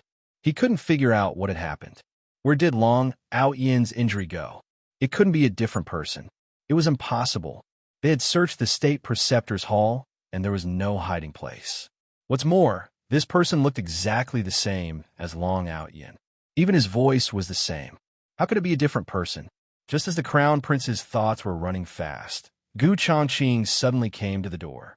Using his internal force, he slammed the iron door shut. The state preceptor, Yi Qing, Yu He, and the others were all locked outside.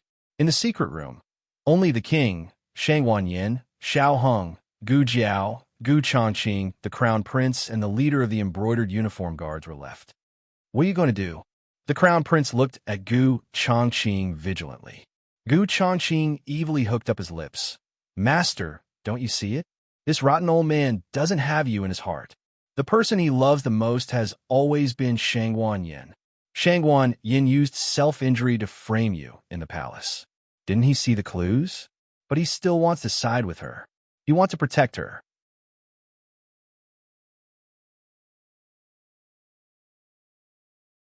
Today, the plan was exposed. With this rotten old man's endless bias, you won't be easily forgiven. Since that's the case, you might as well go all the way. Kill all of them. Then put the blame on Shangguan Yan's head. Xiao Heng seamlessly connected, not giving the Crown Prince a chance to speak. You're crazy. Do you want to kill the Emperor? No. Unfortunately, Gu Changqing didn't give him a chance to interrupt. So what? Take this. Gu Changqing pulled out his long sword and stabbed at the king. The king was still immersed in the anger of that rotten old man. This bastard actually called him a rotten old man. The long sword stabbed into the king's body. The king was shocked. However, the pain he imagined didn't come. Shangwan Yin rushed over and blocked the sword for the king. Gu Jiao kicked Gu Changqing away. The long sword was also pulled out from Shangwan Yan's body. Blood splattered everywhere, mercilessly splashing on the king's face. The king's whole body froze. He almost instinctively hugged Shangwan Yin, who fell in his arms. Shangwan Yin coughed up blood. The monarch crouched down with her in his arms and used his hand to cover her wound. She had been pierced through, and blood was gushing out her back and chest. She could not stop it no matter how hard she tried. The king, who was calm, began to unconsciously panic. Yin, he hadn't called this name for more than 10 years. Shangwan Yin looked at him with her dying breath. Tears welled up in her eyes. I didn't want to block the sword for you. I haven't forgiven you, but you are my father. I have no mother. I can't. No father. The king's heart suddenly clenched into a ball and was in severe pain. Shangwan Yan's body temperature was rapidly decreasing.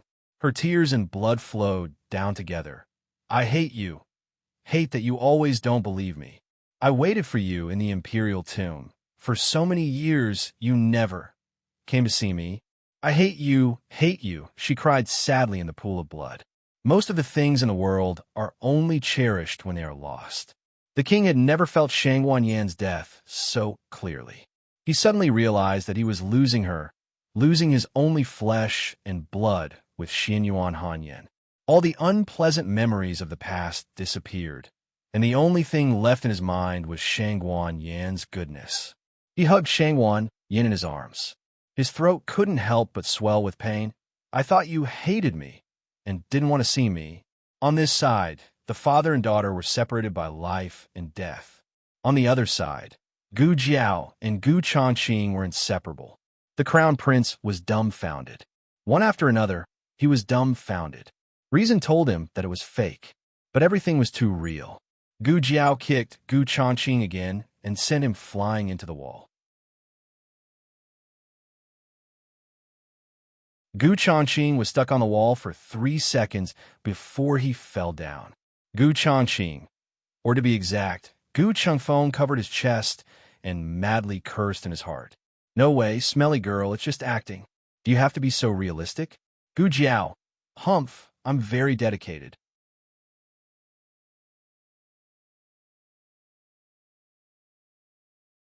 Chapter 773. Gu Jiao's literary drama is not good. It's very exaggerated and easy for people to fall out of character. But her martial arts drama is really good. Every move, every style, to their heart's content, makes people cry out in satisfaction. Genie Guard Leader. Cough, cough. It seems that this feeling is not right. What are you doing? Hurry up and help. The Crown Prince finally came back to his senses. In fact, he was still somewhat confused. It's mainly because Xiao Heng and the others' acting is too good. The Crown Prince himself was almost moved. He seems to see the Emperor and Shangwan Yin have an accident. His dawn has come. He is going to ascend the throne. On the importance of actors and scripts. Of course, he hasn't completely lost his mind. He doesn't have the guts to kill his father. The Genie Guard leader received the order and rushed toward Gu Jiao and Gu Changfeng. Gu Qingfeng's lips hooked up. Great, you can't help me. Let's kill him together. Kill the Emperor, that rotten old man. The Genie Guard leader staggered. Mother, I'm not here to help you. I'm here to kill you. If Gu Qingfeng doesn't admit it, you're not here to kill me. In the three-way melee, the Emperor's attention was attracted by Shangwan Yin. How could he care about the 3 people fighting? That's it. Kill Xiao Lulang. Gu Changfeng caught the Genie Guard leader's sword with both hands and opened his mouth. The Genie Guard leader was mad. Stop acting. Gu Qingfeng, you saw through me. I'm indeed injured. I can't force myself to use my martial arts. I'll leave the rest to you. I'm going to treat my injuries. The Genie Guard leader's body shook. This is also possible. Gu Changfeng dodged and pushed him away. Gu Jiao perfectly dealt with the genie guard leader. The next one is Gu Qingfeng. He can't be left alive. If he dies, there will be no evidence. Gu Jiao snatched the long sword from his hand and turned around to stab his waist. The blood bag that she had hidden in advance instantly burst open. Gu Qingfeng flicked his wide sleeves and stuffed a small blood capsule into his mouth. He bit the capsule and spat out a mouthful of blood. He fell straight to the ground. Die! In the end, Gu Jiao's sword was pressed against the crown prince's neck. Stop! Xiao Heng's expression was grave as he called out to her. Young Master Xiao, it would be better if His Highness the Crown Prince was handed over to my imperial grandfather. On the other side, Shangwan Yan's head tilted in the monarch's arms and her arms drooped down. The emperor's face's face. Yan. Gu Jiao threw her sword away and walked over quickly. She knelt down on one knee and said, "Let me see." Chengfeng's fingertips touched Shangwan Yan's neck. She's still breathing. She should have fainted due to excessive blood loss. Her situation is very dangerous. The bleeding must be stopped immediately. The emperor taking the initiative to punish Shangwan Yan and passively watching Shangwan Yan get injured were two completely different states of mind. One was that he knew in his heart that he wouldn't hurt Shangwan Yan's life. The other was that he could only leave everything to God. The emperor forced himself to calm down. Where's the state preceptor? State preceptor, open the door. Call the state preceptor in. Gu Jiao and Xiao Heng quietly exchanged a look. Xiao Heng said, "I'll see how to open the door. Xiao Darren, please find a way to stop my mother's bleeding." According to the plan, the door was unbreakable. The emperor must be immersed in this atmosphere. He must feel the anger of being betrayed by his son, the pain of being saved by his daughter, and all the debt he owed to his daughter. In this state of mind, the emperor could give the most impulsive punishment to the crown prince. "Please give her to me," Gu Jiao said to the emperor. The emperor's hands trembled as he handed Shangwan Yan, who was covered in blood, to Gu Jiao. Gu Jiao put Shangwan Yan on the floor. "My clothes are wet. It's inconvenient to treat the patient's wound. Your Majesty, please lend me your clothes." The emperor took off the bright yellow dragon robe and handed it to Gu Jiao without saying a word. He was even willing to give up his precious dragon robe. The monarch was really going all out this time. Gu Jiao didn't care about the emperor's dragon robe. The emperor must pay a big enough price for Shangwan Yan so that it would be more unforgettable. Gu Jiao tore the dragon robe. "Remember, Emperor of Great Yin, this is the evidence of your love for Shangwan Yan. When you recall it in the future, you must be moved by today's action. Hurry up and deal with the crown prince." The secret room was suffocating. "State preceptor, how do we open this door? Can you open it from the outside?" Xiao Heng stood behind the iron door and asked anxiously. In fact, the mechanism of the iron door was pulled by Gu Qingfeng. It was impossible to open it from the outside. Outside the door, Yi Qing looked at the state preceptor with a complicated look. The state preceptor said, "We're trying to find a way. You can hold on for a while." Yi Qing was shocked. Xiao Heng said, "Hurry up. My mother's injury is too serious. She will die soon." The state preceptor said, "I know. Yui, go and find some tools to pry open the door." "Yes." Shifu. Yui's feet did not touch the ground as he left. Only Yi Qing was left looking at the state preceptor in surprise. He wanted to say something, but stopped. Outside the door, in addition to the death warriors and disciples of the state preceptor hall, there were more than a dozen crown prince's brocade guards. He had some doubts, so he had to wait until private to talk to his master. In the secret room, when the emperor heard that the door couldn't be opened for a while, he couldn't help but be anxious. He asked Gu Jiao, "How is she? Hasn't the bleeding stopped yet?" Gu Jiao knelt beside Shangwan Yan and tried to stop the bleeding for Shangwan Yan. Her face was also full of Shangwan Yan's blood, which looked shocking. Gu Jiao said, "Not yet. The injury is too serious. There are no medicinal materials or surgical equipment here. There is no effective way to stop the bleeding." Gu Jiao's words were the last straw that broke the camel's back. The emperor's anger toward the crown prince finally reached its peak. He coldly walked toward the crown prince. "I thought you were kind and respectful. Among all the princes, you have a most innocent heart. Even Elder Yang praised you for your good words and actions. You never forget the cleavage. You're neither the eldest son nor the first son. I resolutely set you as the crown prince of the great Yin. Over the years, I know you've played some political games in the open and in the dark. I allowed you to cultivate your own forces and turn a blind eye to your efforts to win over the aristocratic families. I know you can't be a scheming and opinionated emperor. As long as you don't go too far, you can use the appropriate means. But Jin never thought that Zhen's indulgence would actually grow your ambition. You're not satisfied with being the crown prince, are you? You want to kill the emperor. You want to ascend the throne as soon as possible. The emperor's aura was released. The crown prince's legs went soft, and he knelt on the ground. Father, I didn't kill the emperor. I also don't know what's going on with Long Out Yin. Father, if you don't believe me, please summon Pang Hai. Pang Hai can prove that he colluded with Xiao Lulang first. Then go to my mansion.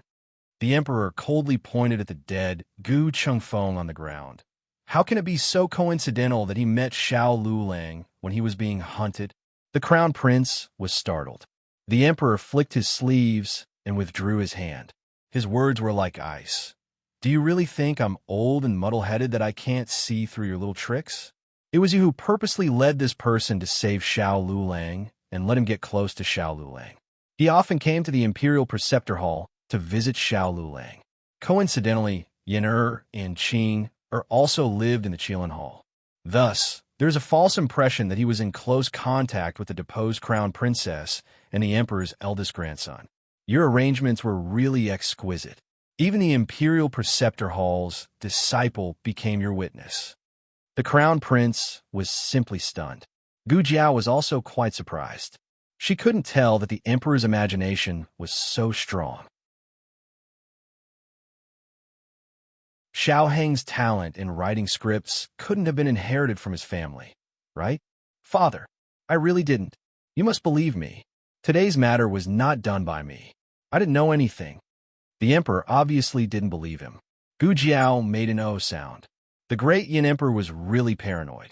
However, speaking of which, if he wasn't paranoid, he wouldn't have destroyed the Xinyuan clan because of a mere prophecy or two. Everything in the world is a double-edged sword. The crown princess and the Xinyuan clan were once hurt by the emperor's paranoid nature. Now, it's your turn. The heavenly law is good for reincarnation. The emperor looked at the crown prince in disappointment. He held back his monstrous anger and heartache. Your virtue is unworthy of your position. You can even do things like killing your father and killing the emperor. It's my fault that I didn't see the big picture at that time. That's why your ambition grew day by day and reached a point of no return. Fortunately, it's not too late to set things right. Jean de Quan. Xiao Heng turned around and said blankly, Imperial Grandfather, Eunuch Zhang is not here. The emperor said without hesitation. Then you record it. Xiao Heng nodded blankly. Yes. Imperial Grandfather, please instruct me. The iron door was thick and heavy. It was soundproof, but for masters with internal force and strong five senses, it wasn't difficult to hear the conversation inside. When the emperor finished reading the last sentence, the crown prince's desperate cry came from the secret room. Don't, Imperial Father. Yi Qing couldn't help but look at the state preceptor again. What should I do? The door can't be pried open, huh? It's open. It's open. Of course it could be opened. Xiao Heng pulled the mechanism. He did it very carefully. In the eyes of ordinary people, it was he who pried open the iron door. But Yi Qing clearly knew that this iron door couldn't be pried open with tools. The imperial grandson and Xiao Lulang thought that locking it from the inside would prevent them from breaking in, but in fact, there was a main mechanism outside the iron door. A gentle pull could make the iron door collapse instantly. This was the main mechanism that only Yi Qing and the state preceptor knew. Yi Qing wanted to ask his master, why didn't he open the door? But in the end, he didn't ask anything. He was his master's disciple. He only needed to believe in his master and follow his master. After everyone had entered the secret room, Gu Jiao said without changing her expression, all of you can leave. It's not easy for her to move around. I'm going to stitch her up here. Your Highness Zhang's son, please go to my room and bring my medicine box over. Okay, Xiao Hong said. State Preceptor. The emperor looked at the state preceptor. Gu Jiao was really worried that this guy would say, "Let this lord take a look," and she would be exposed. The state preceptor said, "Your Majesty, let's leave first." When the emperor heard him say this, he didn't insist on letting the state preceptor treat her. After all, the last time Shangguan Yin was seriously injured, it was Xiao Luling who pulled her back from the gates of hell. Xiao Yolong's medical skills seemed to be above the state preceptor. The group of people went out of the secret room. Xiao Hung took Gu Jiao's small medicine box and then went out of the secret room. He had a reason to stay inside, but it was safer for him to stay outside. First, to prevent someone from breaking in, and second, to deal with Gu Chengfeng's body. The emperor's eyes were about to crack, and his headache came again. Xiao Hung supported him and said with concern, "Imperial grandfather, you go to the side room to rest first. I will take care of things here." The emperor nodded and went to the side room, diagonally opposite. Xiao Hung called his coachman and asked him to find a place to bury the body. In the secret room, Shangguan Yin fell asleep. In order to achieve the effect of excessive blood loss, Shangguan Yin took a little medicine, which can reduce the body temperature and weaken the pulse. The side effect is drowsiness. It's just that Gu Jiao didn't expect her to really fall asleep. How big is this person's heart? Shangguan Yin, don't you need strength to cry? Gu Jiao first took away the blood bag and port props from Shangguan Yan's body and changed her into dry clothes. Then, she took out the small medicine box and put it in the groove on the wall. Today's matter was a trap from beginning to end. From the moment Gu Changqing was seriously injured and went to Gu Jiao, he decided to use his injury to do one last thing for Gu Jiao. He wanted to pretend to assassinate the crown princess and frame the crown prince.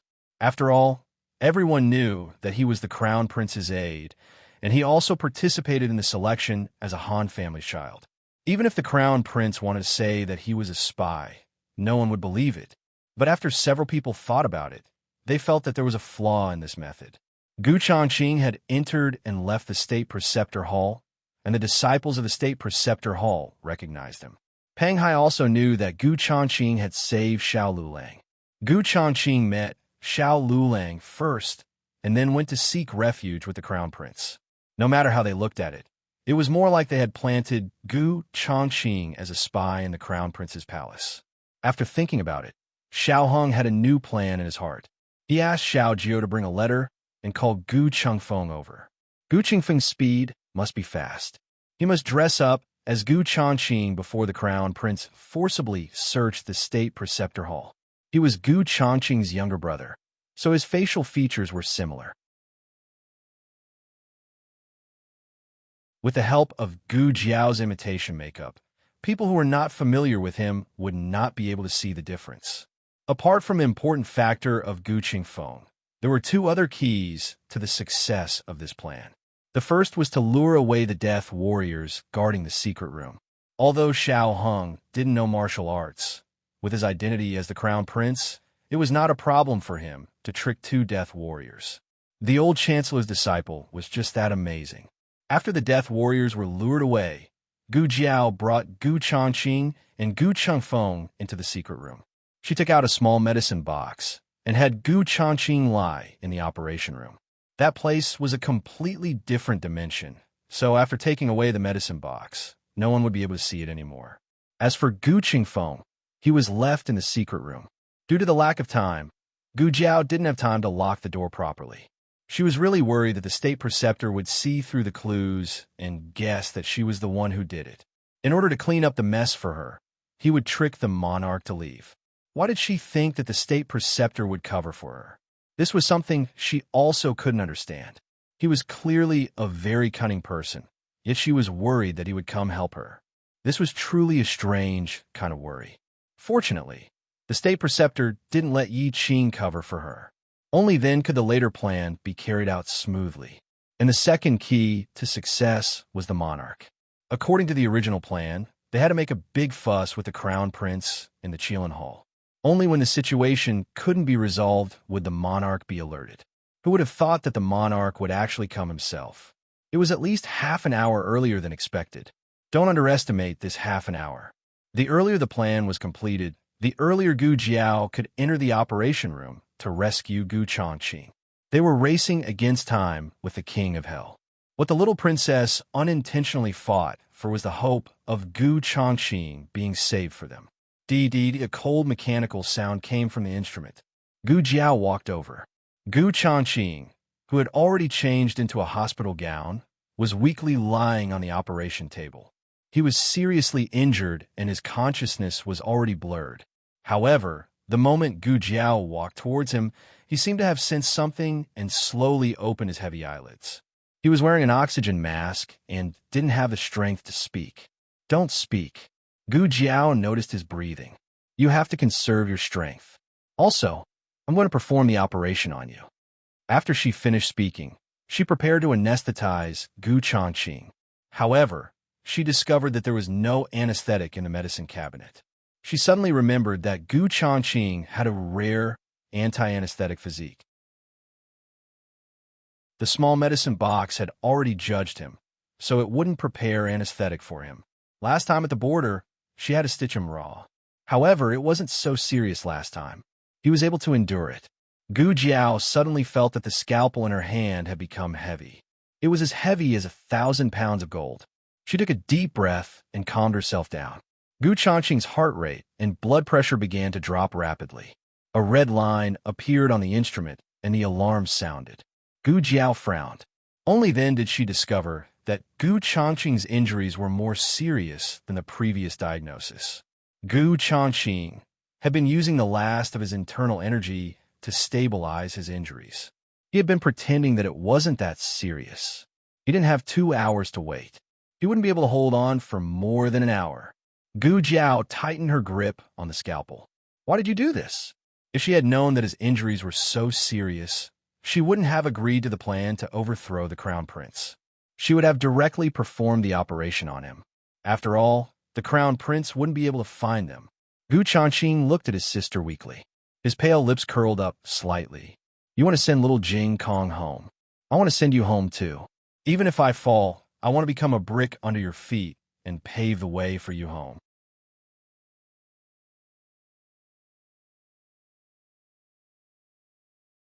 Chapter 774. In the middle of the night, the crescent moon hung high in the sky. Rinshou Palace was silent. Jiao, on the phoenix bed, Empress Dowager Zhuang woke up with a start. She opened her eyes and saw the familiar top of the bed. She was in a trance for a moment. Empress Dowager, what's wrong? Eunuch Qin, who was on duty outside the door, heard the movement. He pushed the door open and came to Empress Dowager Zhuang's phoenix bed. He lifted the curtain and hung it with a hanging hook. This summer was not as hot as previous years. In addition, there was an ice basin in the bedchamber. Eunuch Qin came in and felt cool, but Empress Dowager Zhuang was sweating. Empress Dowager Zhuang was panting in shock. Eunuch Qin looked at her worriedly. Empress Dowager, did you have a nightmare again? Did you dream of Miss Gu again? I just heard you call Miss Gu's name. Empress Dowager Zhuang lifted the thin silk quilt. Eunuch Qin knew that she wanted to get out of bed and quickly reached out to help her. Empress Dowager Zhuang sat up with his help. Eunuch Qin wanted to kneel down to help her put on her shoes. She waved her hand. It's okay. In Bai Shui Alley, no one served her. She had to work. She was used to it. Empress Dowager Zhuang walked to the window with her shoes on. Eunuch Qin put down the curtain and walked over to open the window. He lit a piece of incense that Gu Jiao made before she left. Empress Dowager Zhuang looked at the stars in the sky and the lonely crescent moon. She sighed. I've been gone for so long. I don't know how things are over there. Did Guyan survive? Eunuch Qin smiled. Young Master Gu is blessed by the heavens. He will be able to turn misfortune into blessing. What's more, he has Miss Gu and Lord Shao by his side. Empress Dowager, are you still worried about their abilities? Empress Dowager Zhuang's eyes. The Yin Kingdom is an unshakable mountain. A person's ability is small and ridiculous in front of this mountain. But even so, these two children will not give up, right? Empress Dowager, What was she talking about? Why did he not understand? Empress Dowager Zhuang said faintly. A mayfly trying to shake a tree. How ridiculous is that? The more eunuch Qin listened, the more confused he became. Empress Dowager Zhuang looked in the direction of the Yin kingdom. I've been dreaming of bad things these days. Eunuch Qin asked respectfully, What did you dream of? Empress Dowager Zhuang said with lingering fear, I dreamed that Jiao Jiao fell in a pool of blood on the land of the Yin kingdom and could never return to my side. Eunuch Qin hurriedly said, You're too worried about Miss Gu. What you think about in the day, you dream of it at night. What's more, dreams are the opposite of reality. Seeing blood in a dream, unexpected wealth in a dream. Empress Dowager Zhuang nodded thoughtfully. It seems that there is such a thing. Eunuch Qin smiled and said, How can I coax you? Empress Dowager Zhuang still stared into the distance. I remember telling you that before I was 16, I was the legitimate daughter of the Zhuang family. After 16, I was the empress of the Zhao kingdom. At 40, I became the empress dowager of the Zhao kingdom. I have been living for the Zhuang family, the imperial court, and the Zhao kingdom all my life. At this age, I don't have many years left to live. I want to live for myself. Eunuch Qin was scared by these words and hurriedly said, Empress Dowager, you have to live a long life. Empress Dowager Zhuang said calmly, I don't want to live a long life. I just want my Jiao Jiao back. Clear Water Alley. The old chancellor finished writing the last memorial and put it on the table with an inkstone. He took a deep breath and said, There should be no more, right? What should be explained has been explained clearly. But even if it was not explained clearly, it doesn't seem to be a big problem. I'm not the only one in the imperial court. He was good at the study of thick black in the officialdom. When it came to dealing with people and things, he alone was better than thousands of soldiers and horses. But to help the emperor govern the country, he still needed someone like Grand Secretary Yuan. If I have neglected anything, old Yuan will naturally think it over for His Majesty. There is no need for me to worry about this. As the old chancellor spoke, he took out a bag that had been packed a long time ago from the cabinet. Finally, he picked up the document that took more than a month to successfully forge. Facing death calmly, he said, Aheng, Master has come to find you. He carried the bag and left the room. Thunder rumbled in the sky. It seemed that it was going to rain. He had to quickly go to the relay station. The carriage had already been prepared there. He removed the latch and carefully opened the courtyard door. A flash of lightning appeared, illuminating the old lady's small and gloomy figure at the door. The old chancellor was scared out of his wits and almost went to see the previous emperor on the spot. The old chancellor quickly pulled his 3 souls and 7 spirits back into his body and angrily said, Zhuang Jins, what are you doing? Zhuang Jins said expressionlessly, I also want to go. The old chancellor's eyes flashed and hid the bag in his hand behind his back. Go, go, go. Go where? Go where? I don't understand what you are saying in the middle of the night. Zhuang Jins carried the bag in one hand and raised the kitchen knife in the other hand. Her eyes were full of murderous intent. Are you bringing me or not? If not, I will kill you. Old Chancellor, Great Yin, Imperial Tutor Hall. The monarch was angered by the crown prince. His headache was getting worse and worse. Imperial Tutor Darren had a disciple boil a bowl of tranquilizing and pain-relieving medicine for him. After taking it, the monarch fell asleep under the effect of the medicine. Gu Qingfeng, who had washed off his disguise, was pacing back and forth in the corridor outside the secret room. He didn't say anything, but he was so nervous that he bit his fingers. Xiao Heng stood quietly opposite the secret room. The people in the Imperial Tutor Hall had all left. Even the 2 men of sacrifice who were guarding the secret room were standing outside the main door of the Qilin Hall. Xiao Heng looked calm on the surface. In his heart, he was very worried about Gu Changqing's situation. However, the monarch came earlier than expected. The rescue for Gu Changqing was also carried out earlier. There should be hope for him to be cured, right? My eldest brother will be fine, right? Gu Qingfeng asked. This was the 37th time he asked. Xiao Heng answered him patiently like the 36th time. Believe in your eldest brother and believe in her. Gu Qingfeng bit his fingers and muttered, "Yes, that's right. That girl can't do anything else, but her medical skills are not bad. She will definitely be able to cure my eldest brother. My eldest brother can survive. My eldest brother hasn't gotten married yet. He can't die like this." Xiao Hung didn't disturb his muttering. He looked at the dark clouds in the sky. The road they were going to take was an extremely dangerous one. It was filled with unknown dangers. Everyone could be sacrificed at any time. They were already very weak. Gu Changqing's mishap had undoubtedly made their already weak camp even worse. They had to pay such a terrible price just to pull the crown prince off his horse. It could be foreseen that the road ahead would be very difficult. But even so, they still had to go on without turning back. After 6 hours, Gu Jiao finally came out of the secret room. The moment the iron door opened, Gu Chengfeng rushed in. "How is my eldest brother?" Xiaoheng followed closely behind. Gu Jiao took the small medicine box and closed the passage to another dimension. At first glance, the secret room returned to its previous emptiness. But Xiaoheng and Gu Qingfeng had both seen the operating room when they sent Gu Changqing in. It was real, but it had really disappeared. This was the first time they had felt Gu Jiao's secret so clearly. Gu Jiao said, "He is in the intensive care unit. His life is not out of danger yet." It was strange. In the past, she could only see the operating room. There were several doors in the operating room. In the past, she could only open the door that connected to the secret room. Today, another door was opened. Behind the door was an intensive care unit. She guessed that with the recovery of her strength, the damaged brainwaves had also been repaired to a certain extent. This allowed her to have more connections with the small medicine box, which also allowed the small medicine box to open more dimensions. "My eldest brother will get better, right?" Gu Qingfeng had never looked at Gu Jiao with such pleading eyes. Gu Jiao said, "I will do my best to save him." Even if there was a glimmer of hope, she would not give up.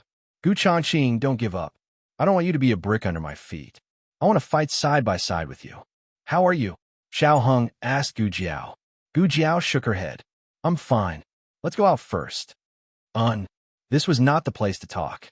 Xiao Hung carried the sleeping Shangwan Yin out of the secret room. Gu Jiao had to go back to the room to change her clothes before coming in. Gu Qingfeng was the last one. He looked at Gu Jiao's obviously delicate and slender back, but seemed to be full of endless power. He thought of her incomprehensible secrets. He opened his mouth and stopped her. Are you a god in the sky?" Gu Jiao paused her footsteps, half-turned her head, and looked at the shadow on the ground. "Maybe I'm just a demon." Gu Qingfeng froze. "This road is very dangerous. I'll go alone. Don't come near me. Don't make any more sacrifices." "It doesn't matter." Gu Qingfeng clenched his fists and looked at her back. "Whether you're a human or a ghost, a god or a demon, it doesn't matter. You're not afraid?" Gu Jiao stopped and asked him. Her ability and her knowledge were not something that people in this space-time could understand. It was easy for people to regard her as a monster. Gu Qingfeng's heart was terrified, but his mouth didn't admit it. "How can a demon be injured? It also bleeds the same blood as us." "Gu Jiao, is it?" Gu Qingfeng coughed softly. "Hey, big brother is injured. I'll protect you from now on." Gu Jiao continued to walk forward, faintly pulling her lips. "Be me first." Gu Qingfeng's face darkened.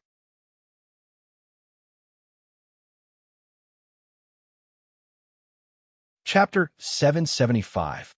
Gu Jiao first went to Xiao Heng's place to see little Jing Kong.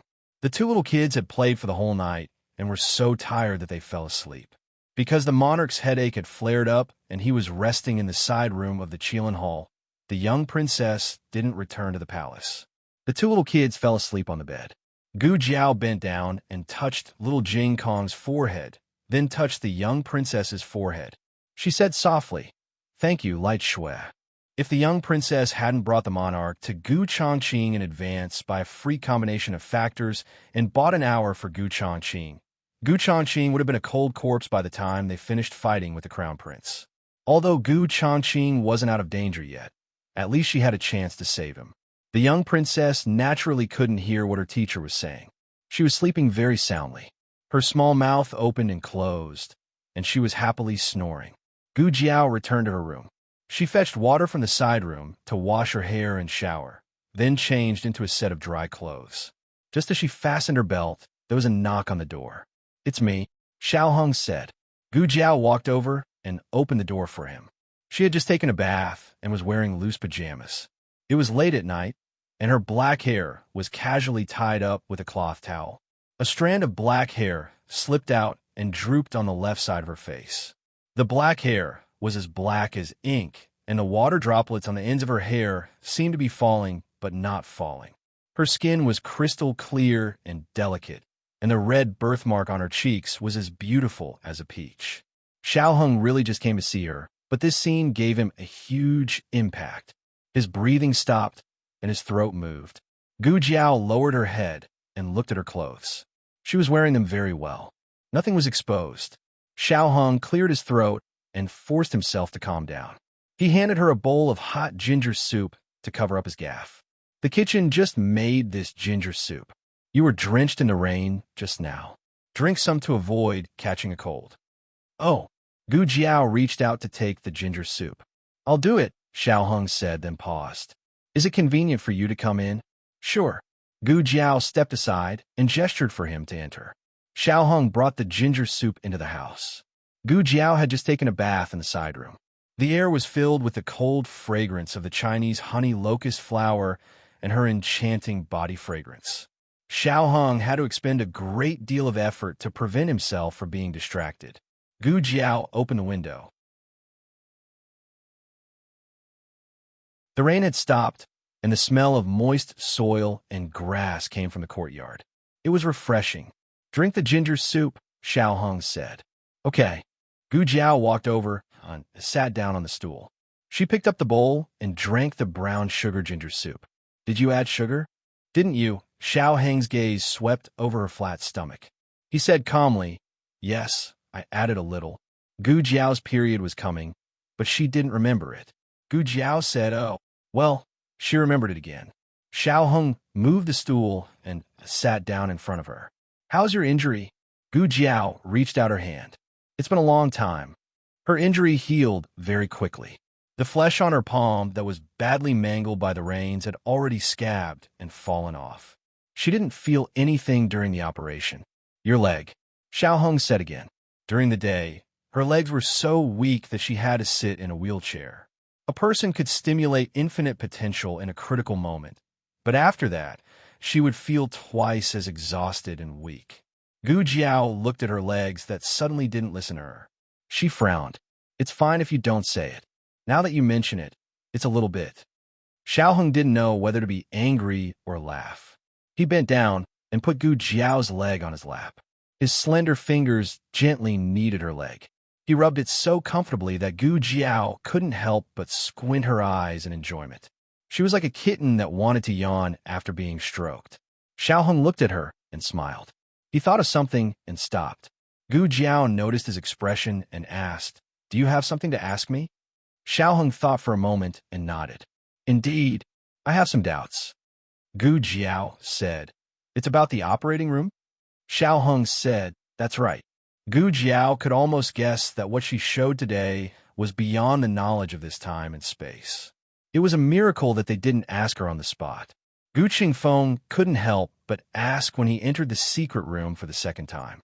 He was more powerful and had been holding back until now. "What do you think?" Gu Jiao asked. Xiao Hing thought of the sentence that he heard in the corridor. Gu Qingfeng asked if she was a god. He said, "I almost thought that you were a fairy in the sky and used the magic of the 9 palaces in the sky." Gu Jiao smiled. "It's actually not magic. It's science." Xiao Hong was slightly stunned and looked at her in confusion. "Science." Gu Jiao chose her words carefully and said, "There are many dimensions in the universe, and each dimension has its own space. Maybe there's a car in front of us, but because of the different dimensions, we can't see each other." Xiao Hung didn't quite understand. However, he had read an entire book of the Yin Kingdom and received a lot of knowledge in the field of mathematics that didn't belong to this time and space. Compared to Gu Qingfeng, who couldn't digest such information at all, his acceptance level was much higher. Can you tell me about it? He was full of curiosity.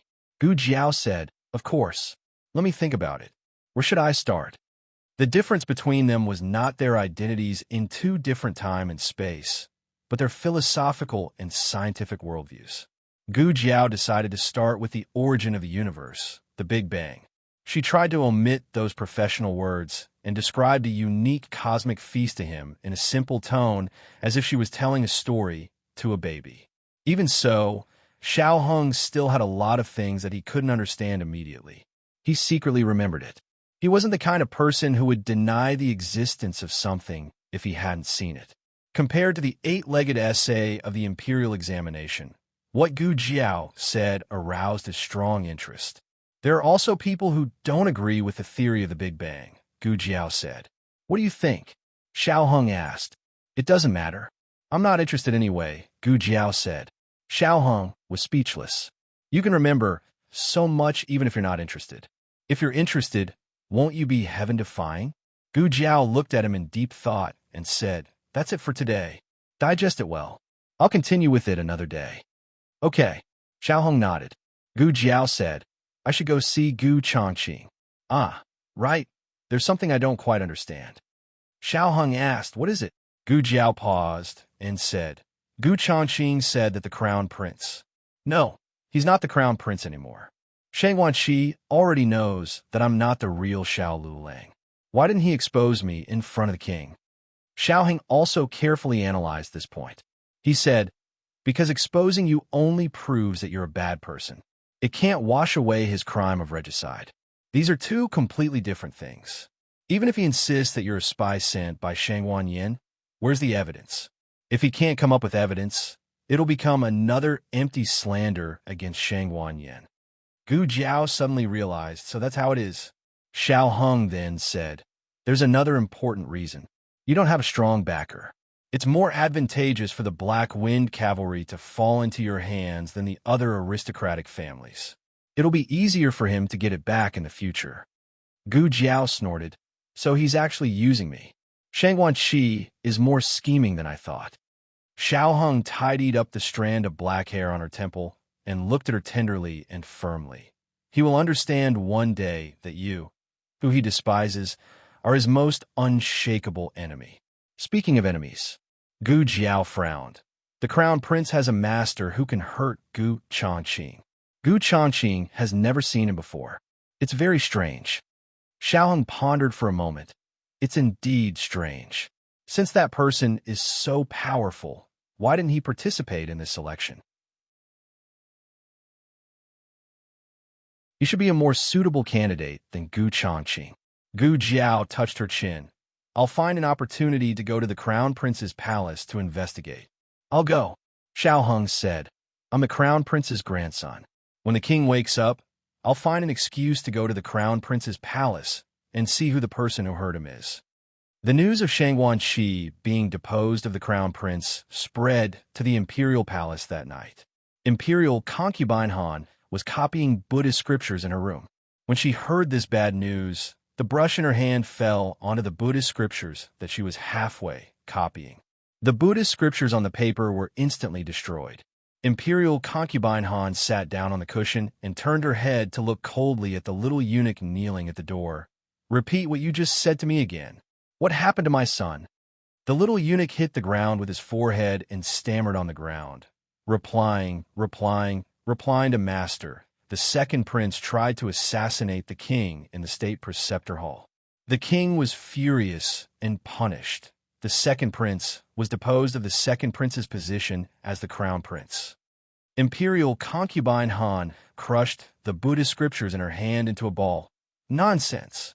How could the crown prince try to assassinate the king? The little eunuch said in fear. This servant just heard the news. Imperial concubine Han sternly said, Go, call the people around the crown prince. Yes. The little eunuch scrambled out. There's no need to call. This matter is true.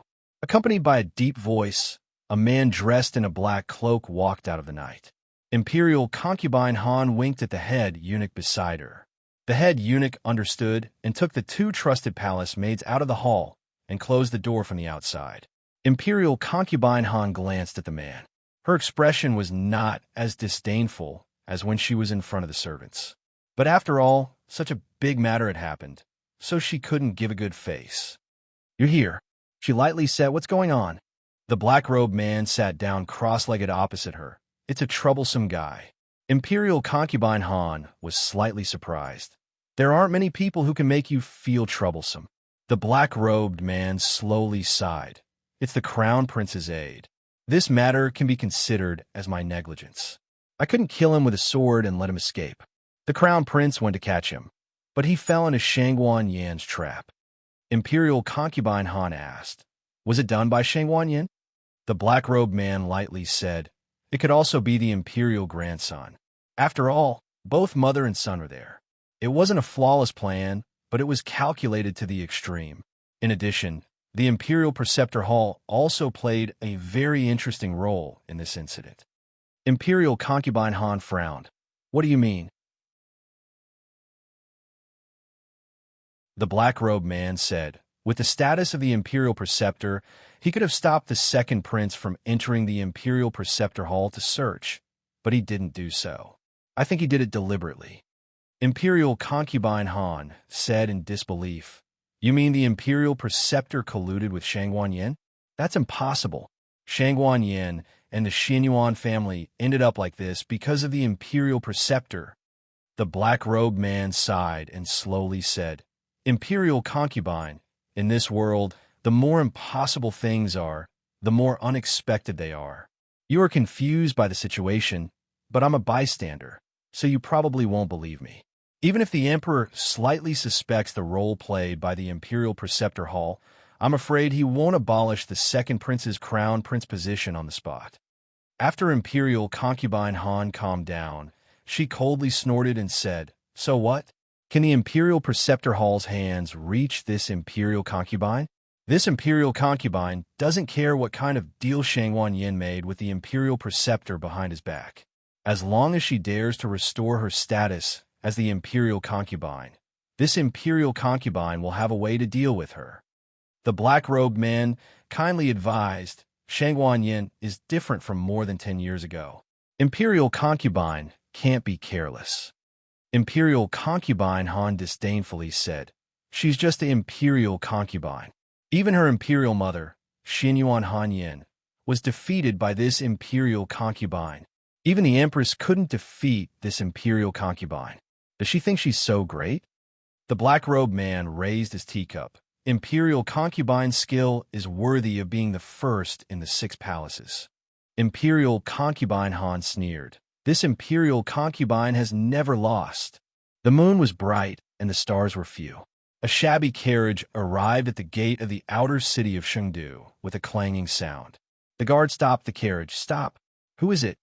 The coachman stopped the carriage. A little old man with a serious face and a hint of a saint's aura lifted the curtain of the carriage and handed over the document in his hand. "Little brother, please make an exception. We are in a hurry to enter the city." The guard opened the document and looked at it. "Are you the master of Lingbo Academy? Why are you out of the city?" The little old man smiled and said, I went back to my hometown to visit my relatives. The gate is closed." Another guard in the city yelled. Generally, when the gate was closed, no one was allowed to enter the city. The little old man gave him a money bag. The guard weighed it and was very satisfied with its weight. He put the money bag into his arms without leaving a trace and said with a solemn expression, "A lot of things have happened in Chengdu recently. Those who come to Chengdu have to be strictly checked. It's reasonable to check your travel permit to return home, but the guard who checked the travel permit got off duty a quarter of an hour ago. But I see that you're old, and it's inconvenient for you to sleep outside, so I'll make it easy for you. Wait, who else is in the carriage?"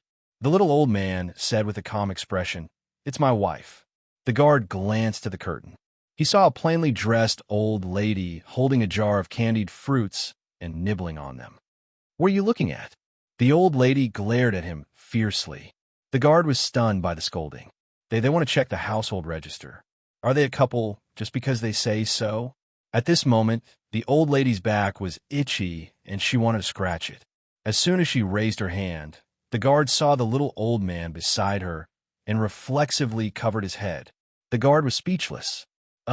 She wouldn't be able to do this without being oppressed for decades. There was no need to check. If they weren't a couple, he would chop his head off.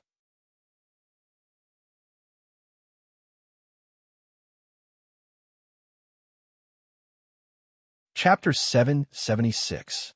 At this moment, Gu Jiao and Xiao Hung did not know that their great-aunt and son-in-law had already entered the city in a small broken carriage that was leaking wind and rain. After Xiao Hung returned to his room, Gu Jiao tied her already dry hair into a single bun on top of her head and then went to the secret room. It had to be said that Xiao Heng's skills were very good. Her legs really were not as sore as before. Gu Jiao put the small medicine box into the groove and changed into sterile clothes before entering the intensive care unit. The flow of time in the two dimensions was the same. 2 hours passed in the outside world, and 2 hours passed in here. However, the place where the date was displayed on the major instruments seemed to be broken. Only the time could be seen. Right now, it was 1:39 in the morning. Gu Chongqing wore an oxygen mask, and his body was covered in tubes as he lay on the bed without any temperature. The room was very quiet. Only the soft mechanical sounds of the instruments could be heard. Gu Jiao could clearly hear each of his heavy breaths, which were difficult and unable to exert any strength. That person's sword energy had shattered his internal energy. All of his internal organs had been damaged, and half of his meridians had been broken. She had given him the best medicine, but it still could not guarantee that he would be out of danger. Beep. The door behind her opened. It was the state preceptor wearing sterile clothes who calmly walked in. "How did you get in?" Gu Jiao asked. She clearly remembered that she had locked the metal door from the inside. "The door can be opened from the outside," the state preceptor said as he walked in front of the bed. If it could be opened from the outside, then did he deliberately not come in during the day to interrupt the king's punishment of the crown prince? This guy was really strange. He was clearly one of the perpetrators of a Xinyuan family, but he repeatedly helped her, someone related to the Xinyuan family. The state preceptor looked at the unconscious Gu Chongqing and said, "Go rest. I'll guard here tonight." Gu Jiao did not move. Perhaps the state preceptor had sensed Gu Jiao's distrust towards him, so he slowly opened his mouth. "He came to look for me because of you." Gu Jiao's eyes flickered. The state preceptor continued, "He came to the Yin kingdom to cure your illness. It's not your fault that he became like this. You don't have to blame yourself. You've also risked your life for him." As he spoke, he turned to look at Gu Jiao. Coincidentally, Gu Jiao was also looking at him. Gu Jiao's eyes were full of confusion. She obviously didn't know what he was talking about. The state preceptor then said, "When we killed the heavenly wolf at the frontier of Zhao country, the heavenly wolf was killed. You knew that you were no match for Sirius, but you still wanted to get rid of this number one enemy, for Gu Chongqing. In the end, you almost died in the hands of Sirius and even contracted the plague." Gu Jiao retracted her gaze and stared at Gu Chongqing. She whispered, "Why did he even tell you this?" The state preceptor explained with a good temper, "I need to know your past, the people and things you came in contact with before and after every time you lost control. The more detailed, the better. In this way, I can give the most accurate diagnosis." Gu Jiao asked, "Have you diagnosed it?" The state preceptor shook his head. "No, your situation is very complicated and special. But," he paused when he said this. "But what?" Gu Jiao looked at him. The state preceptor said, "I've met a few people who are similar to your situation in some aspects." Gu Jiao said, "Why do you speak in such a roundabout way?" The state preceptor coughed softly. "It's a little similar to your situation, but not exactly the same. They will also lose control, mostly when fighting. The reasons for losing control are different. Some are provoked by anger in their hearts, and some are in a life-threatening situation. When they don't lose control, they're no different from normal people."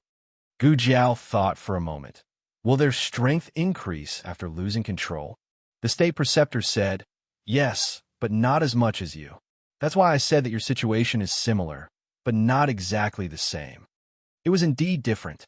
The violent factors in her body were always there, but she had already gotten used to their existence. It was like a person who was born with pain. It was normal for him to feel pain. Blood would induce her to lose control and make her suffer more. But after so many years of training, she had already controlled it very well. The uncontrollable situation was in battle. Blood, struggle, death, all the unfavorable factors added together would urge her to lose control. The state preceptor said, "I've been studying why those people lost control in the first place.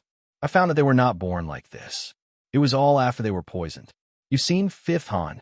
What do you think of his skills?" Gu Jiao said to the point, "Not bad." "Wait, he can't be one of them, right?" The state preceptor said, "He's the most normal one. He almost never loses control. The reason why I included him is because his internal strength increased sharply after he was poisoned. The price was aging." Gu Jiao touched her chin. "So this is the reason why his hair turned white at such a young age. What kind of poison is so powerful?" The state preceptor shook his head. "I'm not sure. I haven't found out. The rest of them have lost control at least 3 times. These people are all very powerful experts. Among them, there are 2 people who are the most dangerous." He used the word dangerous. With his current status, it was definitely not an ordinary level of danger to describe them like this. Gu Jiao licked her lips curiously. "Who?" The state preceptor said faintly, "I don't know their real names. I only know their code names. One is in Hun, the other is Shirtian." What an amazing name. Even my Xiong is weak in comparison. The state preceptor saw her bitter and vengeful look. How would he know that she was fussing about their code names? He thought that she was thinking about the identity of the other party. He said, "And Han is now the aide of Imperial Concubine Han. If I didn't guess incorrectly, the person who injured Gu Chongqing is him." Very good. Even the real name of Gu Chongqing was known. The state preceptor faintly said, "I want to remind you, don't easily find an Han for revenge. You are not his opponent. The only person who can deal with an Han is Shirtian." Unfortunately, Shirtian disappeared from Yin Empire in 21 years. No one knows where he went. Until now, there is no news. 21 years ago, wasn't that the year when the late emperor of Zhao Empire passed away? Before the late emperor of Zhao Empire passed away, he bestowed Princess Xinyang with 4 dragon shadow guards. He also left behind a posthumous edict for Princess Xinyang and Marquis Xianping to get married during his mourning period. That year, Long Yi had entered. Gu Jiao looked at the state preceptor and asked, "How old is Shirtian?" The state preceptor recalled in his mind and said, "When he disappeared, he was still young. He was around 13 or 14 years old." It matched with Long Yi's age. Could it really be Long Yi? Gu Jiao couldn't help but think of the portrait she saw last time in Book Collection Pavilion. The youth in the portrait was very similar to Long Yi. Gu Jiao calmly asked, "Can I see the portrait of an Hun and Shirtian?" Dawn was breaking. The monarch woke up from his sleep. In the end, he had taken medicine. The medicine was still in effect, so his whole body was dizzy. Hearing the movement, Zhang Dequan hastily got up from the mattress and quietly came to the bedside. "Your Majesty, you woke up? Does your head still hurt? Do you want this slave to go and invite State Preceptor?" "No need." The monarch sat up and slowly asked, "Where's Third Princess and Light Shui?" Third Princess?" The monarch called Third Princess before Shangguan Yin was 1 month old. Since Shangguan Yin was conferred the title of Crown Princess on the 1-month-old banquet, the monarch only called her 2 names, Crown Princess in front of people and Yin behind people. The monarch might call her Crown Princess, but the monarch would never call her Third Princess. It seemed that the little mistress of Dragon, stranded in Shallow Beach, was going to restore her identity as an imperial princess. Zhang Dequan hurriedly reported, "Replying to your Majesty, little princess is resting in the next room."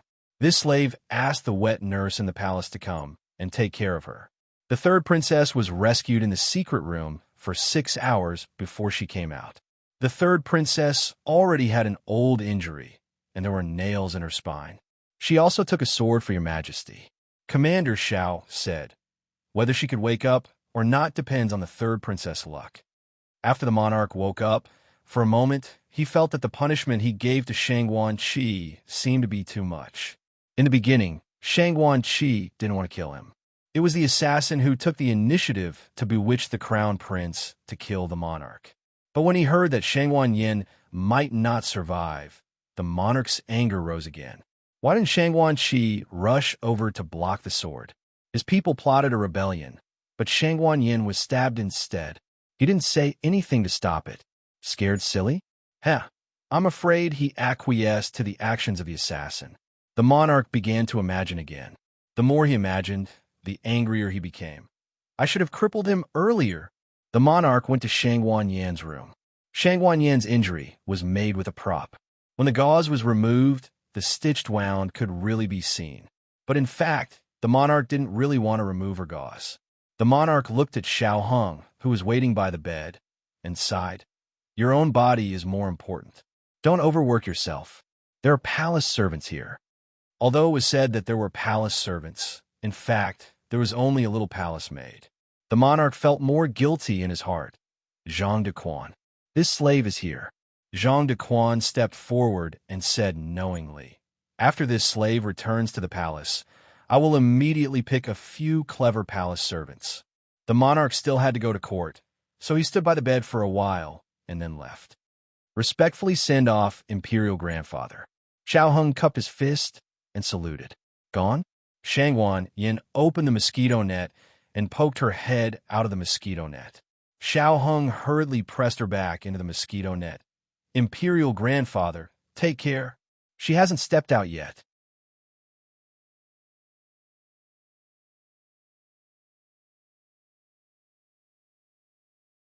Chapter 777.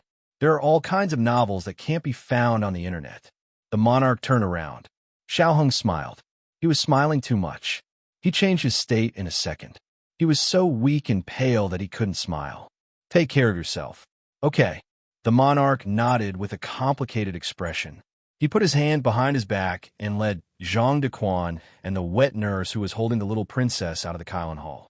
Gu Jiao stayed in the intensive care unit until dawn. She sat on the chair and fell asleep by the bed in the middle of the night. When she woke up, the state preceptor was gone.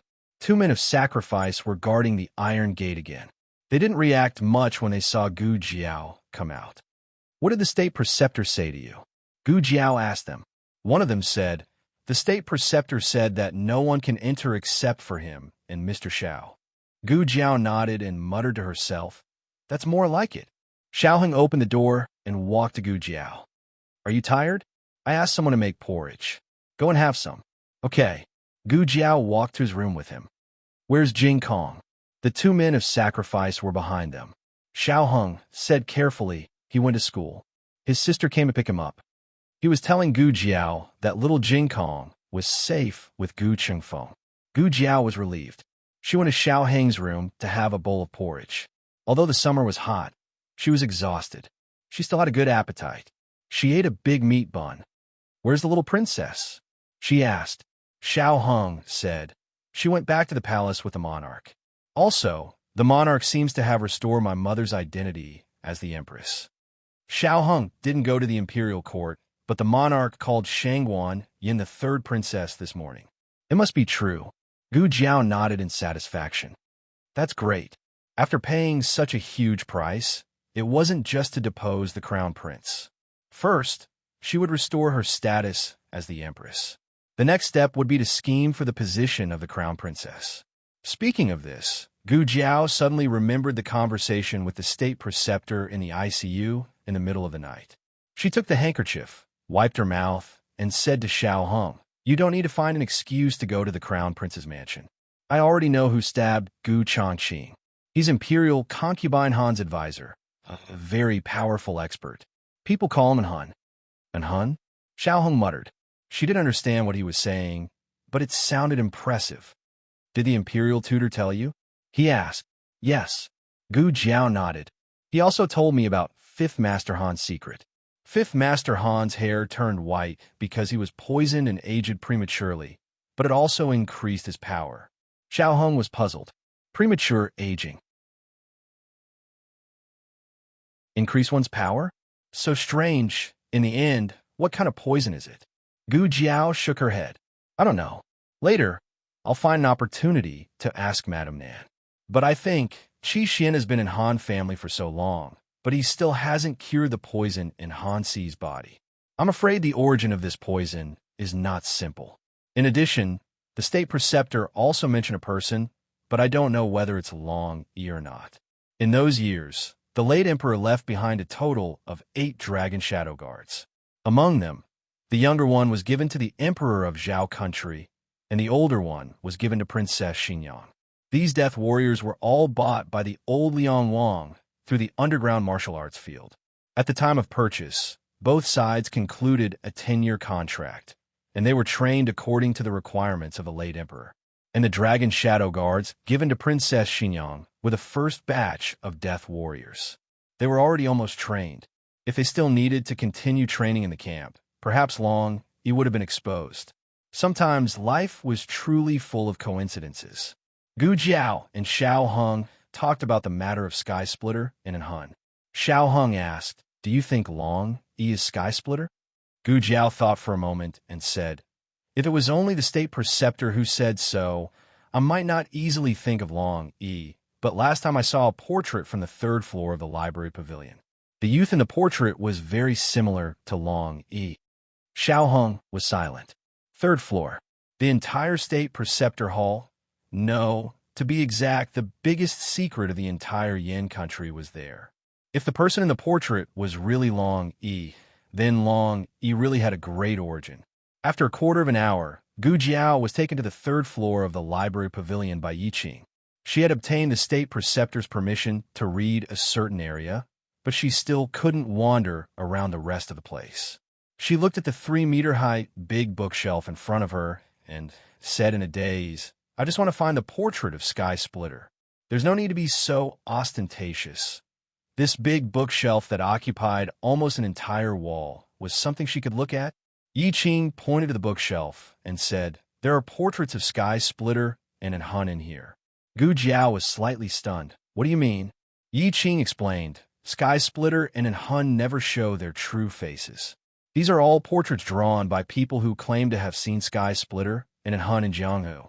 They were collected here by my master." Gu Jiao squeezed out a few words from the gap of her teeth. "This so many. How long do I have to look at them? How about I draw it for you directly, and you help me identify it?" Yi Qing said again, "We have never seen Sky Splitter. You can only identify it yourself." "What the fuck am I trying to identify?" "So even if I see the portrait of Long Yi, you can't be sure that he is Sky Splitter, right?" Father and son killing each other was a scandal. If this kind of thing happened to the emperor of Zhao country, the emperor of Zhao country would definitely adhere to the concept of family scandals not being aired in public. He would suppress the news airtight and then find another reason to punish the crown prince. The emperor of Great Yin was different. He didn't care. As soon as he went to court, he announced that Shangguan Qi had ulterior motives, slandered Shangguan Yin, and killed his father. He also let Zhang Dequan announce the imperial edict to abolish the crown prince in public. Along with the imperial edict to abolish the crown prince, there was also an imperial edict to restore Shangguan Yan's royal status. Since then, Shangguan Yan was the 3rd princess of Great Yin. The whole court was surprised. Although they had already received the news last night, when it really came from the throne room, it still made Imperial concubine Han very angry. She was so angry that her chest was about to explode. What assassination! What slander!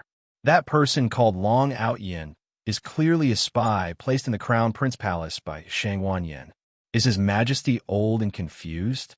How could he not even see such a big flaw? Last night, she had sent people to the Crown Prince Palace to understand the whole process of Long Outyin's visit to the Crown Prince Palace. Traps, all traps. Io, Imperial concubine, you can't talk nonsense. The head eunuch Su Gao stepped forward in fright. Be careful not to let other people hear. Imperial concubine Han snorted. This is my bedroom. Who dares to spread it out? Su Gao dryly smiled. That's true, but it's better to be careful. Su Gao went to the Crown Prince Palace to inquire about Long Outyin. To be honest, the third princess's move was really exquisite. She could predict the emperor's thoughts. He had been in the palace for so many years, but he rarely saw anyone who could predict the emperor's thoughts. Whether the monarch punished or not, it was usually the monarch's own will. Those who took advantage of the situation and took advantage of the opportunity to trip up the victims were actually just the monarch turning a blind eye to it. They were not considered very smart. Su Gao said, Imperial concubine, I'm afraid they're the master behind the third princess. Imperial concubine Han thoughtfully said, What you said makes some sense. I watched Shangwan Yin grow up. She's a straightforward person and doesn't have many thoughts. Otherwise, she wouldn't have been schemed against in the past. Su Gao hurriedly said, Isn't that so, Imperial concubine? If she has such a mind, why wait until now? She would have returned to Shang due to compete with the second prince for the position of crown prince. Moreover, the eldest grandson's temperament is different from before. It's barely acceptable for one person to change, but for two people to change at the same time, who would believe that there's no master behind them? Imperial concubine Han said coldly. We must find a master behind them. I like to see who has the guts to go against me. Su Gao smiled proudly. Imperial concubine, don't worry. Our people have already been sent to the state preceptor palace. Imperial concubine Han smiled. Oh, so fast. There won't be any flaws, right? Su Gao smiled and said, They're all personally selected by Zhang Dequan. They're all his confidants. Even if they investigate their 18 generations of ancestors, it has nothing to do with us. Imperial concubine Han smiled coldly. It's not easy to place confidence around Zhang Dequan. I've buried so many chess pieces for so many years. I originally planned to use them in more important places. But who told Shangwan Yin and her son to be so annoying? I'll borrow Eunuch Zhang's hand to eradicate these two eyesores for me. Su Gao flattered. Imperial concubine is wise. Imperial concubine Han had already begun to imagine the fruits of victory. After the matter is done, who should I frame? I think Imperial concubine Wang Xian is good, and Imperial concubine Dong Shun is also not bad. As she said this, she burst out laughing. On the other side, Zhang Dequan took 4 palace maids to the state preceptor palace. Gu Jiao went to the library pavilion, leaving only Xiao Heng in Shangwan Yan's room. Zhang Dequan respectfully bowed to Xiao Heng, who was sitting in his seat. Your Highness Zhang's son, the few palace maids outside are selected by this slave. They're nimble, diligent, and clever. Let them serve the third princess and your Highness Zhang's son first. Your Highness Zhang's son, please rest assured that their background is very clean. I know, Xiao Heng said. Zhang Dequan smiled. If there's nothing else, this slave will return to the palace first. Xiao Heng nodded. After Zhang Dequan left, Xiao Heng opened the curtain and looked at Shangwan Yin, who was sitting cross-legged on the bed holding half of a watermelon and eating it with a spoon. Can Zhang Dequan be trusted? Shangwan Yin ate a spoonful of watermelon ball. Oh, he's not bad. Xiao Heng said, So, those people outside can stay? Shangwan Yin thought for a moment. Keep them first. Zhang Dequan is the only person in the palace who won't harm me. Lingbo Academy. A carriage stopped in the alley diagonally across from it. This alley was originally for the students of the academy to park their carriages. Because this carriage came first, it occupied the first position. Arriving here, the coachman's task was completed. The old chancellor gave him the fare. The coachman took his reward and left with satisfaction. The old chancellor and Empress Dowager Zhuang sat in the carriage and waited. Are you sure we should wait here? Empress Dowager Zhuang asked. The old chancellor said, Jing Kong is attending classes at Lingbo Academy. When he finishes school, Aheng will definitely come and pick him up. Aheng will come even if I don't come to Jiaojiao. Summer in Yin country was hotter than in Zhao country. In addition to today's particularly hot weather, The carriage was baked into a steamer not long after. Empress Dowager Zhuang became a small steamed shrimp, sweating like rain.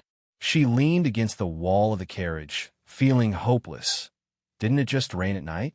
How come it didn't cool down for long before it became hot again? The old chancellor picked up a fan and fanned her. He was also sweating profusely. Yin country is really hot. I don't know if the children can handle it. Empress Dowager Zhuang did not even have the strength to speak. She felt as though she had caught a heat stroke. Her legs went soft, and she collapsed in her seat. The old chancellor saw that she was so hot and could not bear it, saying, "There's a tea shop next door. You go to the tea shop to drink some tea. I will wait here." Empress Dowager Zhuang glared at him and weakly said, "Does drinking tea not cost money?" Things in Yin country were so expensive. The children definitely did not have enough money to spend. She needed to save for Jiao Jiao.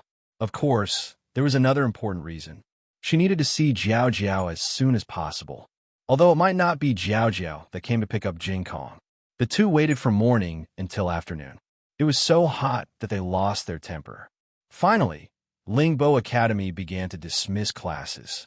Students wearing the academy's uniform walked out of the academy in high spirits. Empress Dowager Zhuang looked around anxiously. "Why don't I see any children? Go and ask around. Has the prodigy class ended?" The old chancellor went. However, since the young commandery princess had been kidnapped near the academy's vigilance had increased a lot. They were vigilant against strangers who came to inquire about information, especially about the prodigy class. The guards said sternly, "You are not allowed to inquire about the academy. If you don't leave, I will report you to the officials and arrest you." There were more officials patrolling nearby. The old chancellor was an unregistered citizen. Naturally, he could not fall into the hands of the officials. He wanted to say that he was a family member of a student. However, he looked down at his shabby appearance and swallowed the words that were on the tip of his tongue. Along the way, in order not to be remembered by thieves, they dressed very poorly. Their clothes were the plainest, and their carriage was the worn-out. The old chancellor planned to go to the nearby shop to ask around. As soon as he turned around, he heard the guard say to his companion, "Keep an eye on that old man." The old chancellor's mouth twitched. Was he being treated as a thief? What was wrong with the Academy of Yin country? Since he did not get any information, he could only wait honestly. "Don't worry. I have inquired at the inn. After school, this is the only door that can be used after school. Jing Kong will definitely come out from it. Don't interrupt. Go away." Empress Dowager Zhuang pulled his face away ruthlessly and stared at the gate of Lingbo Academy. Finally, God did not disappoint the faithful. A 10-year-old child came out. Her eyes lit up. The prodigy class is over. The prodigy class was indeed over. However, little Jing Kong and the young commandery princess were always the slowest. They received so many books that Master Lu doubted life. The young commandery princess said to her classmate, "Jing Kong, come to my house to play today." Little Jing Kong asked, "Where is your house?" "Well, over there." The young commandery princess pointed in the direction of the imperial palace, which she thought was the imperial palace. "I have played at your place so many times, but you have never played at my house." Little Jing Kong thought it was reasonable. "All right, but I have to inform Teacher Chung first. He had tutoring with Master Chung after school today. However, in his opinion, he could ask for leave for tutoring since he did not really want to go anyway." The two little kids carried their bags and went to Master Chung to ask for leave. The young commandery princess put her hands on her hips and stared at Master Chung fiercely. Master Chung did not dare to disagree. Just now, someone was asking when the prodigy class would end. I wonder if there are thieves after the princess. For safety's sake, let's go straight to the academy to pick up the young commandery princess. Yes, a carriage that looked ordinary but was actually very luxurious drove into Lingbo Academy with special privileges granted by the emperor. It stopped directly at the gate of the prodigy class. 4 imperial masters stood in a row. The wet nurse got off the carriage and took the young commandery princess's bag. "Young commandery princess, we should go back." The young commandery princess said, "Today, I want to invite Jing Kong to my house to play." The wet nurse smiled. "If the young master's family is okay with it, of course." "No problem, no problem." Little Jing Kong made his own decision. After all, he was not a bad brother-in-law. Brother Ching Feng could not control him. The two little kids got on the carriage. Two of the four imperial masters sat in the carriage, while the other two rode on horses on both sides of the carriage. The old chancellor looked around the alley. The carriage passed by him. After another hour, the last student came out of Lingbo Academy. The guards of Lingbo Academy began to close the gate. The old chancellor was shocked. "Hey, what happened? Why did they close the gate?" He looked back at Empress Dowager Zhuang in the carriage. "Did Jing Kong just come out? Did you see them?" "No," Empress Dowager Zhuang said. She was old, but she was not blind. She was very sure that she did not miss anything. The old chancellor said suspiciously, "Could it be Jing Kong did not go to school today? Could it be that something happened to them because they did not come to Lingbo Academy?" Empress Dowager Zhuang said coldly, "Shut up." The old chancellor shut his mouth resentfully. Dark clouds started to roll in the hot and humid sky. It looked like it was going to rain. The old chancellor said, "Why don't we find an inn to stay first and come back tomorrow?" Empress Dowager Zhuang said, "The gate is not closed. There is still a gap. Let's wait for a while." The aroma of meat fried with garlic floated from the restaurant next door. The old chancellor was hungry. Only then did he remember that they had been waiting for someone and had not eaten anything for a whole day. He was hungry. Since Zhuang Jins was so greedy, she must be hungry too. "I will go and buy something to eat." As he spoke, he touched his shriveled money bag and coughed lightly. He said to Empress Dowager Zhuang, "I have used up my travel expenses." He had spent all his money along the way. Empress Dowager Zhuang held the bag in her arms vigilantly. For Jiao Jiao, not a single coin could be spent. The old chancellor had no choice but to search his pockets. Finally, he found 2 knife coins that had fallen into the broken compartment of his sleeve. He was lucky. Usually, 2 knife coins could only buy 1 steamed bun. Today, it was going to rain. The boss was in a hurry to close the stall and gave the last 2 steamed buns to the old chancellor. The old chancellor gave the bigger one to Empress Dowager Zhuang. The heavy rain in Shang capital came without warning. The sky was torn open and the heavy rain couldn't wait to pour down. Mixed with the whistling wind, the stalls and carriages by the roadside were all overturned. The old chancellor held the remaining half of the steamed bun in his mouth and hurriedly pulled the window tight. The curtain of the carriage was also put down. However, the weather was too bad. The curtain of the carriage was blown apart, and the heavy rain poured into the carriage mercilessly. The old chancellor hurriedly stood up and planned to use his thin and weak body to block the wind and rain. His hands gripped the door frame tightly, but who would have expected that the roof of the carriage would be blown away in the next second? The old chancellor couldn't open his eyes because of the rain. He wanted to grab the umbrella and wanted to open it to block the rain for Empress Dowager Zhuang, who knew that before the umbrella could be opened, he was blown to the ground first. "This can't go on. We have to find a place to take shelter from the rain." He wiped the rain on his face and tried hard to open his eyes. He stretched out his hand towards Empress Dowager Zhuang. "Come down quickly. I will catch you." It was very dangerous for 2 elderly people to be exposed to such extremely bad weather. If they were slightly careless, they might fall and never get up again. Empress Dowager Zhuang's eyes had long been unable to open, so she naturally couldn't see the hand that he stretched out. She hugged the bundle in her bosom with one hand and grabbed the wall of the carriage with the other hand, moving down with difficulty step by step. She slipped, and the all-powerful Empress Dowager of Zhao country sat in a puddle in a sorry state. The old chancellor asked loudly, "Are you all right?"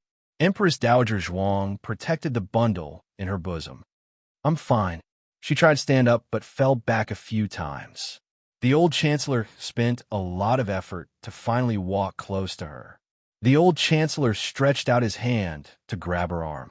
He had just pulled Empress Dowager Zhuang up, and before they could stand firm, the 2 of them fell to the ground with a plop.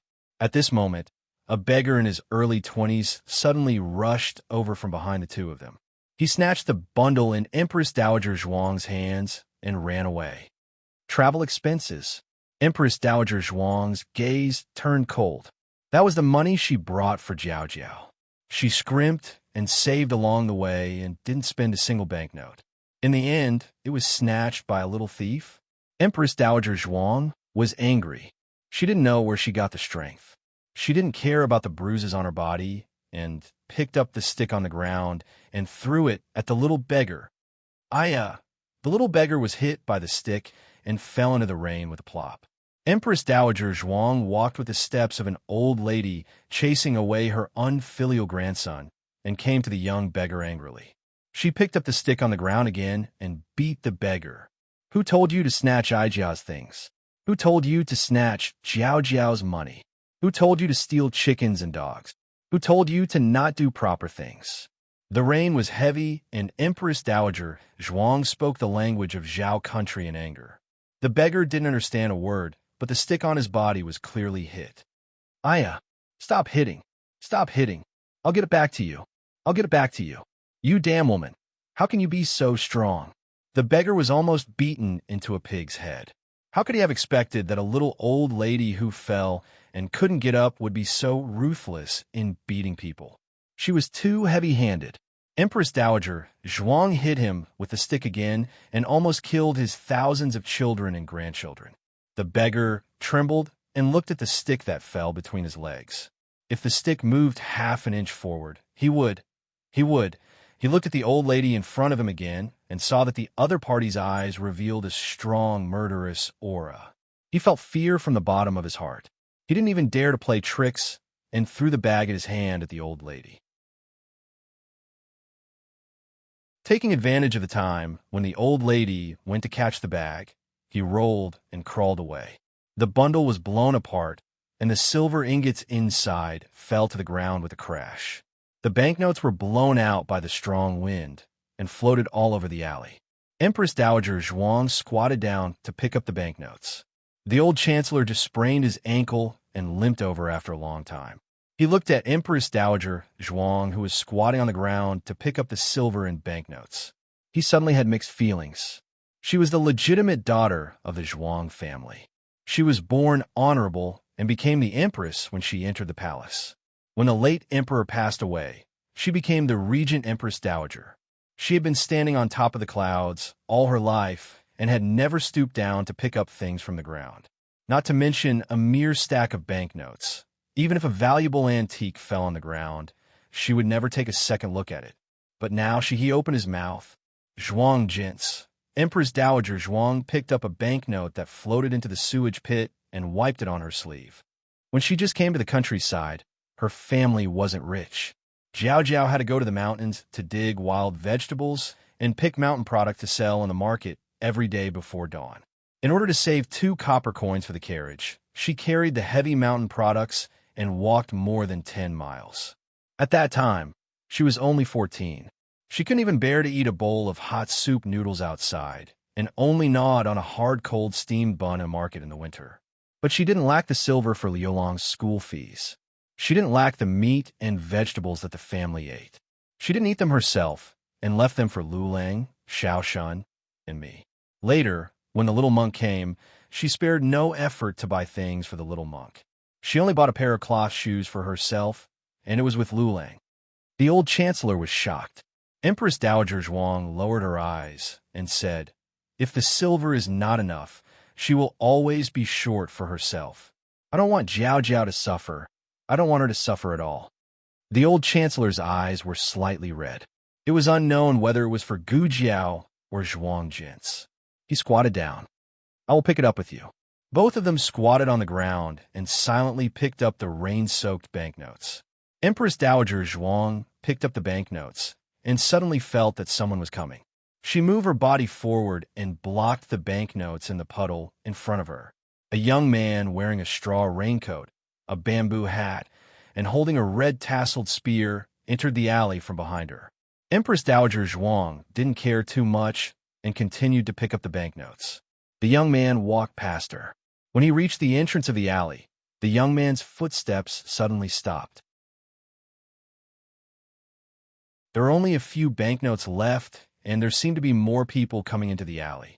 Empress Dowager Zhuang picked up the banknotes faster. Her legs were almost numb from squatting. Suddenly, a familiar voice came from behind her. "Great Aunt?"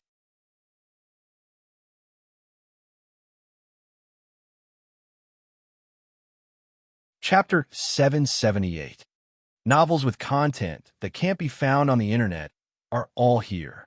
Empress Dowager Zhuang stopped picking up the banknotes. The rain was heavy and the wind was strong. If Empress Dowager Zhuang looked up, she couldn't open her eyes at all. She squatted stiffly on the ground in the rain, like a little old lady in the countryside picking vegetables in the ridge. She paused for a moment and then continued to pick up the banknotes. She must have wanted Jiao Jiao so much that she heard wrong. How could Jiao Jiao appear here in such a heavy rain? "Great Aunt." It was another familiar voice. This time, the voice was directly above her head. A young man wearing a straw raincoat and a bamboo hat knelt down on one knee beside her. Empress Dowager Zhuang still couldn't raise her eyes, but she caught a glimpse of the ugly red tasseled spear, the little braid, and the big red flower. She couldn't be more familiar with it. However, Empress Dowager Zhuang's eyes suddenly stopped looking up. She lowered her head and brushed her messy hair on her cheeks in the rain, trying to straighten her hair so that she didn't look so embarrassed. She also moved her feet that were numb from squatting, as if she also wanted to make a squatting posture that wasn't so embarrassing. Gu Jiao tilted her head and looked at her. "Great Aunt, is it really you? Why are you here?" This time, Great Aunt's tone was no longer questioning. She was really sure that she had met the person who was least likely to appear in the Great Yin Kingdom. It was also the person she had been thinking about. The old lady suddenly felt wronged. She was robbed on the street, stuffed into a steamed shrimp in the carriage, beaten by the wind and rain, and fell down again and again, but she didn't feel wronged at all. However, Gu Jiao's great aunt broke all her strong feelings in an instant. Her eyes turned red. She was like a child who had been bullied outside and was finally found by her parents. Her small mouth and nose twitched. She said with a crying voice, "Why did you come so late? I've been waiting for you all day." Gu Jiao didn't know what to do. She said blankly, I just walked too slowly. I'll pay more attention next time. I want to take a carriage. I'll ride a horse, the Black Wind King." The old lady didn't understand what the Black Wind King was. She squatted on the ground with the banknotes in her hand, sobbing in grievance. "I'm not crying," she said stubbornly. Yes, Grandaunt didn't cry. Gu Jiao hurriedly took off her straw raincoat and draped it over Empress Dowager Zhuang. "Jia doesn't need it. You wear it," Empress Dowager Zhuang said. Not only did she refuse Gu Jiao's straw raincoat, but she also took off the bamboo hat on her head. Gu Jiao stopped her. With Gu Jiao's strength, it was a piece of cake for her to stop an old lady. She tied her bamboo hat and straw raincoat tightly, making it impossible for Empress Dowager Zhuang to take them off. Seeing this, Empress Dowager Zhuang no longer made a futile struggle. She sniffed and pointed at a banknote in front of her. "This is the last one. My feet are numb." Gu Jiao went to pick up the banknote and handed it to Empress Dowager Zhuang. After Empress Dowager Zhuang took the banknote, she didn't put it away immediately. Instead, she handed it to Gu Jiao along with the rest of the banknotes in her hand. "Here, this is for you." Many years later, when Gu Jiao galloped on the battlefield, she would always recall this scene. On a rainy day, she ran for thousands of miles, squatted on the ground, and picked up the banknotes one by one, just to hand them to her in perfect condition. When she lived in the school in her previous life, she never understood why her roommate's mother would transfer several cars from the distant countryside to the city. She was so carsick, just to give a jar of pickled vegetables to her daughter who lived in the school. She thought that she understood that kind of feeling.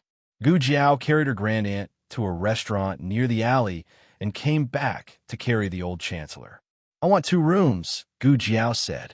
The old chancellor had been pacing back and forth in front of Lingbo Academy and had long been watched by the nearby shops.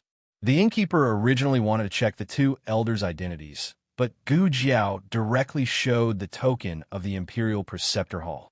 The innkeeper instantly tensed up. Old master, old madam, please. Young master, please. Get 2 buckets of hot water. Gu Jiao ordered. The innkeeper hurriedly responded, Yes. Yes. Coming right now. Empress Dowager Zhuang looked at the innkeeper, whose attitude had changed abruptly. What token do you have that is so useful? She was worried that the children would live a hard life because of various reasons, but it seemed to be different from what she thought. The token of the Imperial Preceptor Hall. Gu Jiao said truthfully. Empress Dowager Zhuang calmly acknowledged. At this moment, she was immersed in the excitement of being recognized by Gu Jiao and didn't realize what the Imperial Preceptor Hall was.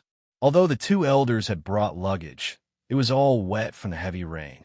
After Gu Jiao sent the 2 elders to their respective rooms, she went to a nearby clothing store to buy a few sets of dry clothes. She had spare clothes in the carriage. Gu Jiao came to pick up little Jing Kong today, but who knew that the little guy went to the palace with the young commandery princess? Empress Dowager Zhuang's mouth twitched. Was the little monk doing so well? He could even visit the palace of the great Yin dynasty? Then why did you use it as a weapon? Empress Dowager Zhuang's eyes were very sharp. Gu Jiao scratched her little head. I have a lot of enemies recently, so I used it for self-defense. Empress Dowager Zhuang sat in the bathtub behind the screen and calmly acknowledged. It was as if she was saying that this was the right way to open the door. She knew it was not peaceful, and she came at the right time.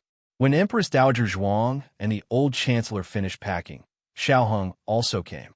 When Gu Jiao went downstairs to buy clothes, she asked the coachman to go back to the Imperial Preceptor Hall and asked Xiao Heng to come to this restaurant. Xiao Heng didn't know it was his grandaunt and the old chancellor who came. When he entered the room and saw the 2 elders sitting on the armchairs, he was so shocked that he couldn't close his mouth. There weren't many opportunities to see Xiao Heng lose his self-control like this.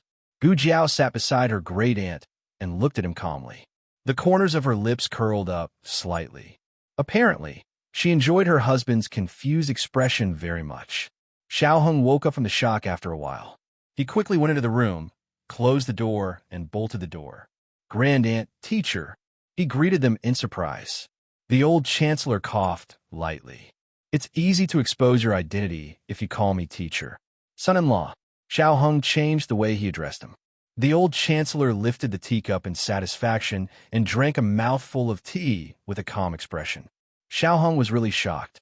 He couldn't believe what he saw, but the 2 elders really did appear in the great Yan's capital. Xiao Heng took a deep breath and suppressed the remaining shock in his heart.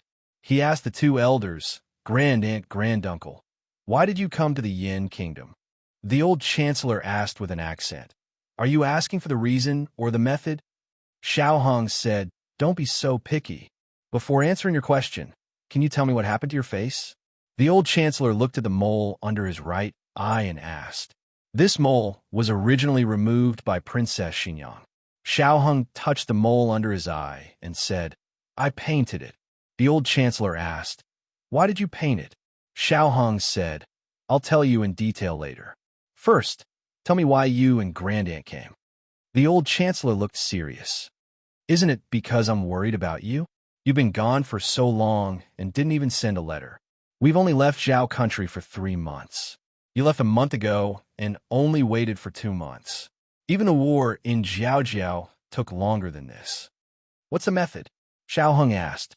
The old chancellor flicked his wide sleeves and said proudly, I forged an employment letter from Lingbo Academy. Xiao Heng was speechless. You don't have to emphasize, Grandaunt.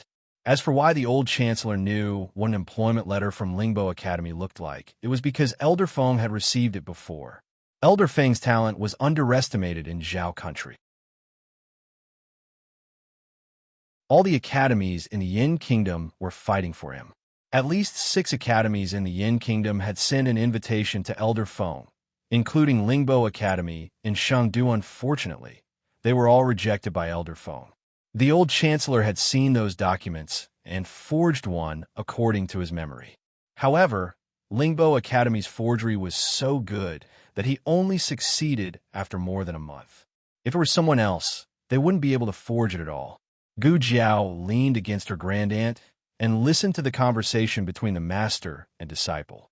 She was rarely so close to others and looked like she was leaning against her grandaunt's arm. At this moment, she wasn't the commander of the Black Wind Cavalry who fought for her life, nor was she the young doctor who saved lives. She was her grandaunt's Jiao Jiao. Empress Dowager Zhuang wasn't used to being close to others, but when Gu Jiao was by her side, she could let down all her guard. Of course, she didn't hug Gu Jiao in her arms. That wasn't her personality and didn't suit Gu Jiao's personality. The relationship between the two was beyond the superficial intimacy. It was a tacit understanding that could burn their lives for each other. This conversation was mainly between Xiao Heng and the old chancellor. Grandaunt and Gu Jiao were the audience in the room. They watched the master and disciple talk and stare at each other. They especially enjoyed this long-lost intimacy and peace. Both of them thought it was great. It was great that Grandaunt was by their side. It was great that they found Jiao Jiao. Okay, we've finished talking about our business. It's time to talk about yours, the old chancellor said. He didn't mention the hardships along the way, but Xiao Heng and Gu Jiao were already having a hard time, not to mention the two of them were old. Okay, what's the situation on your side? The old chancellor was most afraid of suddenly being emotional, so he hurriedly urged Xiao Heng to share information about Sheng, due the situation on their side was a bit complicated. Xiao Heng didn't know where to start, so he had to start from his and Gu Jiao's current identity. What? You replaced Shangguan Qing and became the eldest grandson of the emperor? The old chancellor was shocked. It turned out that the biggest shock wasn't him and Zhuang Jin's coming to Chengdu. It was Xiao Heng's background. That was the biggest shock. Xiao Heng said again, I forgot to say that Shangguan Qing is Xiao Qing, the son of my mother and father. The old chancellor thought and said, the son of Princess Xinyang and Marquis Xianping? That child is still alive? Yes, Xiao Heng said. He was brought to the Yin kingdom by my mother. The old chancellor was a bit overwhelmed. Your mother is, Xiao Heng answered seriously, the former crown princess of the Yin kingdom, Shangguan Yin. So the woman brought back to the capital by Marquis Xianping wasn't a slave of the Yin kingdom, but a princess of the royal family. Was Marquis Xianping so lucky? Empress Dowager Zhuang came from the palace after all, so she was more sensitive and receptive than the old chancellor in this aspect. Her reaction was still calm, but when Xiao Heng talked about Gu Jiao, she couldn't calm down. The foster son of Duke's Mansion, the commander of the Black Wind Cavalry, the public enemy of the top 10 aristocratic families, Empress Dowager Zhuang's mouth twitched. She knew it. How could this girl not cause trouble? Look at her. She almost turned Chengdu upside down. She did it all by herself. Xiao Heng and the old chancellor talked for a full 2 hours before they finally finished exchanging all the information. The two elders fell silent. The little ones caused trouble here and there. With too many tricks, they were already too shocked. They needed time to digest it. Although Xiao Heng and Gu Jiao had obtained quite a few victories at this stage, in the eyes of the experienced Empress Dowager Zhuang and the old chancellor, the little ones' tactics were not perfect. They acted as they pleased, lacking a tight organization and plan. Thinking back to the time when Empress Dowager Zhuang and the old chancellor fought so fiercely, it was from the court to the inner palace, from the inner palace to the officialdom. It even indirectly affected the battlefield. The two little ones' tactics were just a drop in the ocean. Empress Dowager Zhuang snorted. If you only had Aheng's tactics back then, I would have exiled you 3,000 miles away, never to return to the capital for the rest of your life. The old chancellor snorted. If you were like Jiao Jiao back then, I would have let you sit in the cold palace for a long time. Xiao Heng and Gu Jiao, you two can quarrel, but can you not drag us into it? Don't we want face? Also, you two did not need to hide your identities back then. Of course, you can fight however you want. I'll have you try changing your identities to the country of Yin. So infuriating. The young couple turned their faces away. Cough, cough. The old chancellor was defeated by Empress Dowager Zhuang's death glare. Aheng, where are you living now? An hour later, a carriage entered the imperial tutor's hall. The heavy rain had just stopped, and Yui walked over from the west side of the corridor while holding a bowl of medicine. He immediately saw Xiao Hung and Gu Jiao leading an unfamiliar couple into the Qilin Hall. He was puzzled and said, "Your Highness Zhang's son, young Master Xiao, they are." Xiao Hung had a calm expression and said, "They are young Master Zhao's patients. They came from outside the city and had nowhere to go due to the heavy rain. Thus I made the decision to bring them in first. I will speak with Imperial Tutor later on." Yui quickly said, "No need, it's a small matter. Master has already made it clear to have your Highness Zhang's son treat the Imperial Tutor's Hall as your own home. There's no need to be polite. After all, your Highness Zhang's son has never been polite with the Imperial Tutor's Hall. It's not the first time you've brought those scoundrels from Jiang who to spend a night. This time, bringing 2 normal patients can be considered a pleasant surprise. How could Xiao Hung know that Shang Wanqing was so indecent and thought that the Imperial Tutor was being polite? Recently, the inner city had been very strict. Leaving the aunt and grandpa in the inn, Xiao Hung and Gu Jiao were not at ease. Only then did they temporarily bring the 2 elders back to the Imperial Tutor's Hall. But the Imperial Tutor's Hall was not a place to stay for long. At dawn the next day, Xiao Hung set out to find a suitable residence. The Qilin Hall had many side rooms. Of the dozen or so rooms in the east corridor, only Xiao Hung, Gu Jiao, Shang Wanyin, little Jing Kong, and a few servants lived in them. There were still quite a few rooms that were empty. Because it was 2 in-laws, living in 2 rooms was too strange. Gu Jiao only had the servants tidy up 1 room. The old chancellor looked at the spacious room and said nervously, that, I'll sleep on the floor tonight. He. Empress Dowager Zhuang rolled her eyes and went to Gu Jiao's side. Your Highness Zhang's son. 4 palace maids who were sweeping the corridor saluted Xiao Hung in unison. Xiao Hung nodded slightly. You can go and do your work. Yes. The 4 continued to work. Empress Dowager Zhuang just walked to the door of Gu Jiao's room. She looked at the 2 palace maids and 2 eunuchs who were doing the sweeping. Her eyes fell on one of them, and she frowned slightly. For more wonderful content, that you're tuning in to the Romance Rendezvous YouTube channel. We're so grateful for your support, and don't forget to subscribe to join us on this incredible journey through captivating stories. Your generosity through donations truly makes a world of difference, as it's the primary source of revenue that allows me to expand and enhance this channel for you.